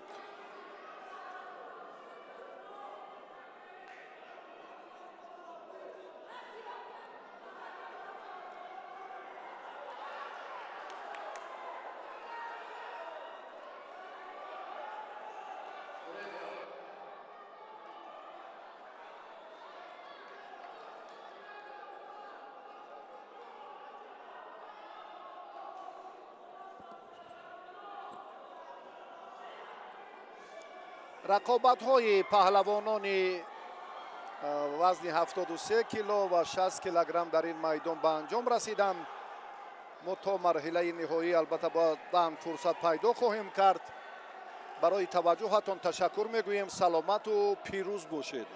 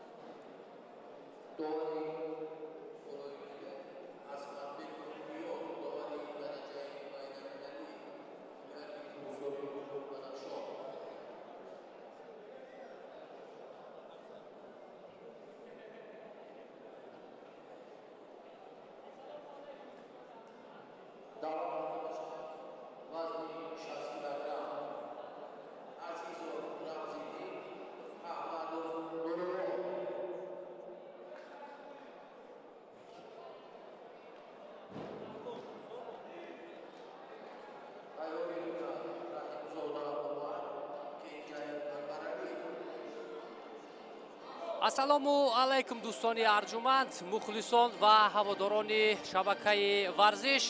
Шуморо даъват мекунем ба тамошои қаҳрамонии Тоҷикистон оид ба ҷудо миёни ҷавонон ки ҳамакунун дар рӯзи аввал рақобатҳо дар марҳилаи ниҳоӣ шурӯъ мешаванд. дар вазни то 60 килограмм ҳамакунун нерӯсанҷиҳо барои ба даст овардани нишони аввали биринҷӣ оғоз мегардад бо ҷудогии сафед намояндаи шаҳри Душанбе Рамзиддин Азизов аст ва намояндаи Хатлон 1 Нуруллоҳ Аҳмадов бо ҷудогии кабуд. нахустин расишҳо аз ҷониби намояндаи вилояти Хатлон бисёр хатарнок буд ва чун дидем нахустин фишор ҳам аз ҷониби Нуруллоҳ Аҳмадов ҳам анҷом дода шуд ва инҷо як кам нуқсони техникӣ буд ва акнун рақобат идома мекунад. таваҷҷӯҳ мекунем ки ин паҳлавонон то кадом андоза ҳунару маҳорати худро нишон медиҳанд. барои аз боло доштан талоши Азизовро мебинем, пойзанӣ хуб ҳам дорад ва он мавқее ки аз боло медорад агар пайдо кунад Азизов барояш имкони хубтар ҷиҳати партов кардан ба миён меояд. аммо на ба ин шакле ки Аҳмадов мехост сари зону бинишинад, баростӣ мушкилтар буд партов кардан барои намояндаи вилояти Хатлон.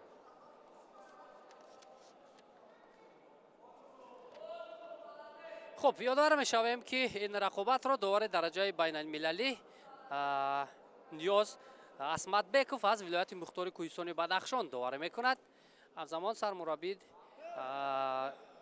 وسطی یکاچین ولایت مختار کوهستان بدخشان هم است. توجه می‌کنیم به همین حالت که یکم انگشتی نیازов عزیزов با چشمان حریف زد.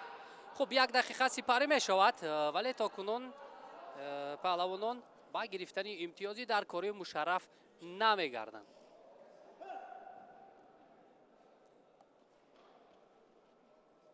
رمزیدین عزیزов رقابت‌ها را امروز از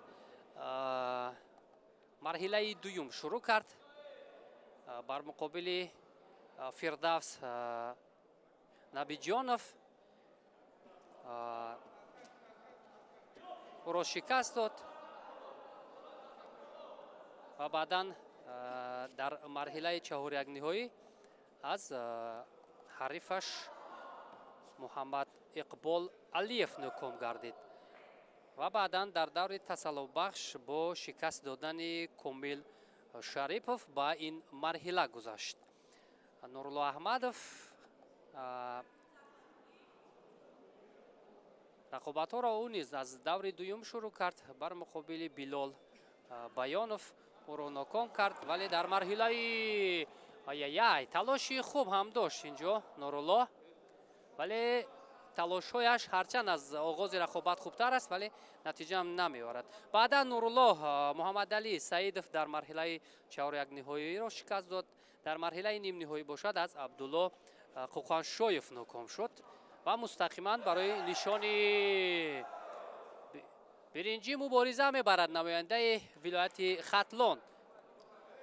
фаъолиятшо албатта каме аз ҳариф бештар ҳам ҳаст.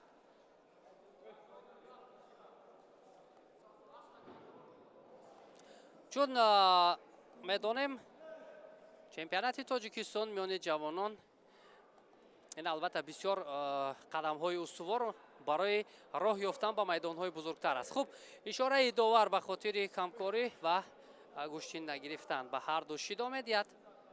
ниёз Асматбеков, довари дараҷаи байналмилалӣ. оғози ин рақобат бисёр хуб шурӯъ шуд ва бо суръат, вале чун мебинем дар идома паҳлавонон чандон акунун барои иҷрои усул мавқеи хуб пайдо намекунанд. Нурулло Аҳмадов бештар ба самти чап таваҷҷӯҳ дорад ва имкони ҳарифро дар замин нигоҳ доштан ҳам ҳаст, вале натавонист. бисёр албатта барои мураббиёне ки дар минтақаҳо фаъолият мекунанд чемпионати Тоҷикистон миёни ҷавонон як марҳилаи хуб аст то дастпарварони беҳтарини худро бисанҷанд ва рақобатпазириро дар кишвар таъмин намоянд. ҳоло тавассути пӯшнокӣ ё худандоз мехост партов кунад Нурулло Аҳмадов, вале ин навбатам муваффақ нашуд. ҳарчанд талошҳо хеле зиёд аст аз ҷониби паҳлавони вилояти Хатлон, аммо токунун ба нуқтаи даркорӣ наметавонад ки партовҳоро анҷом диҳад. аз гиребон доштани Азизовро мебинем, вале боз зидди ҳамларо ба кор мебарад паҳлавони хатлонӣ. каме фаъолияш сустар аст Рамзиддин Азизовро, вале токунун бар муқобили ҳариф истодагарӣ мекунад.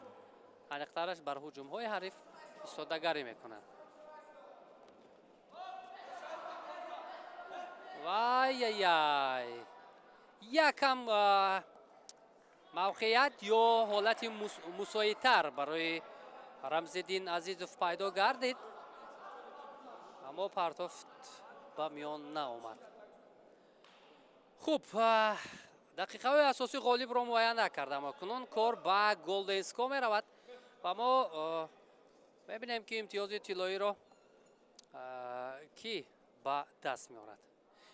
нисбат ба дақиқаҳои аввал албатта Golden Score каме ҳассостар ҳам ҳаст, чун аввалин партофти имтиёзовар тақдири рақобатро ҳал мекунад, бо сари зону менишинад. инҷо Нурулло Аҳмадов зидди ҳамла ва инҷо довар хомӯш аст. токунун инҷо ҳаракат албатта аз ҷониби Нурулло Аҳмадов буд. зидди ҳамла. акнун довар мехоҳад ба наворҳои такрорӣ назар кунад ва баъдан қарори ниҳоиро барорад. ҳамин ҳолат ва баъдан зидди ҳамла. инҷо имтиёз ба гумонам ҳаст. имтиёз 100% бояд бошад, чун ҳарду паҳлавонон аз ҷо бархестанд. бубинед, бармехезанд ва баъдан ҳаракат идома мекунад. инҷо имтиёз 100% бояд бошад. инро доварон хубтар медонанд, аммо гап сари он аст ки ҳаракат буд ё на. ҳаракат буд аз ҷониби Нурулло Аҳмадов фикр мекунам. вазари ё юко ба о гузориш шуд ва ҳамин тавр намояндаи вилояти Хатлон Нурулло Аҳмадов ба гирифтани нишони биринҷӣ дар вазни то 60 килограмм мушарраф мегардад. ӯ тавонист ки Рамзиддин Азизовро шикаст бидиҳад.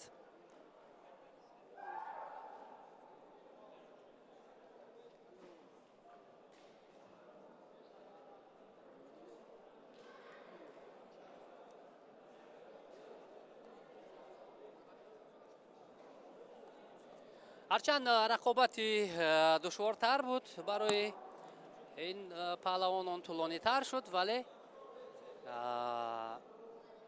بالاخره در انا همین یک ضد حمله خیلی مساعد توانست که نورالله احمدوف امتیازی در کاری را به دست بیارد و نشان برنجی اول رو در وزن تا 60 کیلوگرم مال خود کند.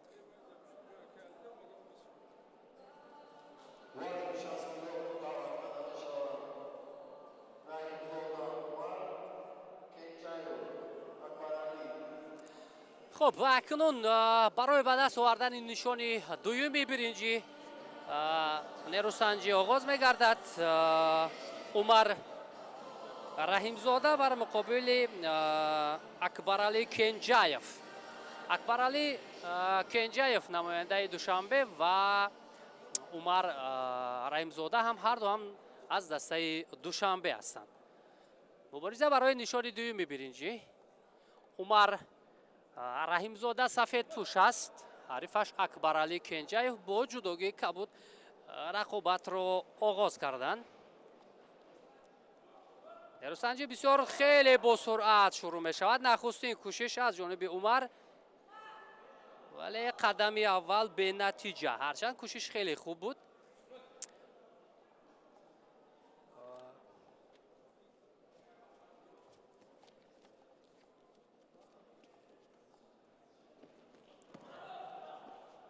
کوشش دوم خیلی حرکتی جالب و دیدنی اینجا از جانب عمر رحیمزاده پهلوانی سفید پوش. اینجا 100% ضد حمله رو خیلی خوب و سریع وقتی استفاده میکند و امتیاز ایپون. خب فکر میکنم اکنون نبرهای تکراری رو باید دید و قرار نهایی خود را بعداً داور میبرارد. نیاز اسمتبکوف. توجه میکنیم به همین لحظه اینجا 100% باید امتیاز باشه، دیگر چیزی نیست. چون حرکت تا نقطه آخر برده رسانید. ببینیم اینجا ایست نیست و پرتافت هست.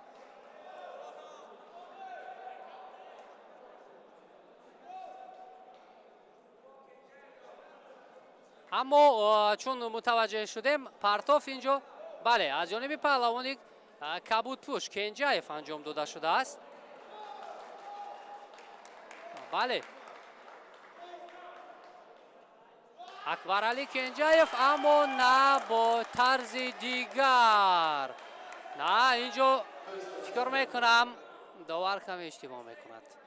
پرتافت چون از نوارهای تکراری مشاهده کردیم اکبرعلی کنجایف.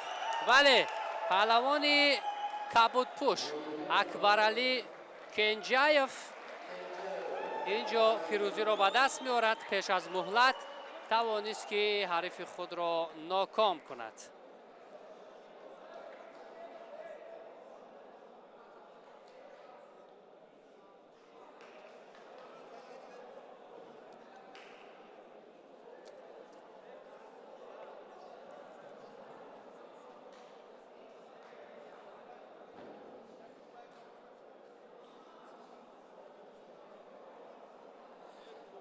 بسیار حرکت جالب واقعا از جانب کنجایف. تومه نگی را سر وقتی استفاده کرد.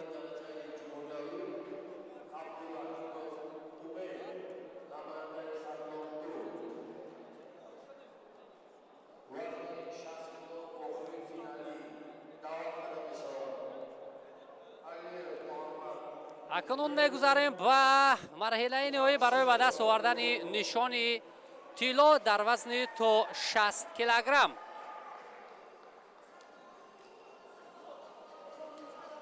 محمد اقبال علیف بر مقابل عبدالله قوخانشایف برای به دست آوردن نشان طلا بعد از چند لحظه رقابت را شروع میکنند. داور در مرکز امید عبدالرحمانوف نماینده ولایت ختلان است و اکنون پهلوانان به میدان وارد میشوند. عبدالله قوخانشایف کبود پوش است و محمد اقبال علیف با جداگی سفید رقابت را آغاز کردند.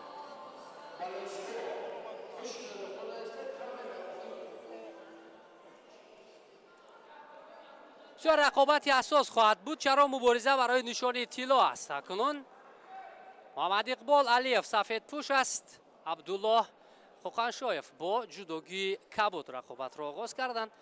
اکنون توجه میکنیم تا کجا نخستین فشارها از جانب علیف. از گریبان خیلی مستحکم داشتن هر دو، قریب که یک زیل و پایزنی هم انجام میدهد علیف. توجه عبدالله برای تومه نگی، اما این لحظه موفق نشد، ولی فشار رو در حالت کار در زمین ادامه میدهد. تا کجا موفق میشد؟ الکی رقابت رو دوبار باز داشت. محمد اقبال علیف رقابت ها را از مرحله دوم شروع کرد بر مقابل بایوز نمازов و بعدا با شکست دادن او روی خود را به مرحله چهار یک نهایی برد. در آنجا رمزالدین عزیزов را ناکام کرد. در مرحله نیم نهایی باشد توانست اکبرعلی کنجایف را از صد روی خود بیرون کند و بعدا تا به مرحله نهایی آمد.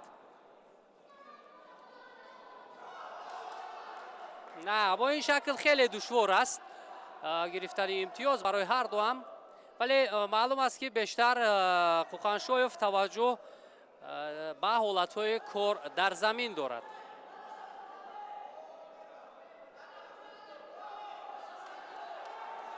و نزدیک بود برای حریف را به تخت پوش گردانیدن، ولی علیف با او اجازه نداد.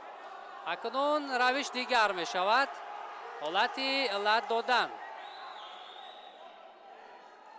توانست از این وضعیت مشکل محمد اقبال علیف خود را رها کند. خوب، رای تعیین نموده عبدالله خوخانشویف چگونه بود؟ نماینده ولایت مختار کوهستان بدخشان از دور دوم رقابت را آغاز کرد، وفا پارتویف را شکست داد و بعدا در مرحله چهار یک نهایی عمر رحیمزاده را از صد روی خود بیرون کرد. در مرحله نیم نهایی باشد نورالله احمدов را ناکام ساخت. توجه برای پرتاف با سر کتف، اما قواش بسندگی نکرد. این روش استفاده کرده عبدالله رو ما میبینیم.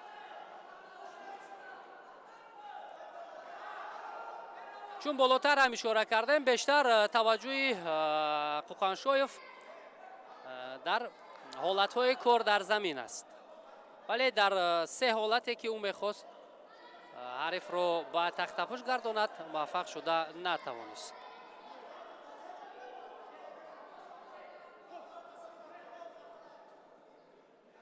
اما لحظه که فشار از جانب پهلوانی سفید پوش بود، علیف برای ما و شما نشان داده شد و بعدا تلاش خوخانشویف.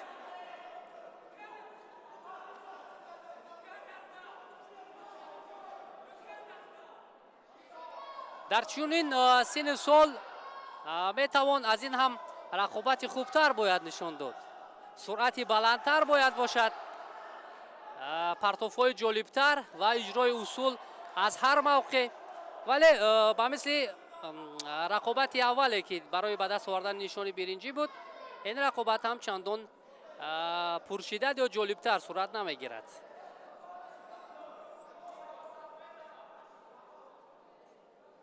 کمی از هم دیگر فاصله هم میگیرن هر دو این پهلوانان. و چی بود اینجا؟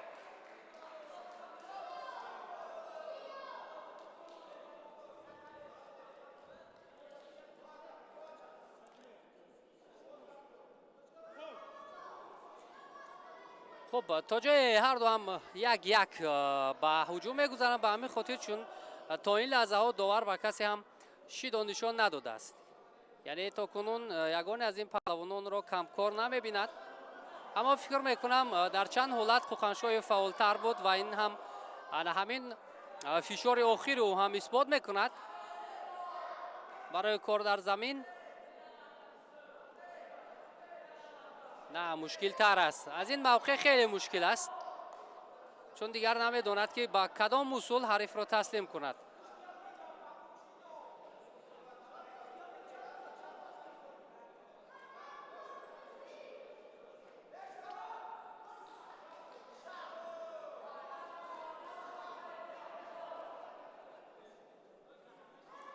خب کار به گلدنسکا می رود. برای مدال طلا اکنون امتیاز طلایی هم ضرور می شود.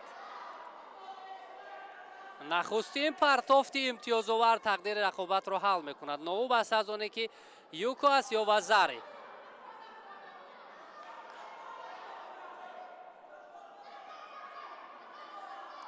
ببینیم چگونه. آی کمی دیگر باقی مانده بود برای علیف و بالاخره توانست که امتیاز وزری را کار کند و حریف را در حالت استحکامی نگاه بدارد و تمام. سراول امتیاز وزری صاحب شد و بعدا یوکو در این نیروسنجی پیروزی را به دست می‌آورد. نماینده شهر نوی توبه جمهوری محمد اقبال علیف و اکنون در قهرمانی تاجیکستان در سال 2025 میان جوانان با گرفتن مدال طلا مشرف می‌گردد.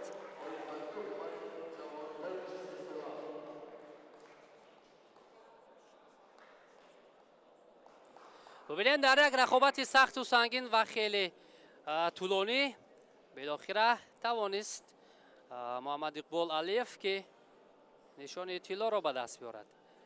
یک چیز خیلی اینجا کار داد برای علیف که همان روشی که بود، پرتافتی که بود تا با آخر استفاده کرد. ببینید فشار را تا با آخر آورد و بالاخره توانست که نتیجه در کاری را هم به دست بیارد.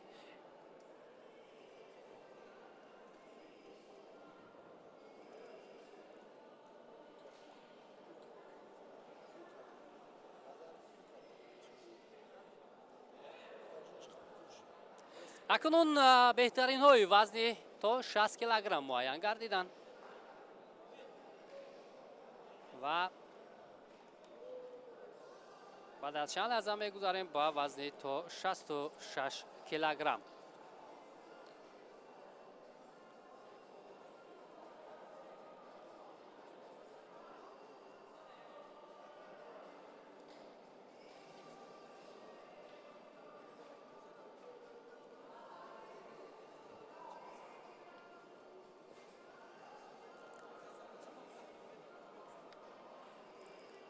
البته اینجا پهلوانان زیاده برای تماشای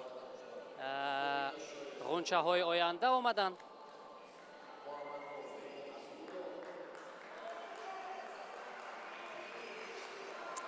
برای به دست آوردن نشان اول برنجی در وزن تا 66 کیلوگرم نیروسنجی آغاز می‌گردد.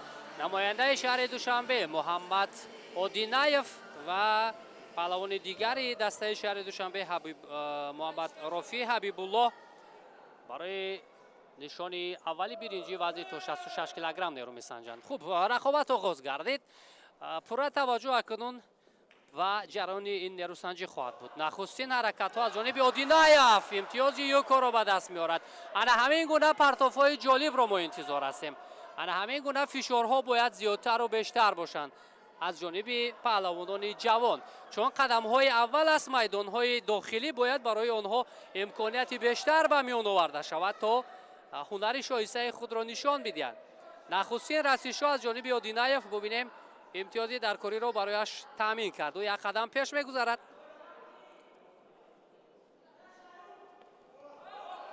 ولی ای خیلی خوب جواب گفت، در حال جواب سزاوار داد اینجا، ولی داور قبلا اشاره کرد ولی خاموش است تا کنون. پایزنی خیلی خوب هم داشت در اینجا حبیب الله. داور توجه به نوارهای تکراری میکند. خب متوجه میشویم این حالت رو که چی بود. خب پایزنی و یوکو باگذاری شد. البته از نقطه اول هم چون به نظر رسید ولی قرار نهایی داور رو باز منتظر شدیم. نتیجه برابر شد. خیلی زود جواب گفت اینجا عبدالله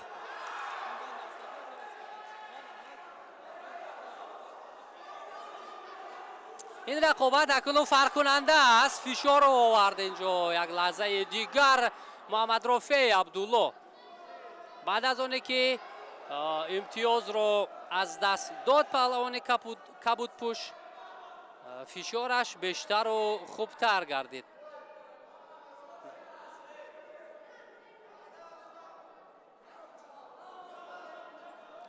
براستی از این گونه نیروسنجی ها مخلصان هم راحت میکنن و میتوان یک تجربه خوب هم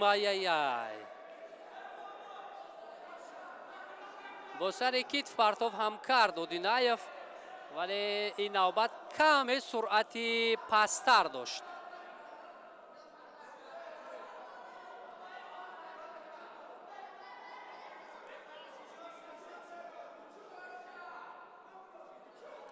ما قبلا هم اشاره کردیم که برای مربیانی که در منطقه ها جوانان را آماده میکنند وای بار دوم اکنون میتواند پیشرفت گردد محمد اودینایف. این نوبت هم یوکو میگیرد. چون میدونیم قبلا که یوکو رو از میان برداشته بودند و از آغاز سال 2025 باز امتیاز جاری کرده شد، برای پهلوانان خیلی سبکی زیاد آورده شد. ما در بسیاری حالت‌ها دیدیم که حتی یک یوکو تقدیر رقابت رو حل کرد و این نوبت محمد اودینایف یک قدم پیشرفت است، ولی این پیشرفتی خطر هم دارد. حالتی لد دادن دست نه، با این شکل مشکل تر بود فکر میکنم.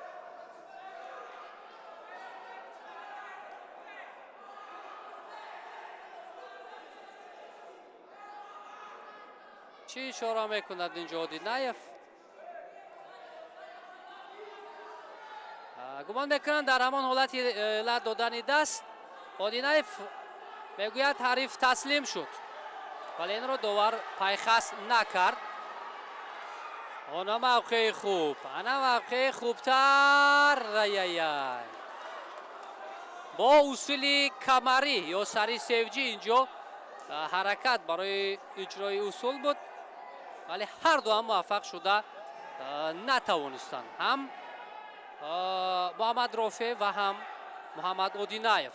تلاش را میبینیم بار دیگر برای راه یافتن، برای موفق شدن، انیقترش برای نشان برنجی. تلاش دیگری اودینایف، اما دو حالتی که او استفاده کرد به نتیجه.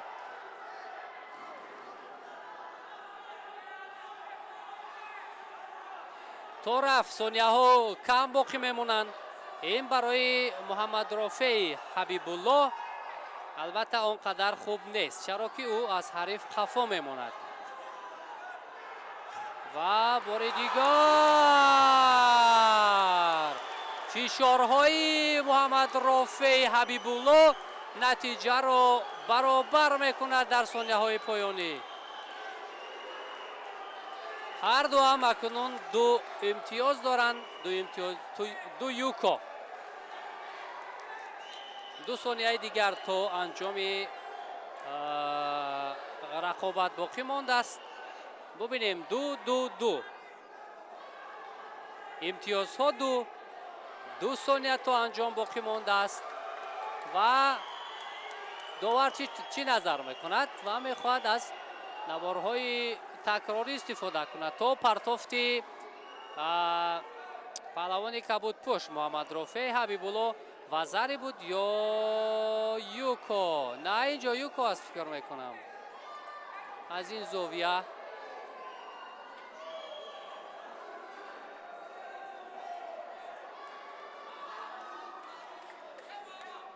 ما قرار نهایی را منتظر میشویم که داور چی بهاگذاری میکند. یوکو است، بله یوکو است یا نه؟ بله یوکو است. رقابت ادامه میکند اما در گلدن اسکو، در وقت طلایی.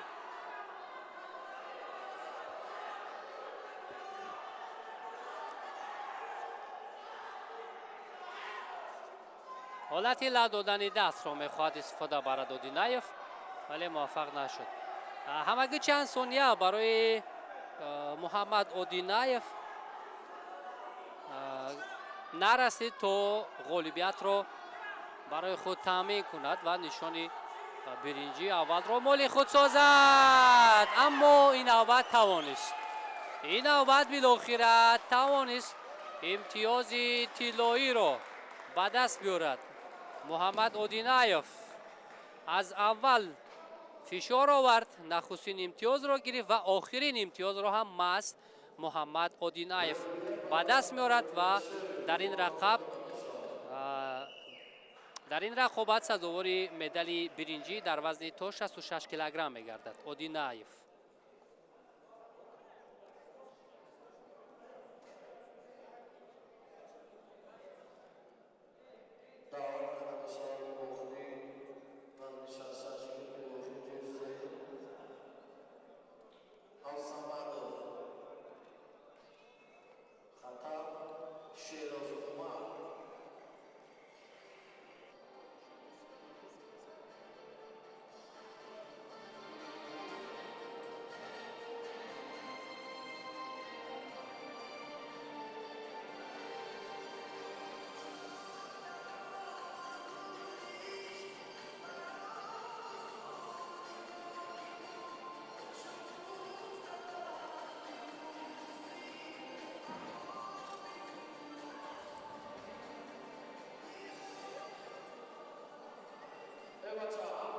акнун таваҷҷӯҳ мекунем ба рақобати дигар барои ба даст овардани медали дуюми биринҷӣ дар вазни то 66 килограмм.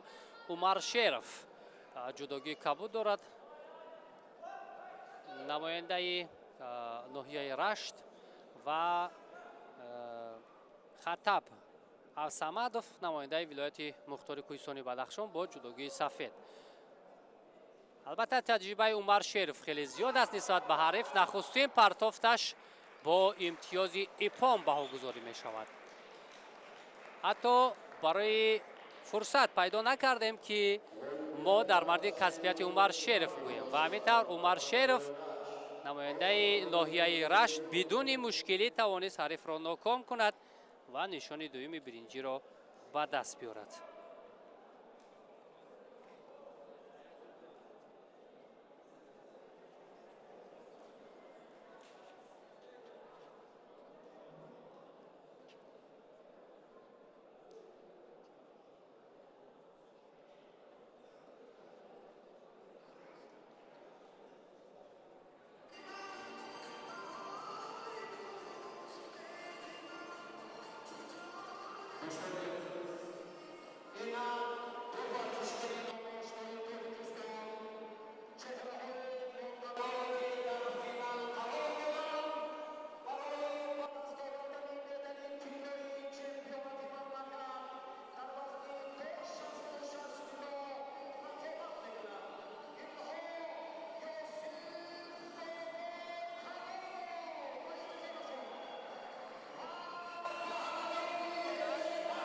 ҳамакунун барои ба даст овардани медали тилло ду паҳлавони номошнои кишвар, ду нафаре ки ҳамакунун бо қадамҳои устувор дар майдонҳои бузург роҳ мегузоранд, роҳ мениҳанд, рӯи майдон меоянд. Ёсин Бобокалонов ва Наби Нуралӣ. Ёсин Бобокалонов намояндаи шаҳри Душанбе аст, сафедпӯш. Наби Нуралӣ намояндаи вилояти Хатлон, кабудпӯш. Инҳо аз ҳамдигар шинохти хуб ҳам доранд ва ин рақобат ҷолибу диданӣ хоҳад буд. нахустин расишҳоро мо мебинем. аввалин пойзанӣ аз ҷониби Наби Нуралӣ ва таваҷҷӯҳ ба самти чап аз сари остин медоранд.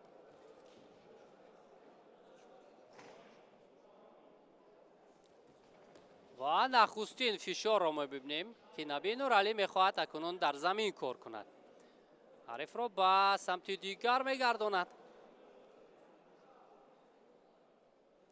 албатта ҳарду ҳам таҷрибадидаи майдонҳои бузург ҳастанд.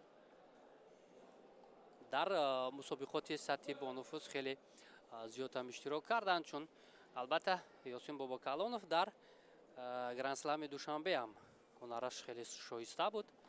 ба гирифтани нишони биринҷӣ мушарраф гардид. Набил Нуралӣ ҳам дар мусобиқоти мухталиф таҷрибаи хуб дорад ва ин рақобат аз ҳар ҷиҳат мо дар оғоз ҳам гуфтем диданӣ хоҳад буд.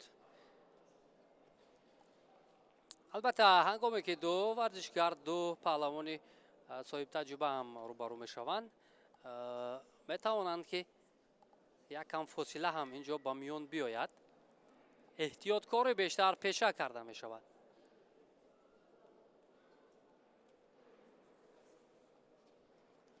ба наздикӣ ҳам Ёсин Бобокалонов дар қаҳрамонии ҷаҳони ҷудои ҷавонон ҳам иштирок дошт ки онҷо муваффақ нашуд. ва сари китф партофти Набии Нуралӣ, аммо каме суръат нарасид.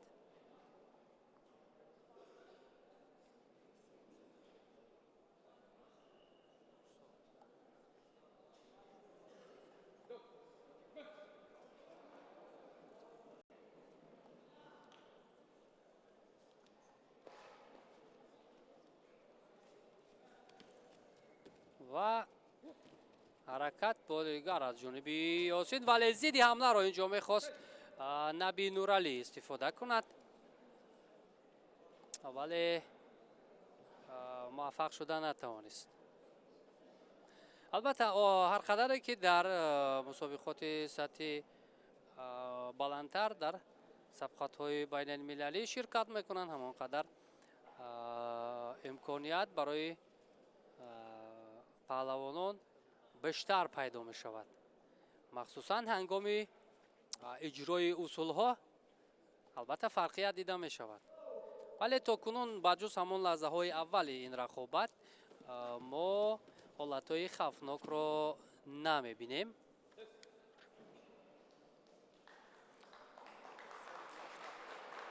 хоб акнун шидо мегирад инҷо Ёсин Бобокалонов.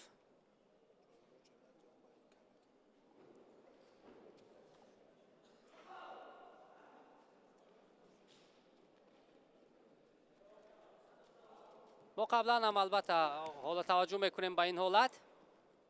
фишори Ёсин баъд аз оне ки муҷозот шуд каме акнун фаъолтар мегардад.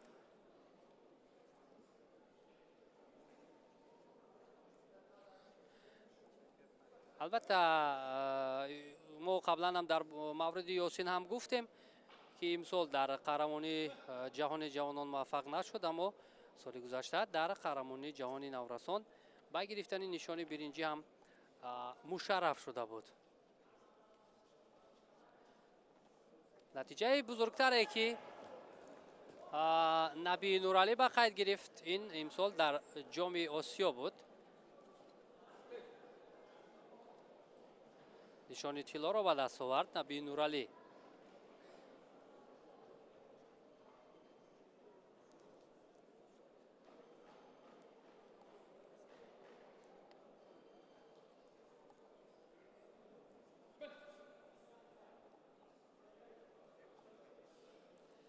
он ангеза ва суръати баланде ки мо дар оғози рақобат дидем каме акнун пасттар мешавад.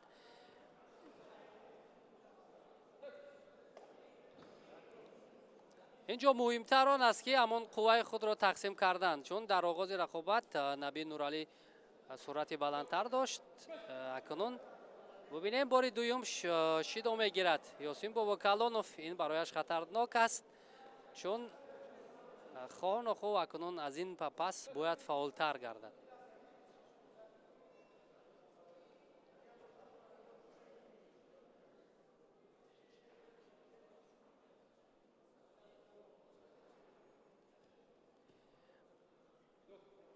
хоб шидо барои ҳуҷуми бардуруғе ки инҷо Набии Нуралӣ дошт.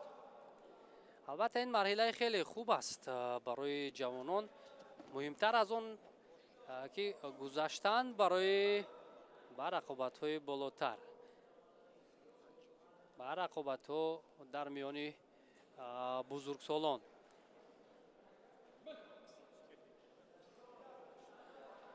бароси он интизориҳое ки мо аз ин рақобат доштем то кунун надидем. инам вобастагӣ дорад ба касбияти ҳарду паҳлавонон.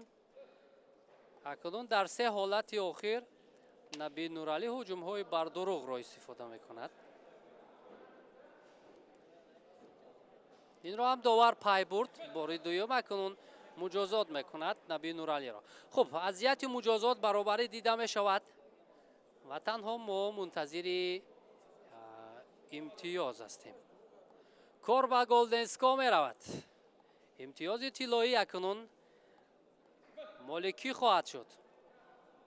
лаҳзаҳои ҳасостар нисбат ба дақиқаҳои аввал, чун инҷо нахустин партофт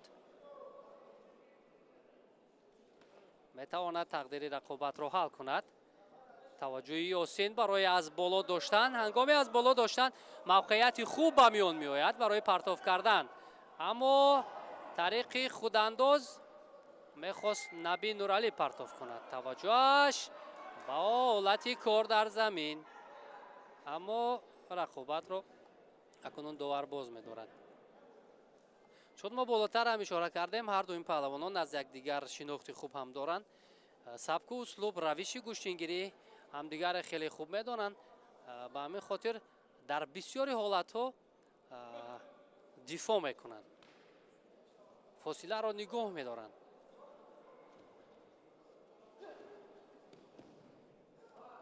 фишори Ёсин дар сонияҳои поёнӣ зиёдтар мешавад.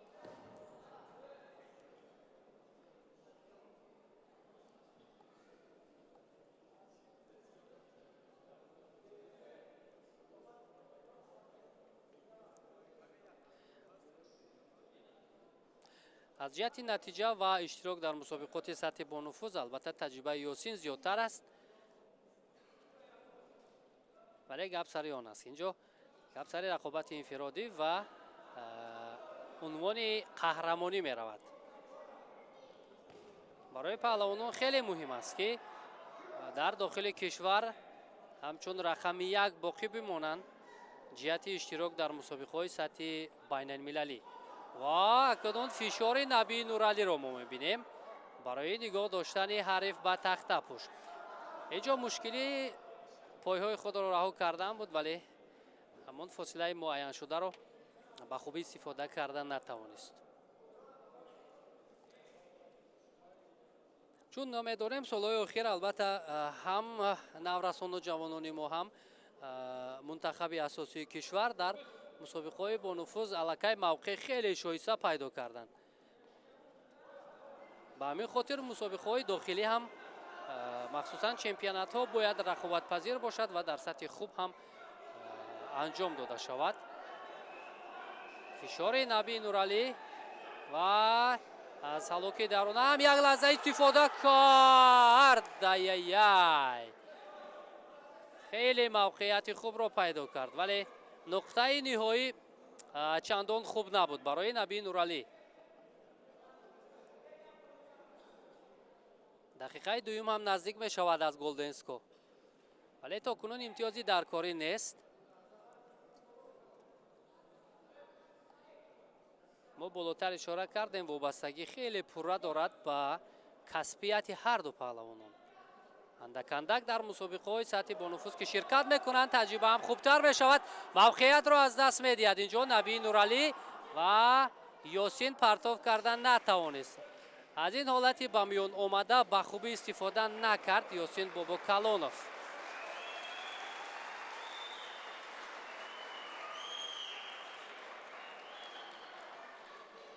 дастгирии мухлисон ҳам албатта ангезаи иловагӣ мебахшад ба ин ҷавонон то тавонанд хубтар ҳунарнамоӣ кунанд. хаста ҳам гардиданд ҳар ду. муҳимтар аз ҳама мо ишора ҳам кардем ки тақсим кардани қувваи даркорӣ то ба дақиқаҳои иловагӣ аст. пойзании Ёсин ва Наби Нуралӣ каме инҷо камфаъолтар шуд.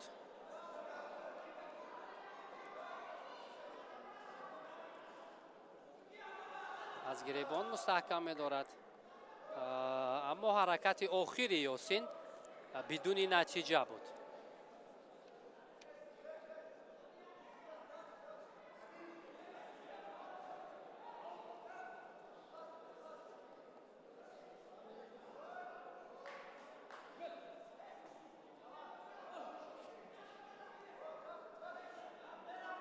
از بالا داشتن برای یاسین. این نوبت هم به نتیجه بود. خیلی مهم است. البته قهرمانی خیلی مهم است. امام علی هم برای برادرش اینجا توصیه میدهد جهت خوبتر رقابت کردن. و موقعیت برای هر دو یک زایل بود، یک رنگ بود، اما به نتیجه. انا کنون در همین لحظه ها کسبیت و حالت فیزیکی ورزشکاران به خوبی احساس می شود. و پرتافتی نبی نورعلی این نوبت هم به نتیجه، ولی فشارش خوبتر است. توانست حریف را به تخت پوش بگرداند. 5 ثانیه حداقل می توانست کفایه بود، اما خود زیر چنگال یاسین قرار می گیرد. نبی نورعلی از این فرصت تا کجا استفاده می کند یاسین باباکلانوف، اما نتوانست. تلاش اول از جانب خودی نبی نورعلی بود. ببینیم چگونه خسته گردیدن. ما اشاره کردیم که حالت فیزیکی ورزشکاران در همین گلدن اسکوپ معین میگردد که تا کجا ایستادگی میکنند و تا کجا همان نیروی خود رو استفاده میبرند و تقسیم میکنند. ببینیم دقیقه 4 هم از گلدن اسکوپ. تلاش یاسین به نتیجه. خب بیاید یک لحظه ما راه تعیین نموده هر دو این پهلوانان رو بگوییم. یاسین باباکلانوف از دور دوم رقابت ها را آغاز کرد. صابرجان عالمزاده رو شکست داد. در مرحله 4 نهایی یاسین باباکلانوف محمد اودینایف را از صدی راه خود بیرون کرد. بعداً در مرحله نیم نهایی عمر شریف را هم شکست داد یاسین باباکلانوف. نبی نورعلی باشد رقابت ها را از دور دوم شروع کرد. بر مقابل خطب افسمدوف را شکست داد در مرحله بعدی. خوب توجه میکنیم حالا به این حالت و نیروسنجی را باز می‌دارد داور. خب نبی نورعلی محمد رحمانوف رو شکست داد در دور دوم. در مرحله 4 نهایی خطب افسمدوف و در مرحله نیم نهایی باشد محمد رفیع حبیب اللهیف.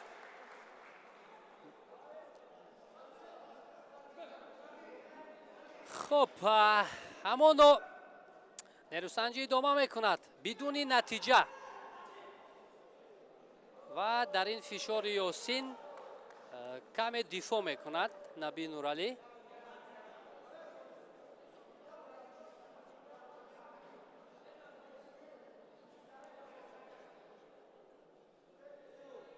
خستگی در قیافه هر دو دیده می شود. انا همین گونه حالت ها کوچکترین اشتباه، کوچکترین موقعیتی که به حریف میگذاری تمام دیگر پیروزی از دست می رود.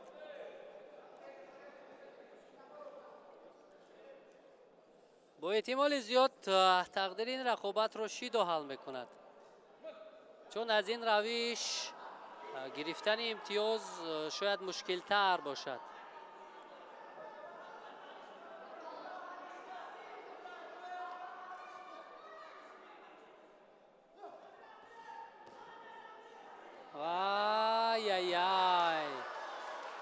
امتیاز یوکو بالاخره به دست میارد یاسین باباکلانوف.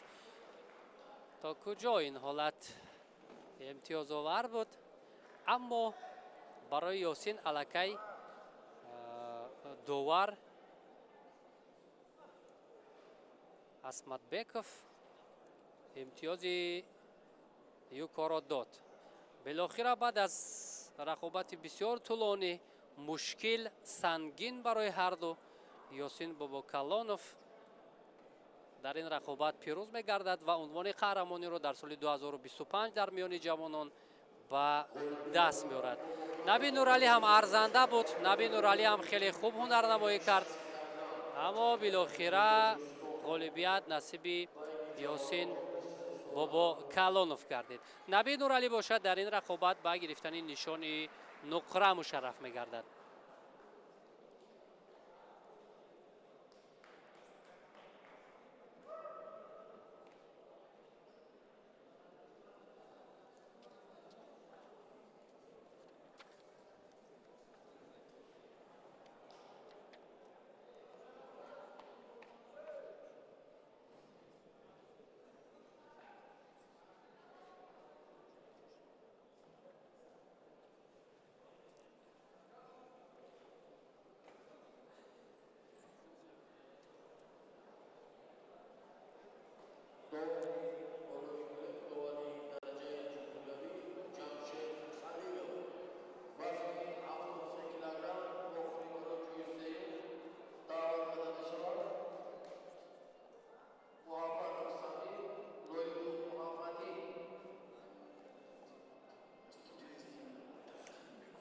و کنون دوستان ارجمند میگذاریم با وزن تا 73 کیلوگرم برای به دست آوردن نشان اولی برنجی سمیر محبتوف با جداگی سفید بر مقابل حریفش محمددین لایقوف نیروسنجی میکنند. این رقابت اکنون برای گرفتن نشان برنجی است. هر دو اندر میدان میشن. محمددین لایقوف مسابقات سطحی مختلف را زیاد دیده است. خب محمددین لایقوف کبودپوش نماینده ناحیه رشت و پهلوانی بدخشان سمیر محبتوف سفیدپوش تلاش برای به دست آوردن نشان اول برنجی در وزن تا 73 کیلوگرم.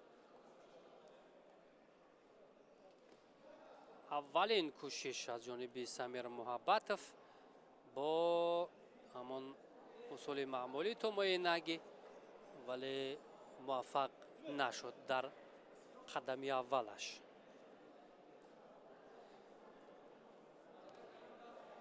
محمددین لایقوف رقابت‌ها را از دور دوم شروع کرد بر مقابل ادریس فتولازاده. ادریس فتولازاده را شکست داد محمددین. در مرحله 4-1 نهایی باشد سید رحمان قادیف را ناکام کرد و در مرحله نیم نهایی از فضلالدین صدرالدین زاده شکست خورد و مستقیما برای نشان برنجی رقابت میکند. محمددین لایقوف حالا حرکت محبتوف را میبینیم ولی در حال محمددین میخواست ضد حمله را استفاده برد. خوب محبتوف باشد سمیر رقابت ها را از دور اول بر مقابل دیگر نماینده دیگری بدخشان معذرت بر مقابل محمدیسا آدینزاده شروع کرد. او را شکست داد. بعدا در مرحله 4-1 نهایی از میرزا رحیم علیف شکست خورد. محبتوف تلاشی محمددین اما به نتیجه. بعدا در مرحله تسلط بخش سنت الله سعیدزاده را شکست داد سمیر محبتوف و برای مدال برنجی تلاش میکند.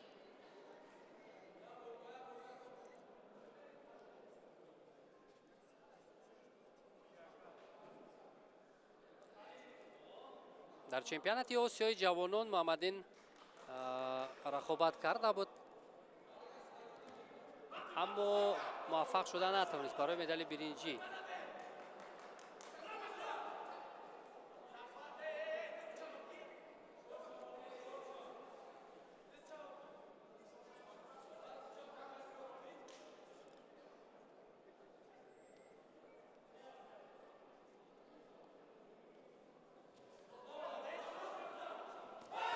و چگونه حرکت خوبی از دیگر از جانب محمددین لایقوف.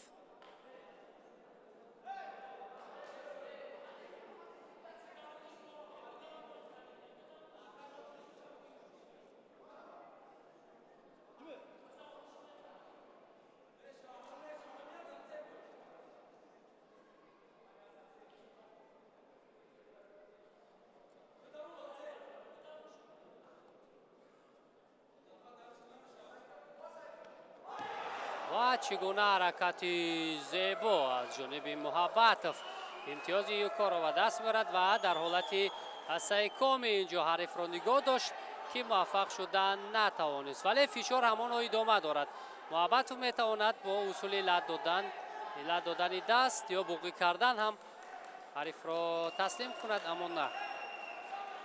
پرتوف خوب بود و اکنون یک قدم پیشرفت میکند سمیر محبتوف را.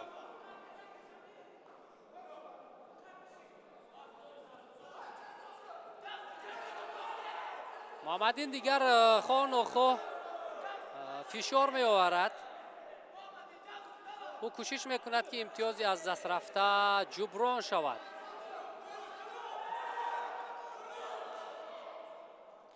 شیدا هم میگیرد سمیر محبتوف.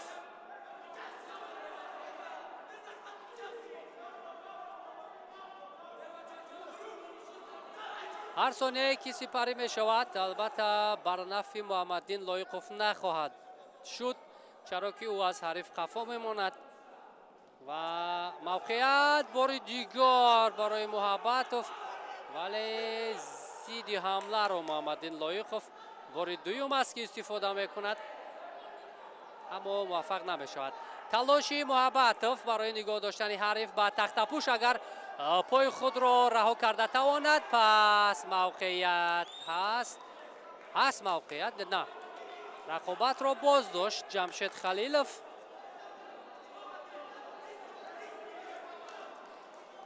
عبدالله لایقوف از سلاله لایقوف ها یک لحظه در اکران های ما شما بود و با محمدین توصیه میداد. 17 ثانیه دیگر سمیر محبتوف اگر پورا در دفاع کی گذارد برایش منفیت بخش هست.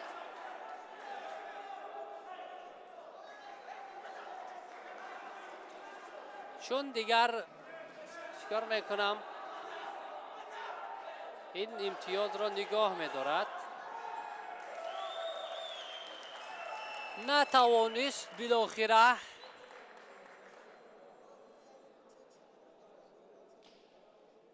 محمدین لایقوف که امتیاز را جبران کند و همین طور سمیر محبتوف نماینده ولایت مختار کوهستان بدخشان در مبارزه برای مدال اولی برنجی وزن تا 73 کیلوگرم موفق شد.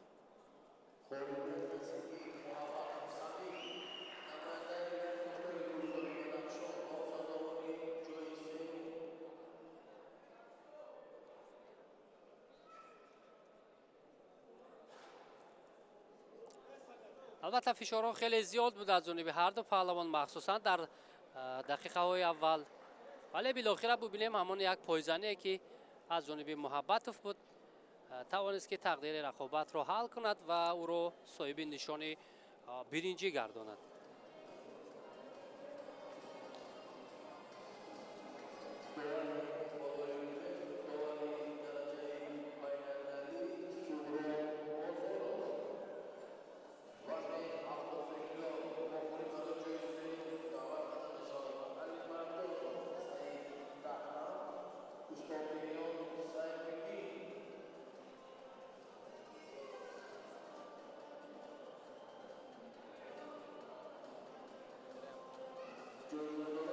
همکنون مبارزه برای به دست آوردن مدال دومی برنجی آغاز می‌گردد.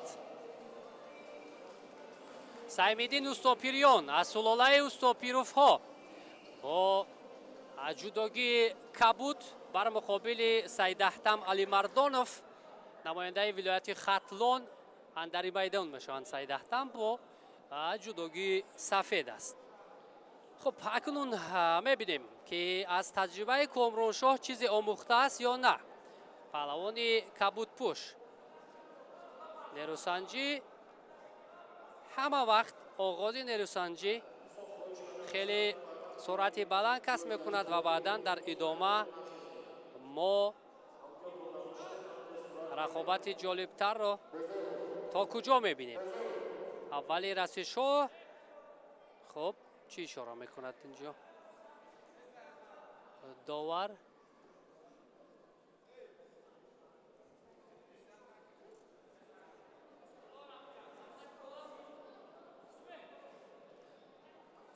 خب دوباره اکنون هر دو به رقابت میپردازند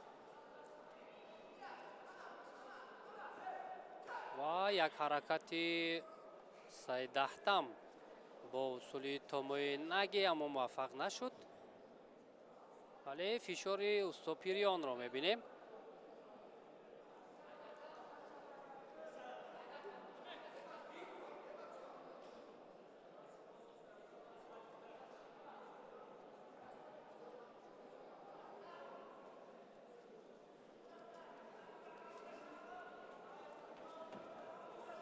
بیشتر اثر اوستین داشتنهای علیمردانوف در چند لحظه احساس شد و یک لحظه توجه اوستوپیریون برای هلوک درونه. اثر اوستین و فشار برای این اندیختارش زیدی حمله هم بود از جانب سایمدین اوستوپیریون، اما موفق شده نتوانست.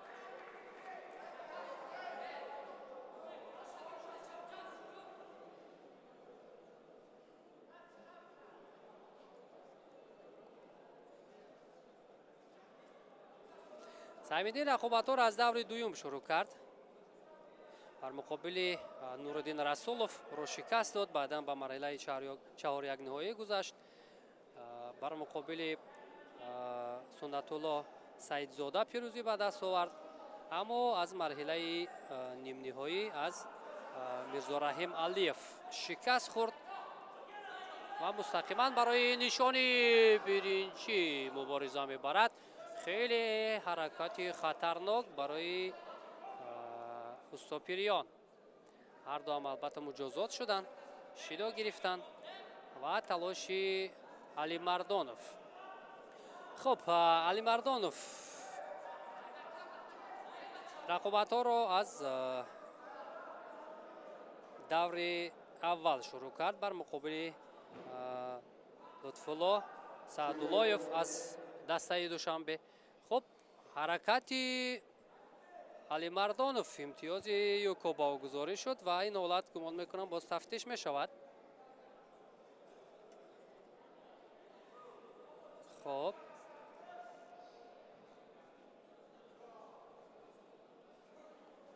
بار دیگر همین حالت را توجه میکنیم. نقطه نهایی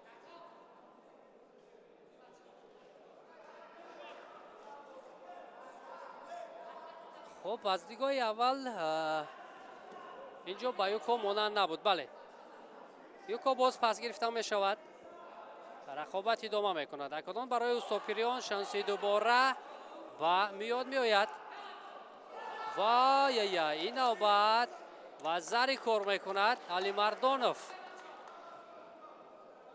حالا درونه را خیلی سری وقتی استفاده می کند پهلوان دسته خطلانیک. در همین لحظه موقعیت را از دست میدهد اوستوپیریون و از حالتی به میان اومده خیلی ثمرناک استفاده کرد علیمردانوف و اینجا نزدیک بود که امتیازی از دست رفته را جبران کند.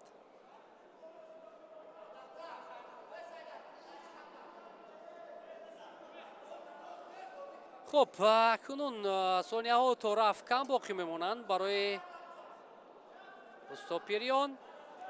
هرچی باد و باد بیشتر اکنون باید فشار آورد. از بالا داشتن و همین موقعیت خوبتر است. نه نشد. با اصول تیمسا میخواست پرتاب کند اوستوپیریون ولی موفق شدن نتوانست. فکر میکنم تجربه علیمردانوف از حریف بیشتر است. هر دو هم از سلوله پهلوانان هستند، یکی از اوستوپیریون دیگری از علیمردانوف برادر سیدجمال علیمردانوف. فکر میکنم هر دو هم تجربه خوب هم الکی گرفتن و نتوانست از هلوک درونه استفاده کند. سایمدین اوستوپیریون در این مبارزه خفا ماند و سیدهتم علیمردانوف бо як имтиёзи ва зарри пирӯзиро ба даст овард ва нишони дуюми биринҷиро моли худ кард.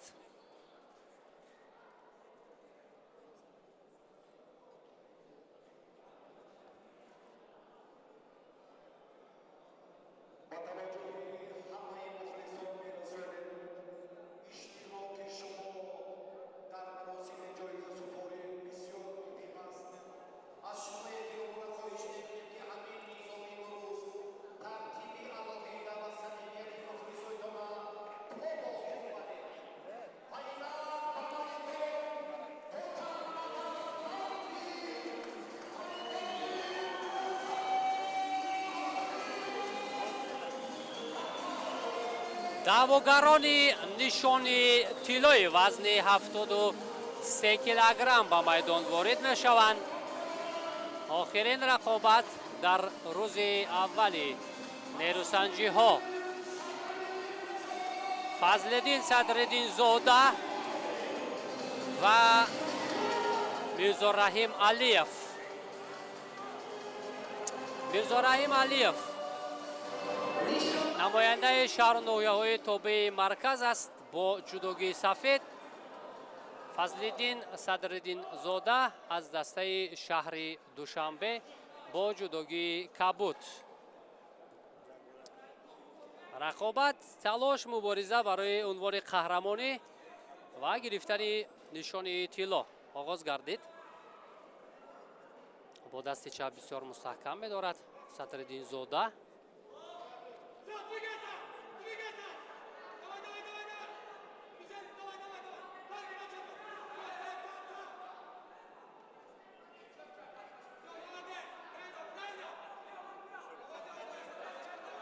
ҳардам бо самти чап таваҷҷӯҳ доранд ва фишорро мо дидем инҷо.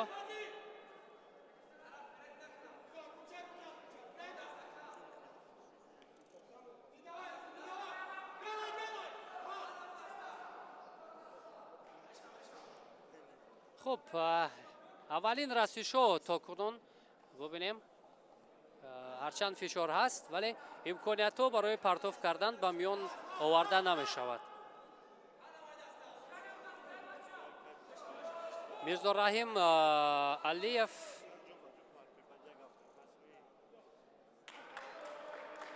инҷо мирзораҳим алиев шидо мегирад. мирзораҳим алиев рақобатҳоро аз даври аввал шурӯъ кард. бар муқобили намояндаи вилояти мухтори кӯҳистони бадахшон шӯҳрат сарабековро шикаст дод. дар даври дуюм бинёмин назировро ноком кард. дар марҳилаи чаҳор якниҳоӣ самир муҳаббатовро, дар марҳилаи нимниҳоӣ бошад саймиддин устопирёнро шикаст дод ва баъдан ба марҳилаи ниҳоӣ роҳашро ҳамвор кард паҳлавони сафедпӯш. фазлиддин садриддинзода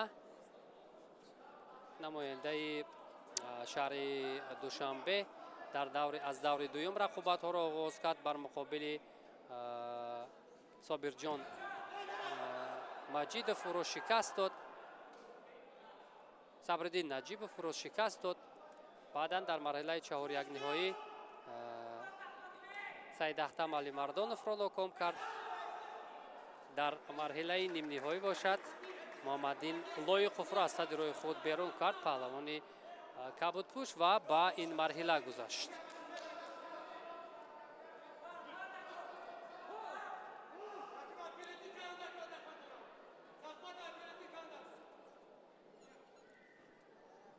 рақобат мӯътадил аст, чандон суръати баланд надорад.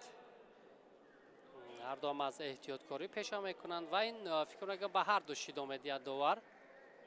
бале, гӯшти нагирифтанд инҷо, камкор буданд, ба ҳарду шидо медиҳад довар.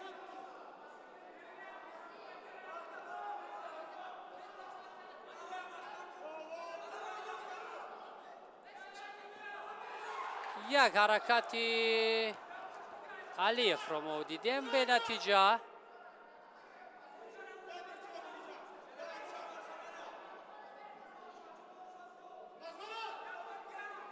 аслан дар ин вазн ки инҳо оянда ҳунарашонро дар мусобиқаҳои сатҳи ҷаҳонӣ нишон медиҳанд, байналмилалӣ нишон медиҳанд. Бояд хубтару беҳтар ҳунарнамоӣ кунанд.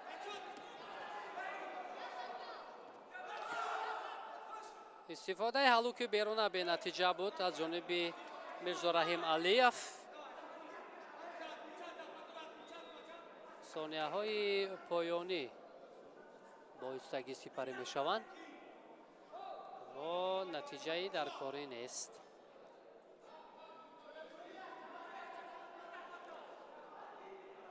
хеле муҳим аст. баҳси рақами 1 дар майдон ҳунарнамоӣ кардан, нерӯсанҷиро шурӯъ кардан ва ин имкон медиҳад ки барои муваффақият талошҳо бештар шаванд. аммо чун мушоҳида мешавад, равиши нерӯсанҷии ҳарду ин паҳлавонон қариб ки якранг аст. ва зидди ҳамла инҷо наздик ба имтиёзи Юко буд. Фазлиддин Садриддинзода як фишор ҳам овард барои гирифтани имтиёз, хеле наздик буд, аммо муваффақ нашуд.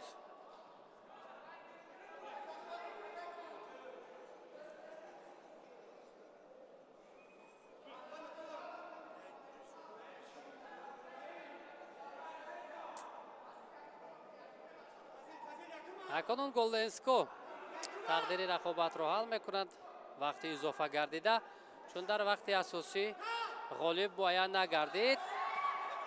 бори дигар аз ҳалуки беруна ва фишор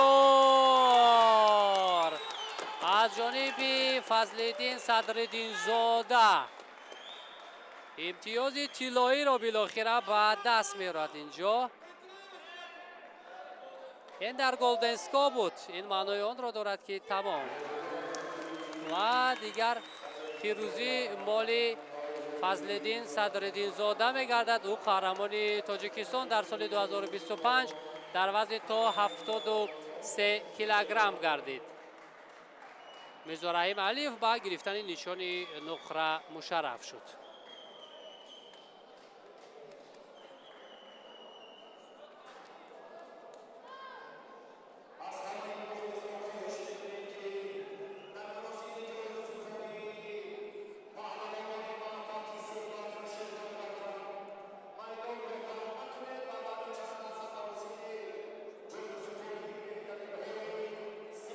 ҳолатро бори дигар мебинем ки чӣ гуна фишорҳоро бештар мекунад.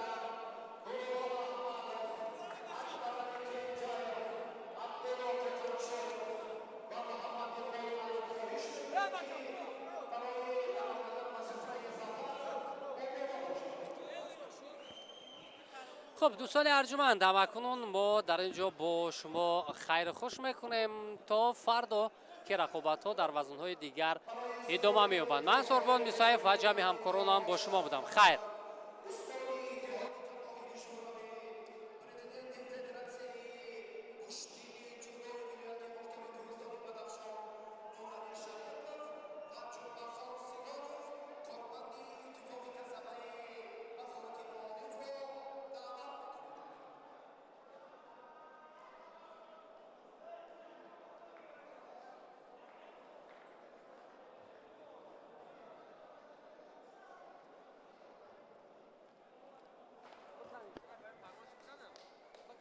فرمایش بزنم.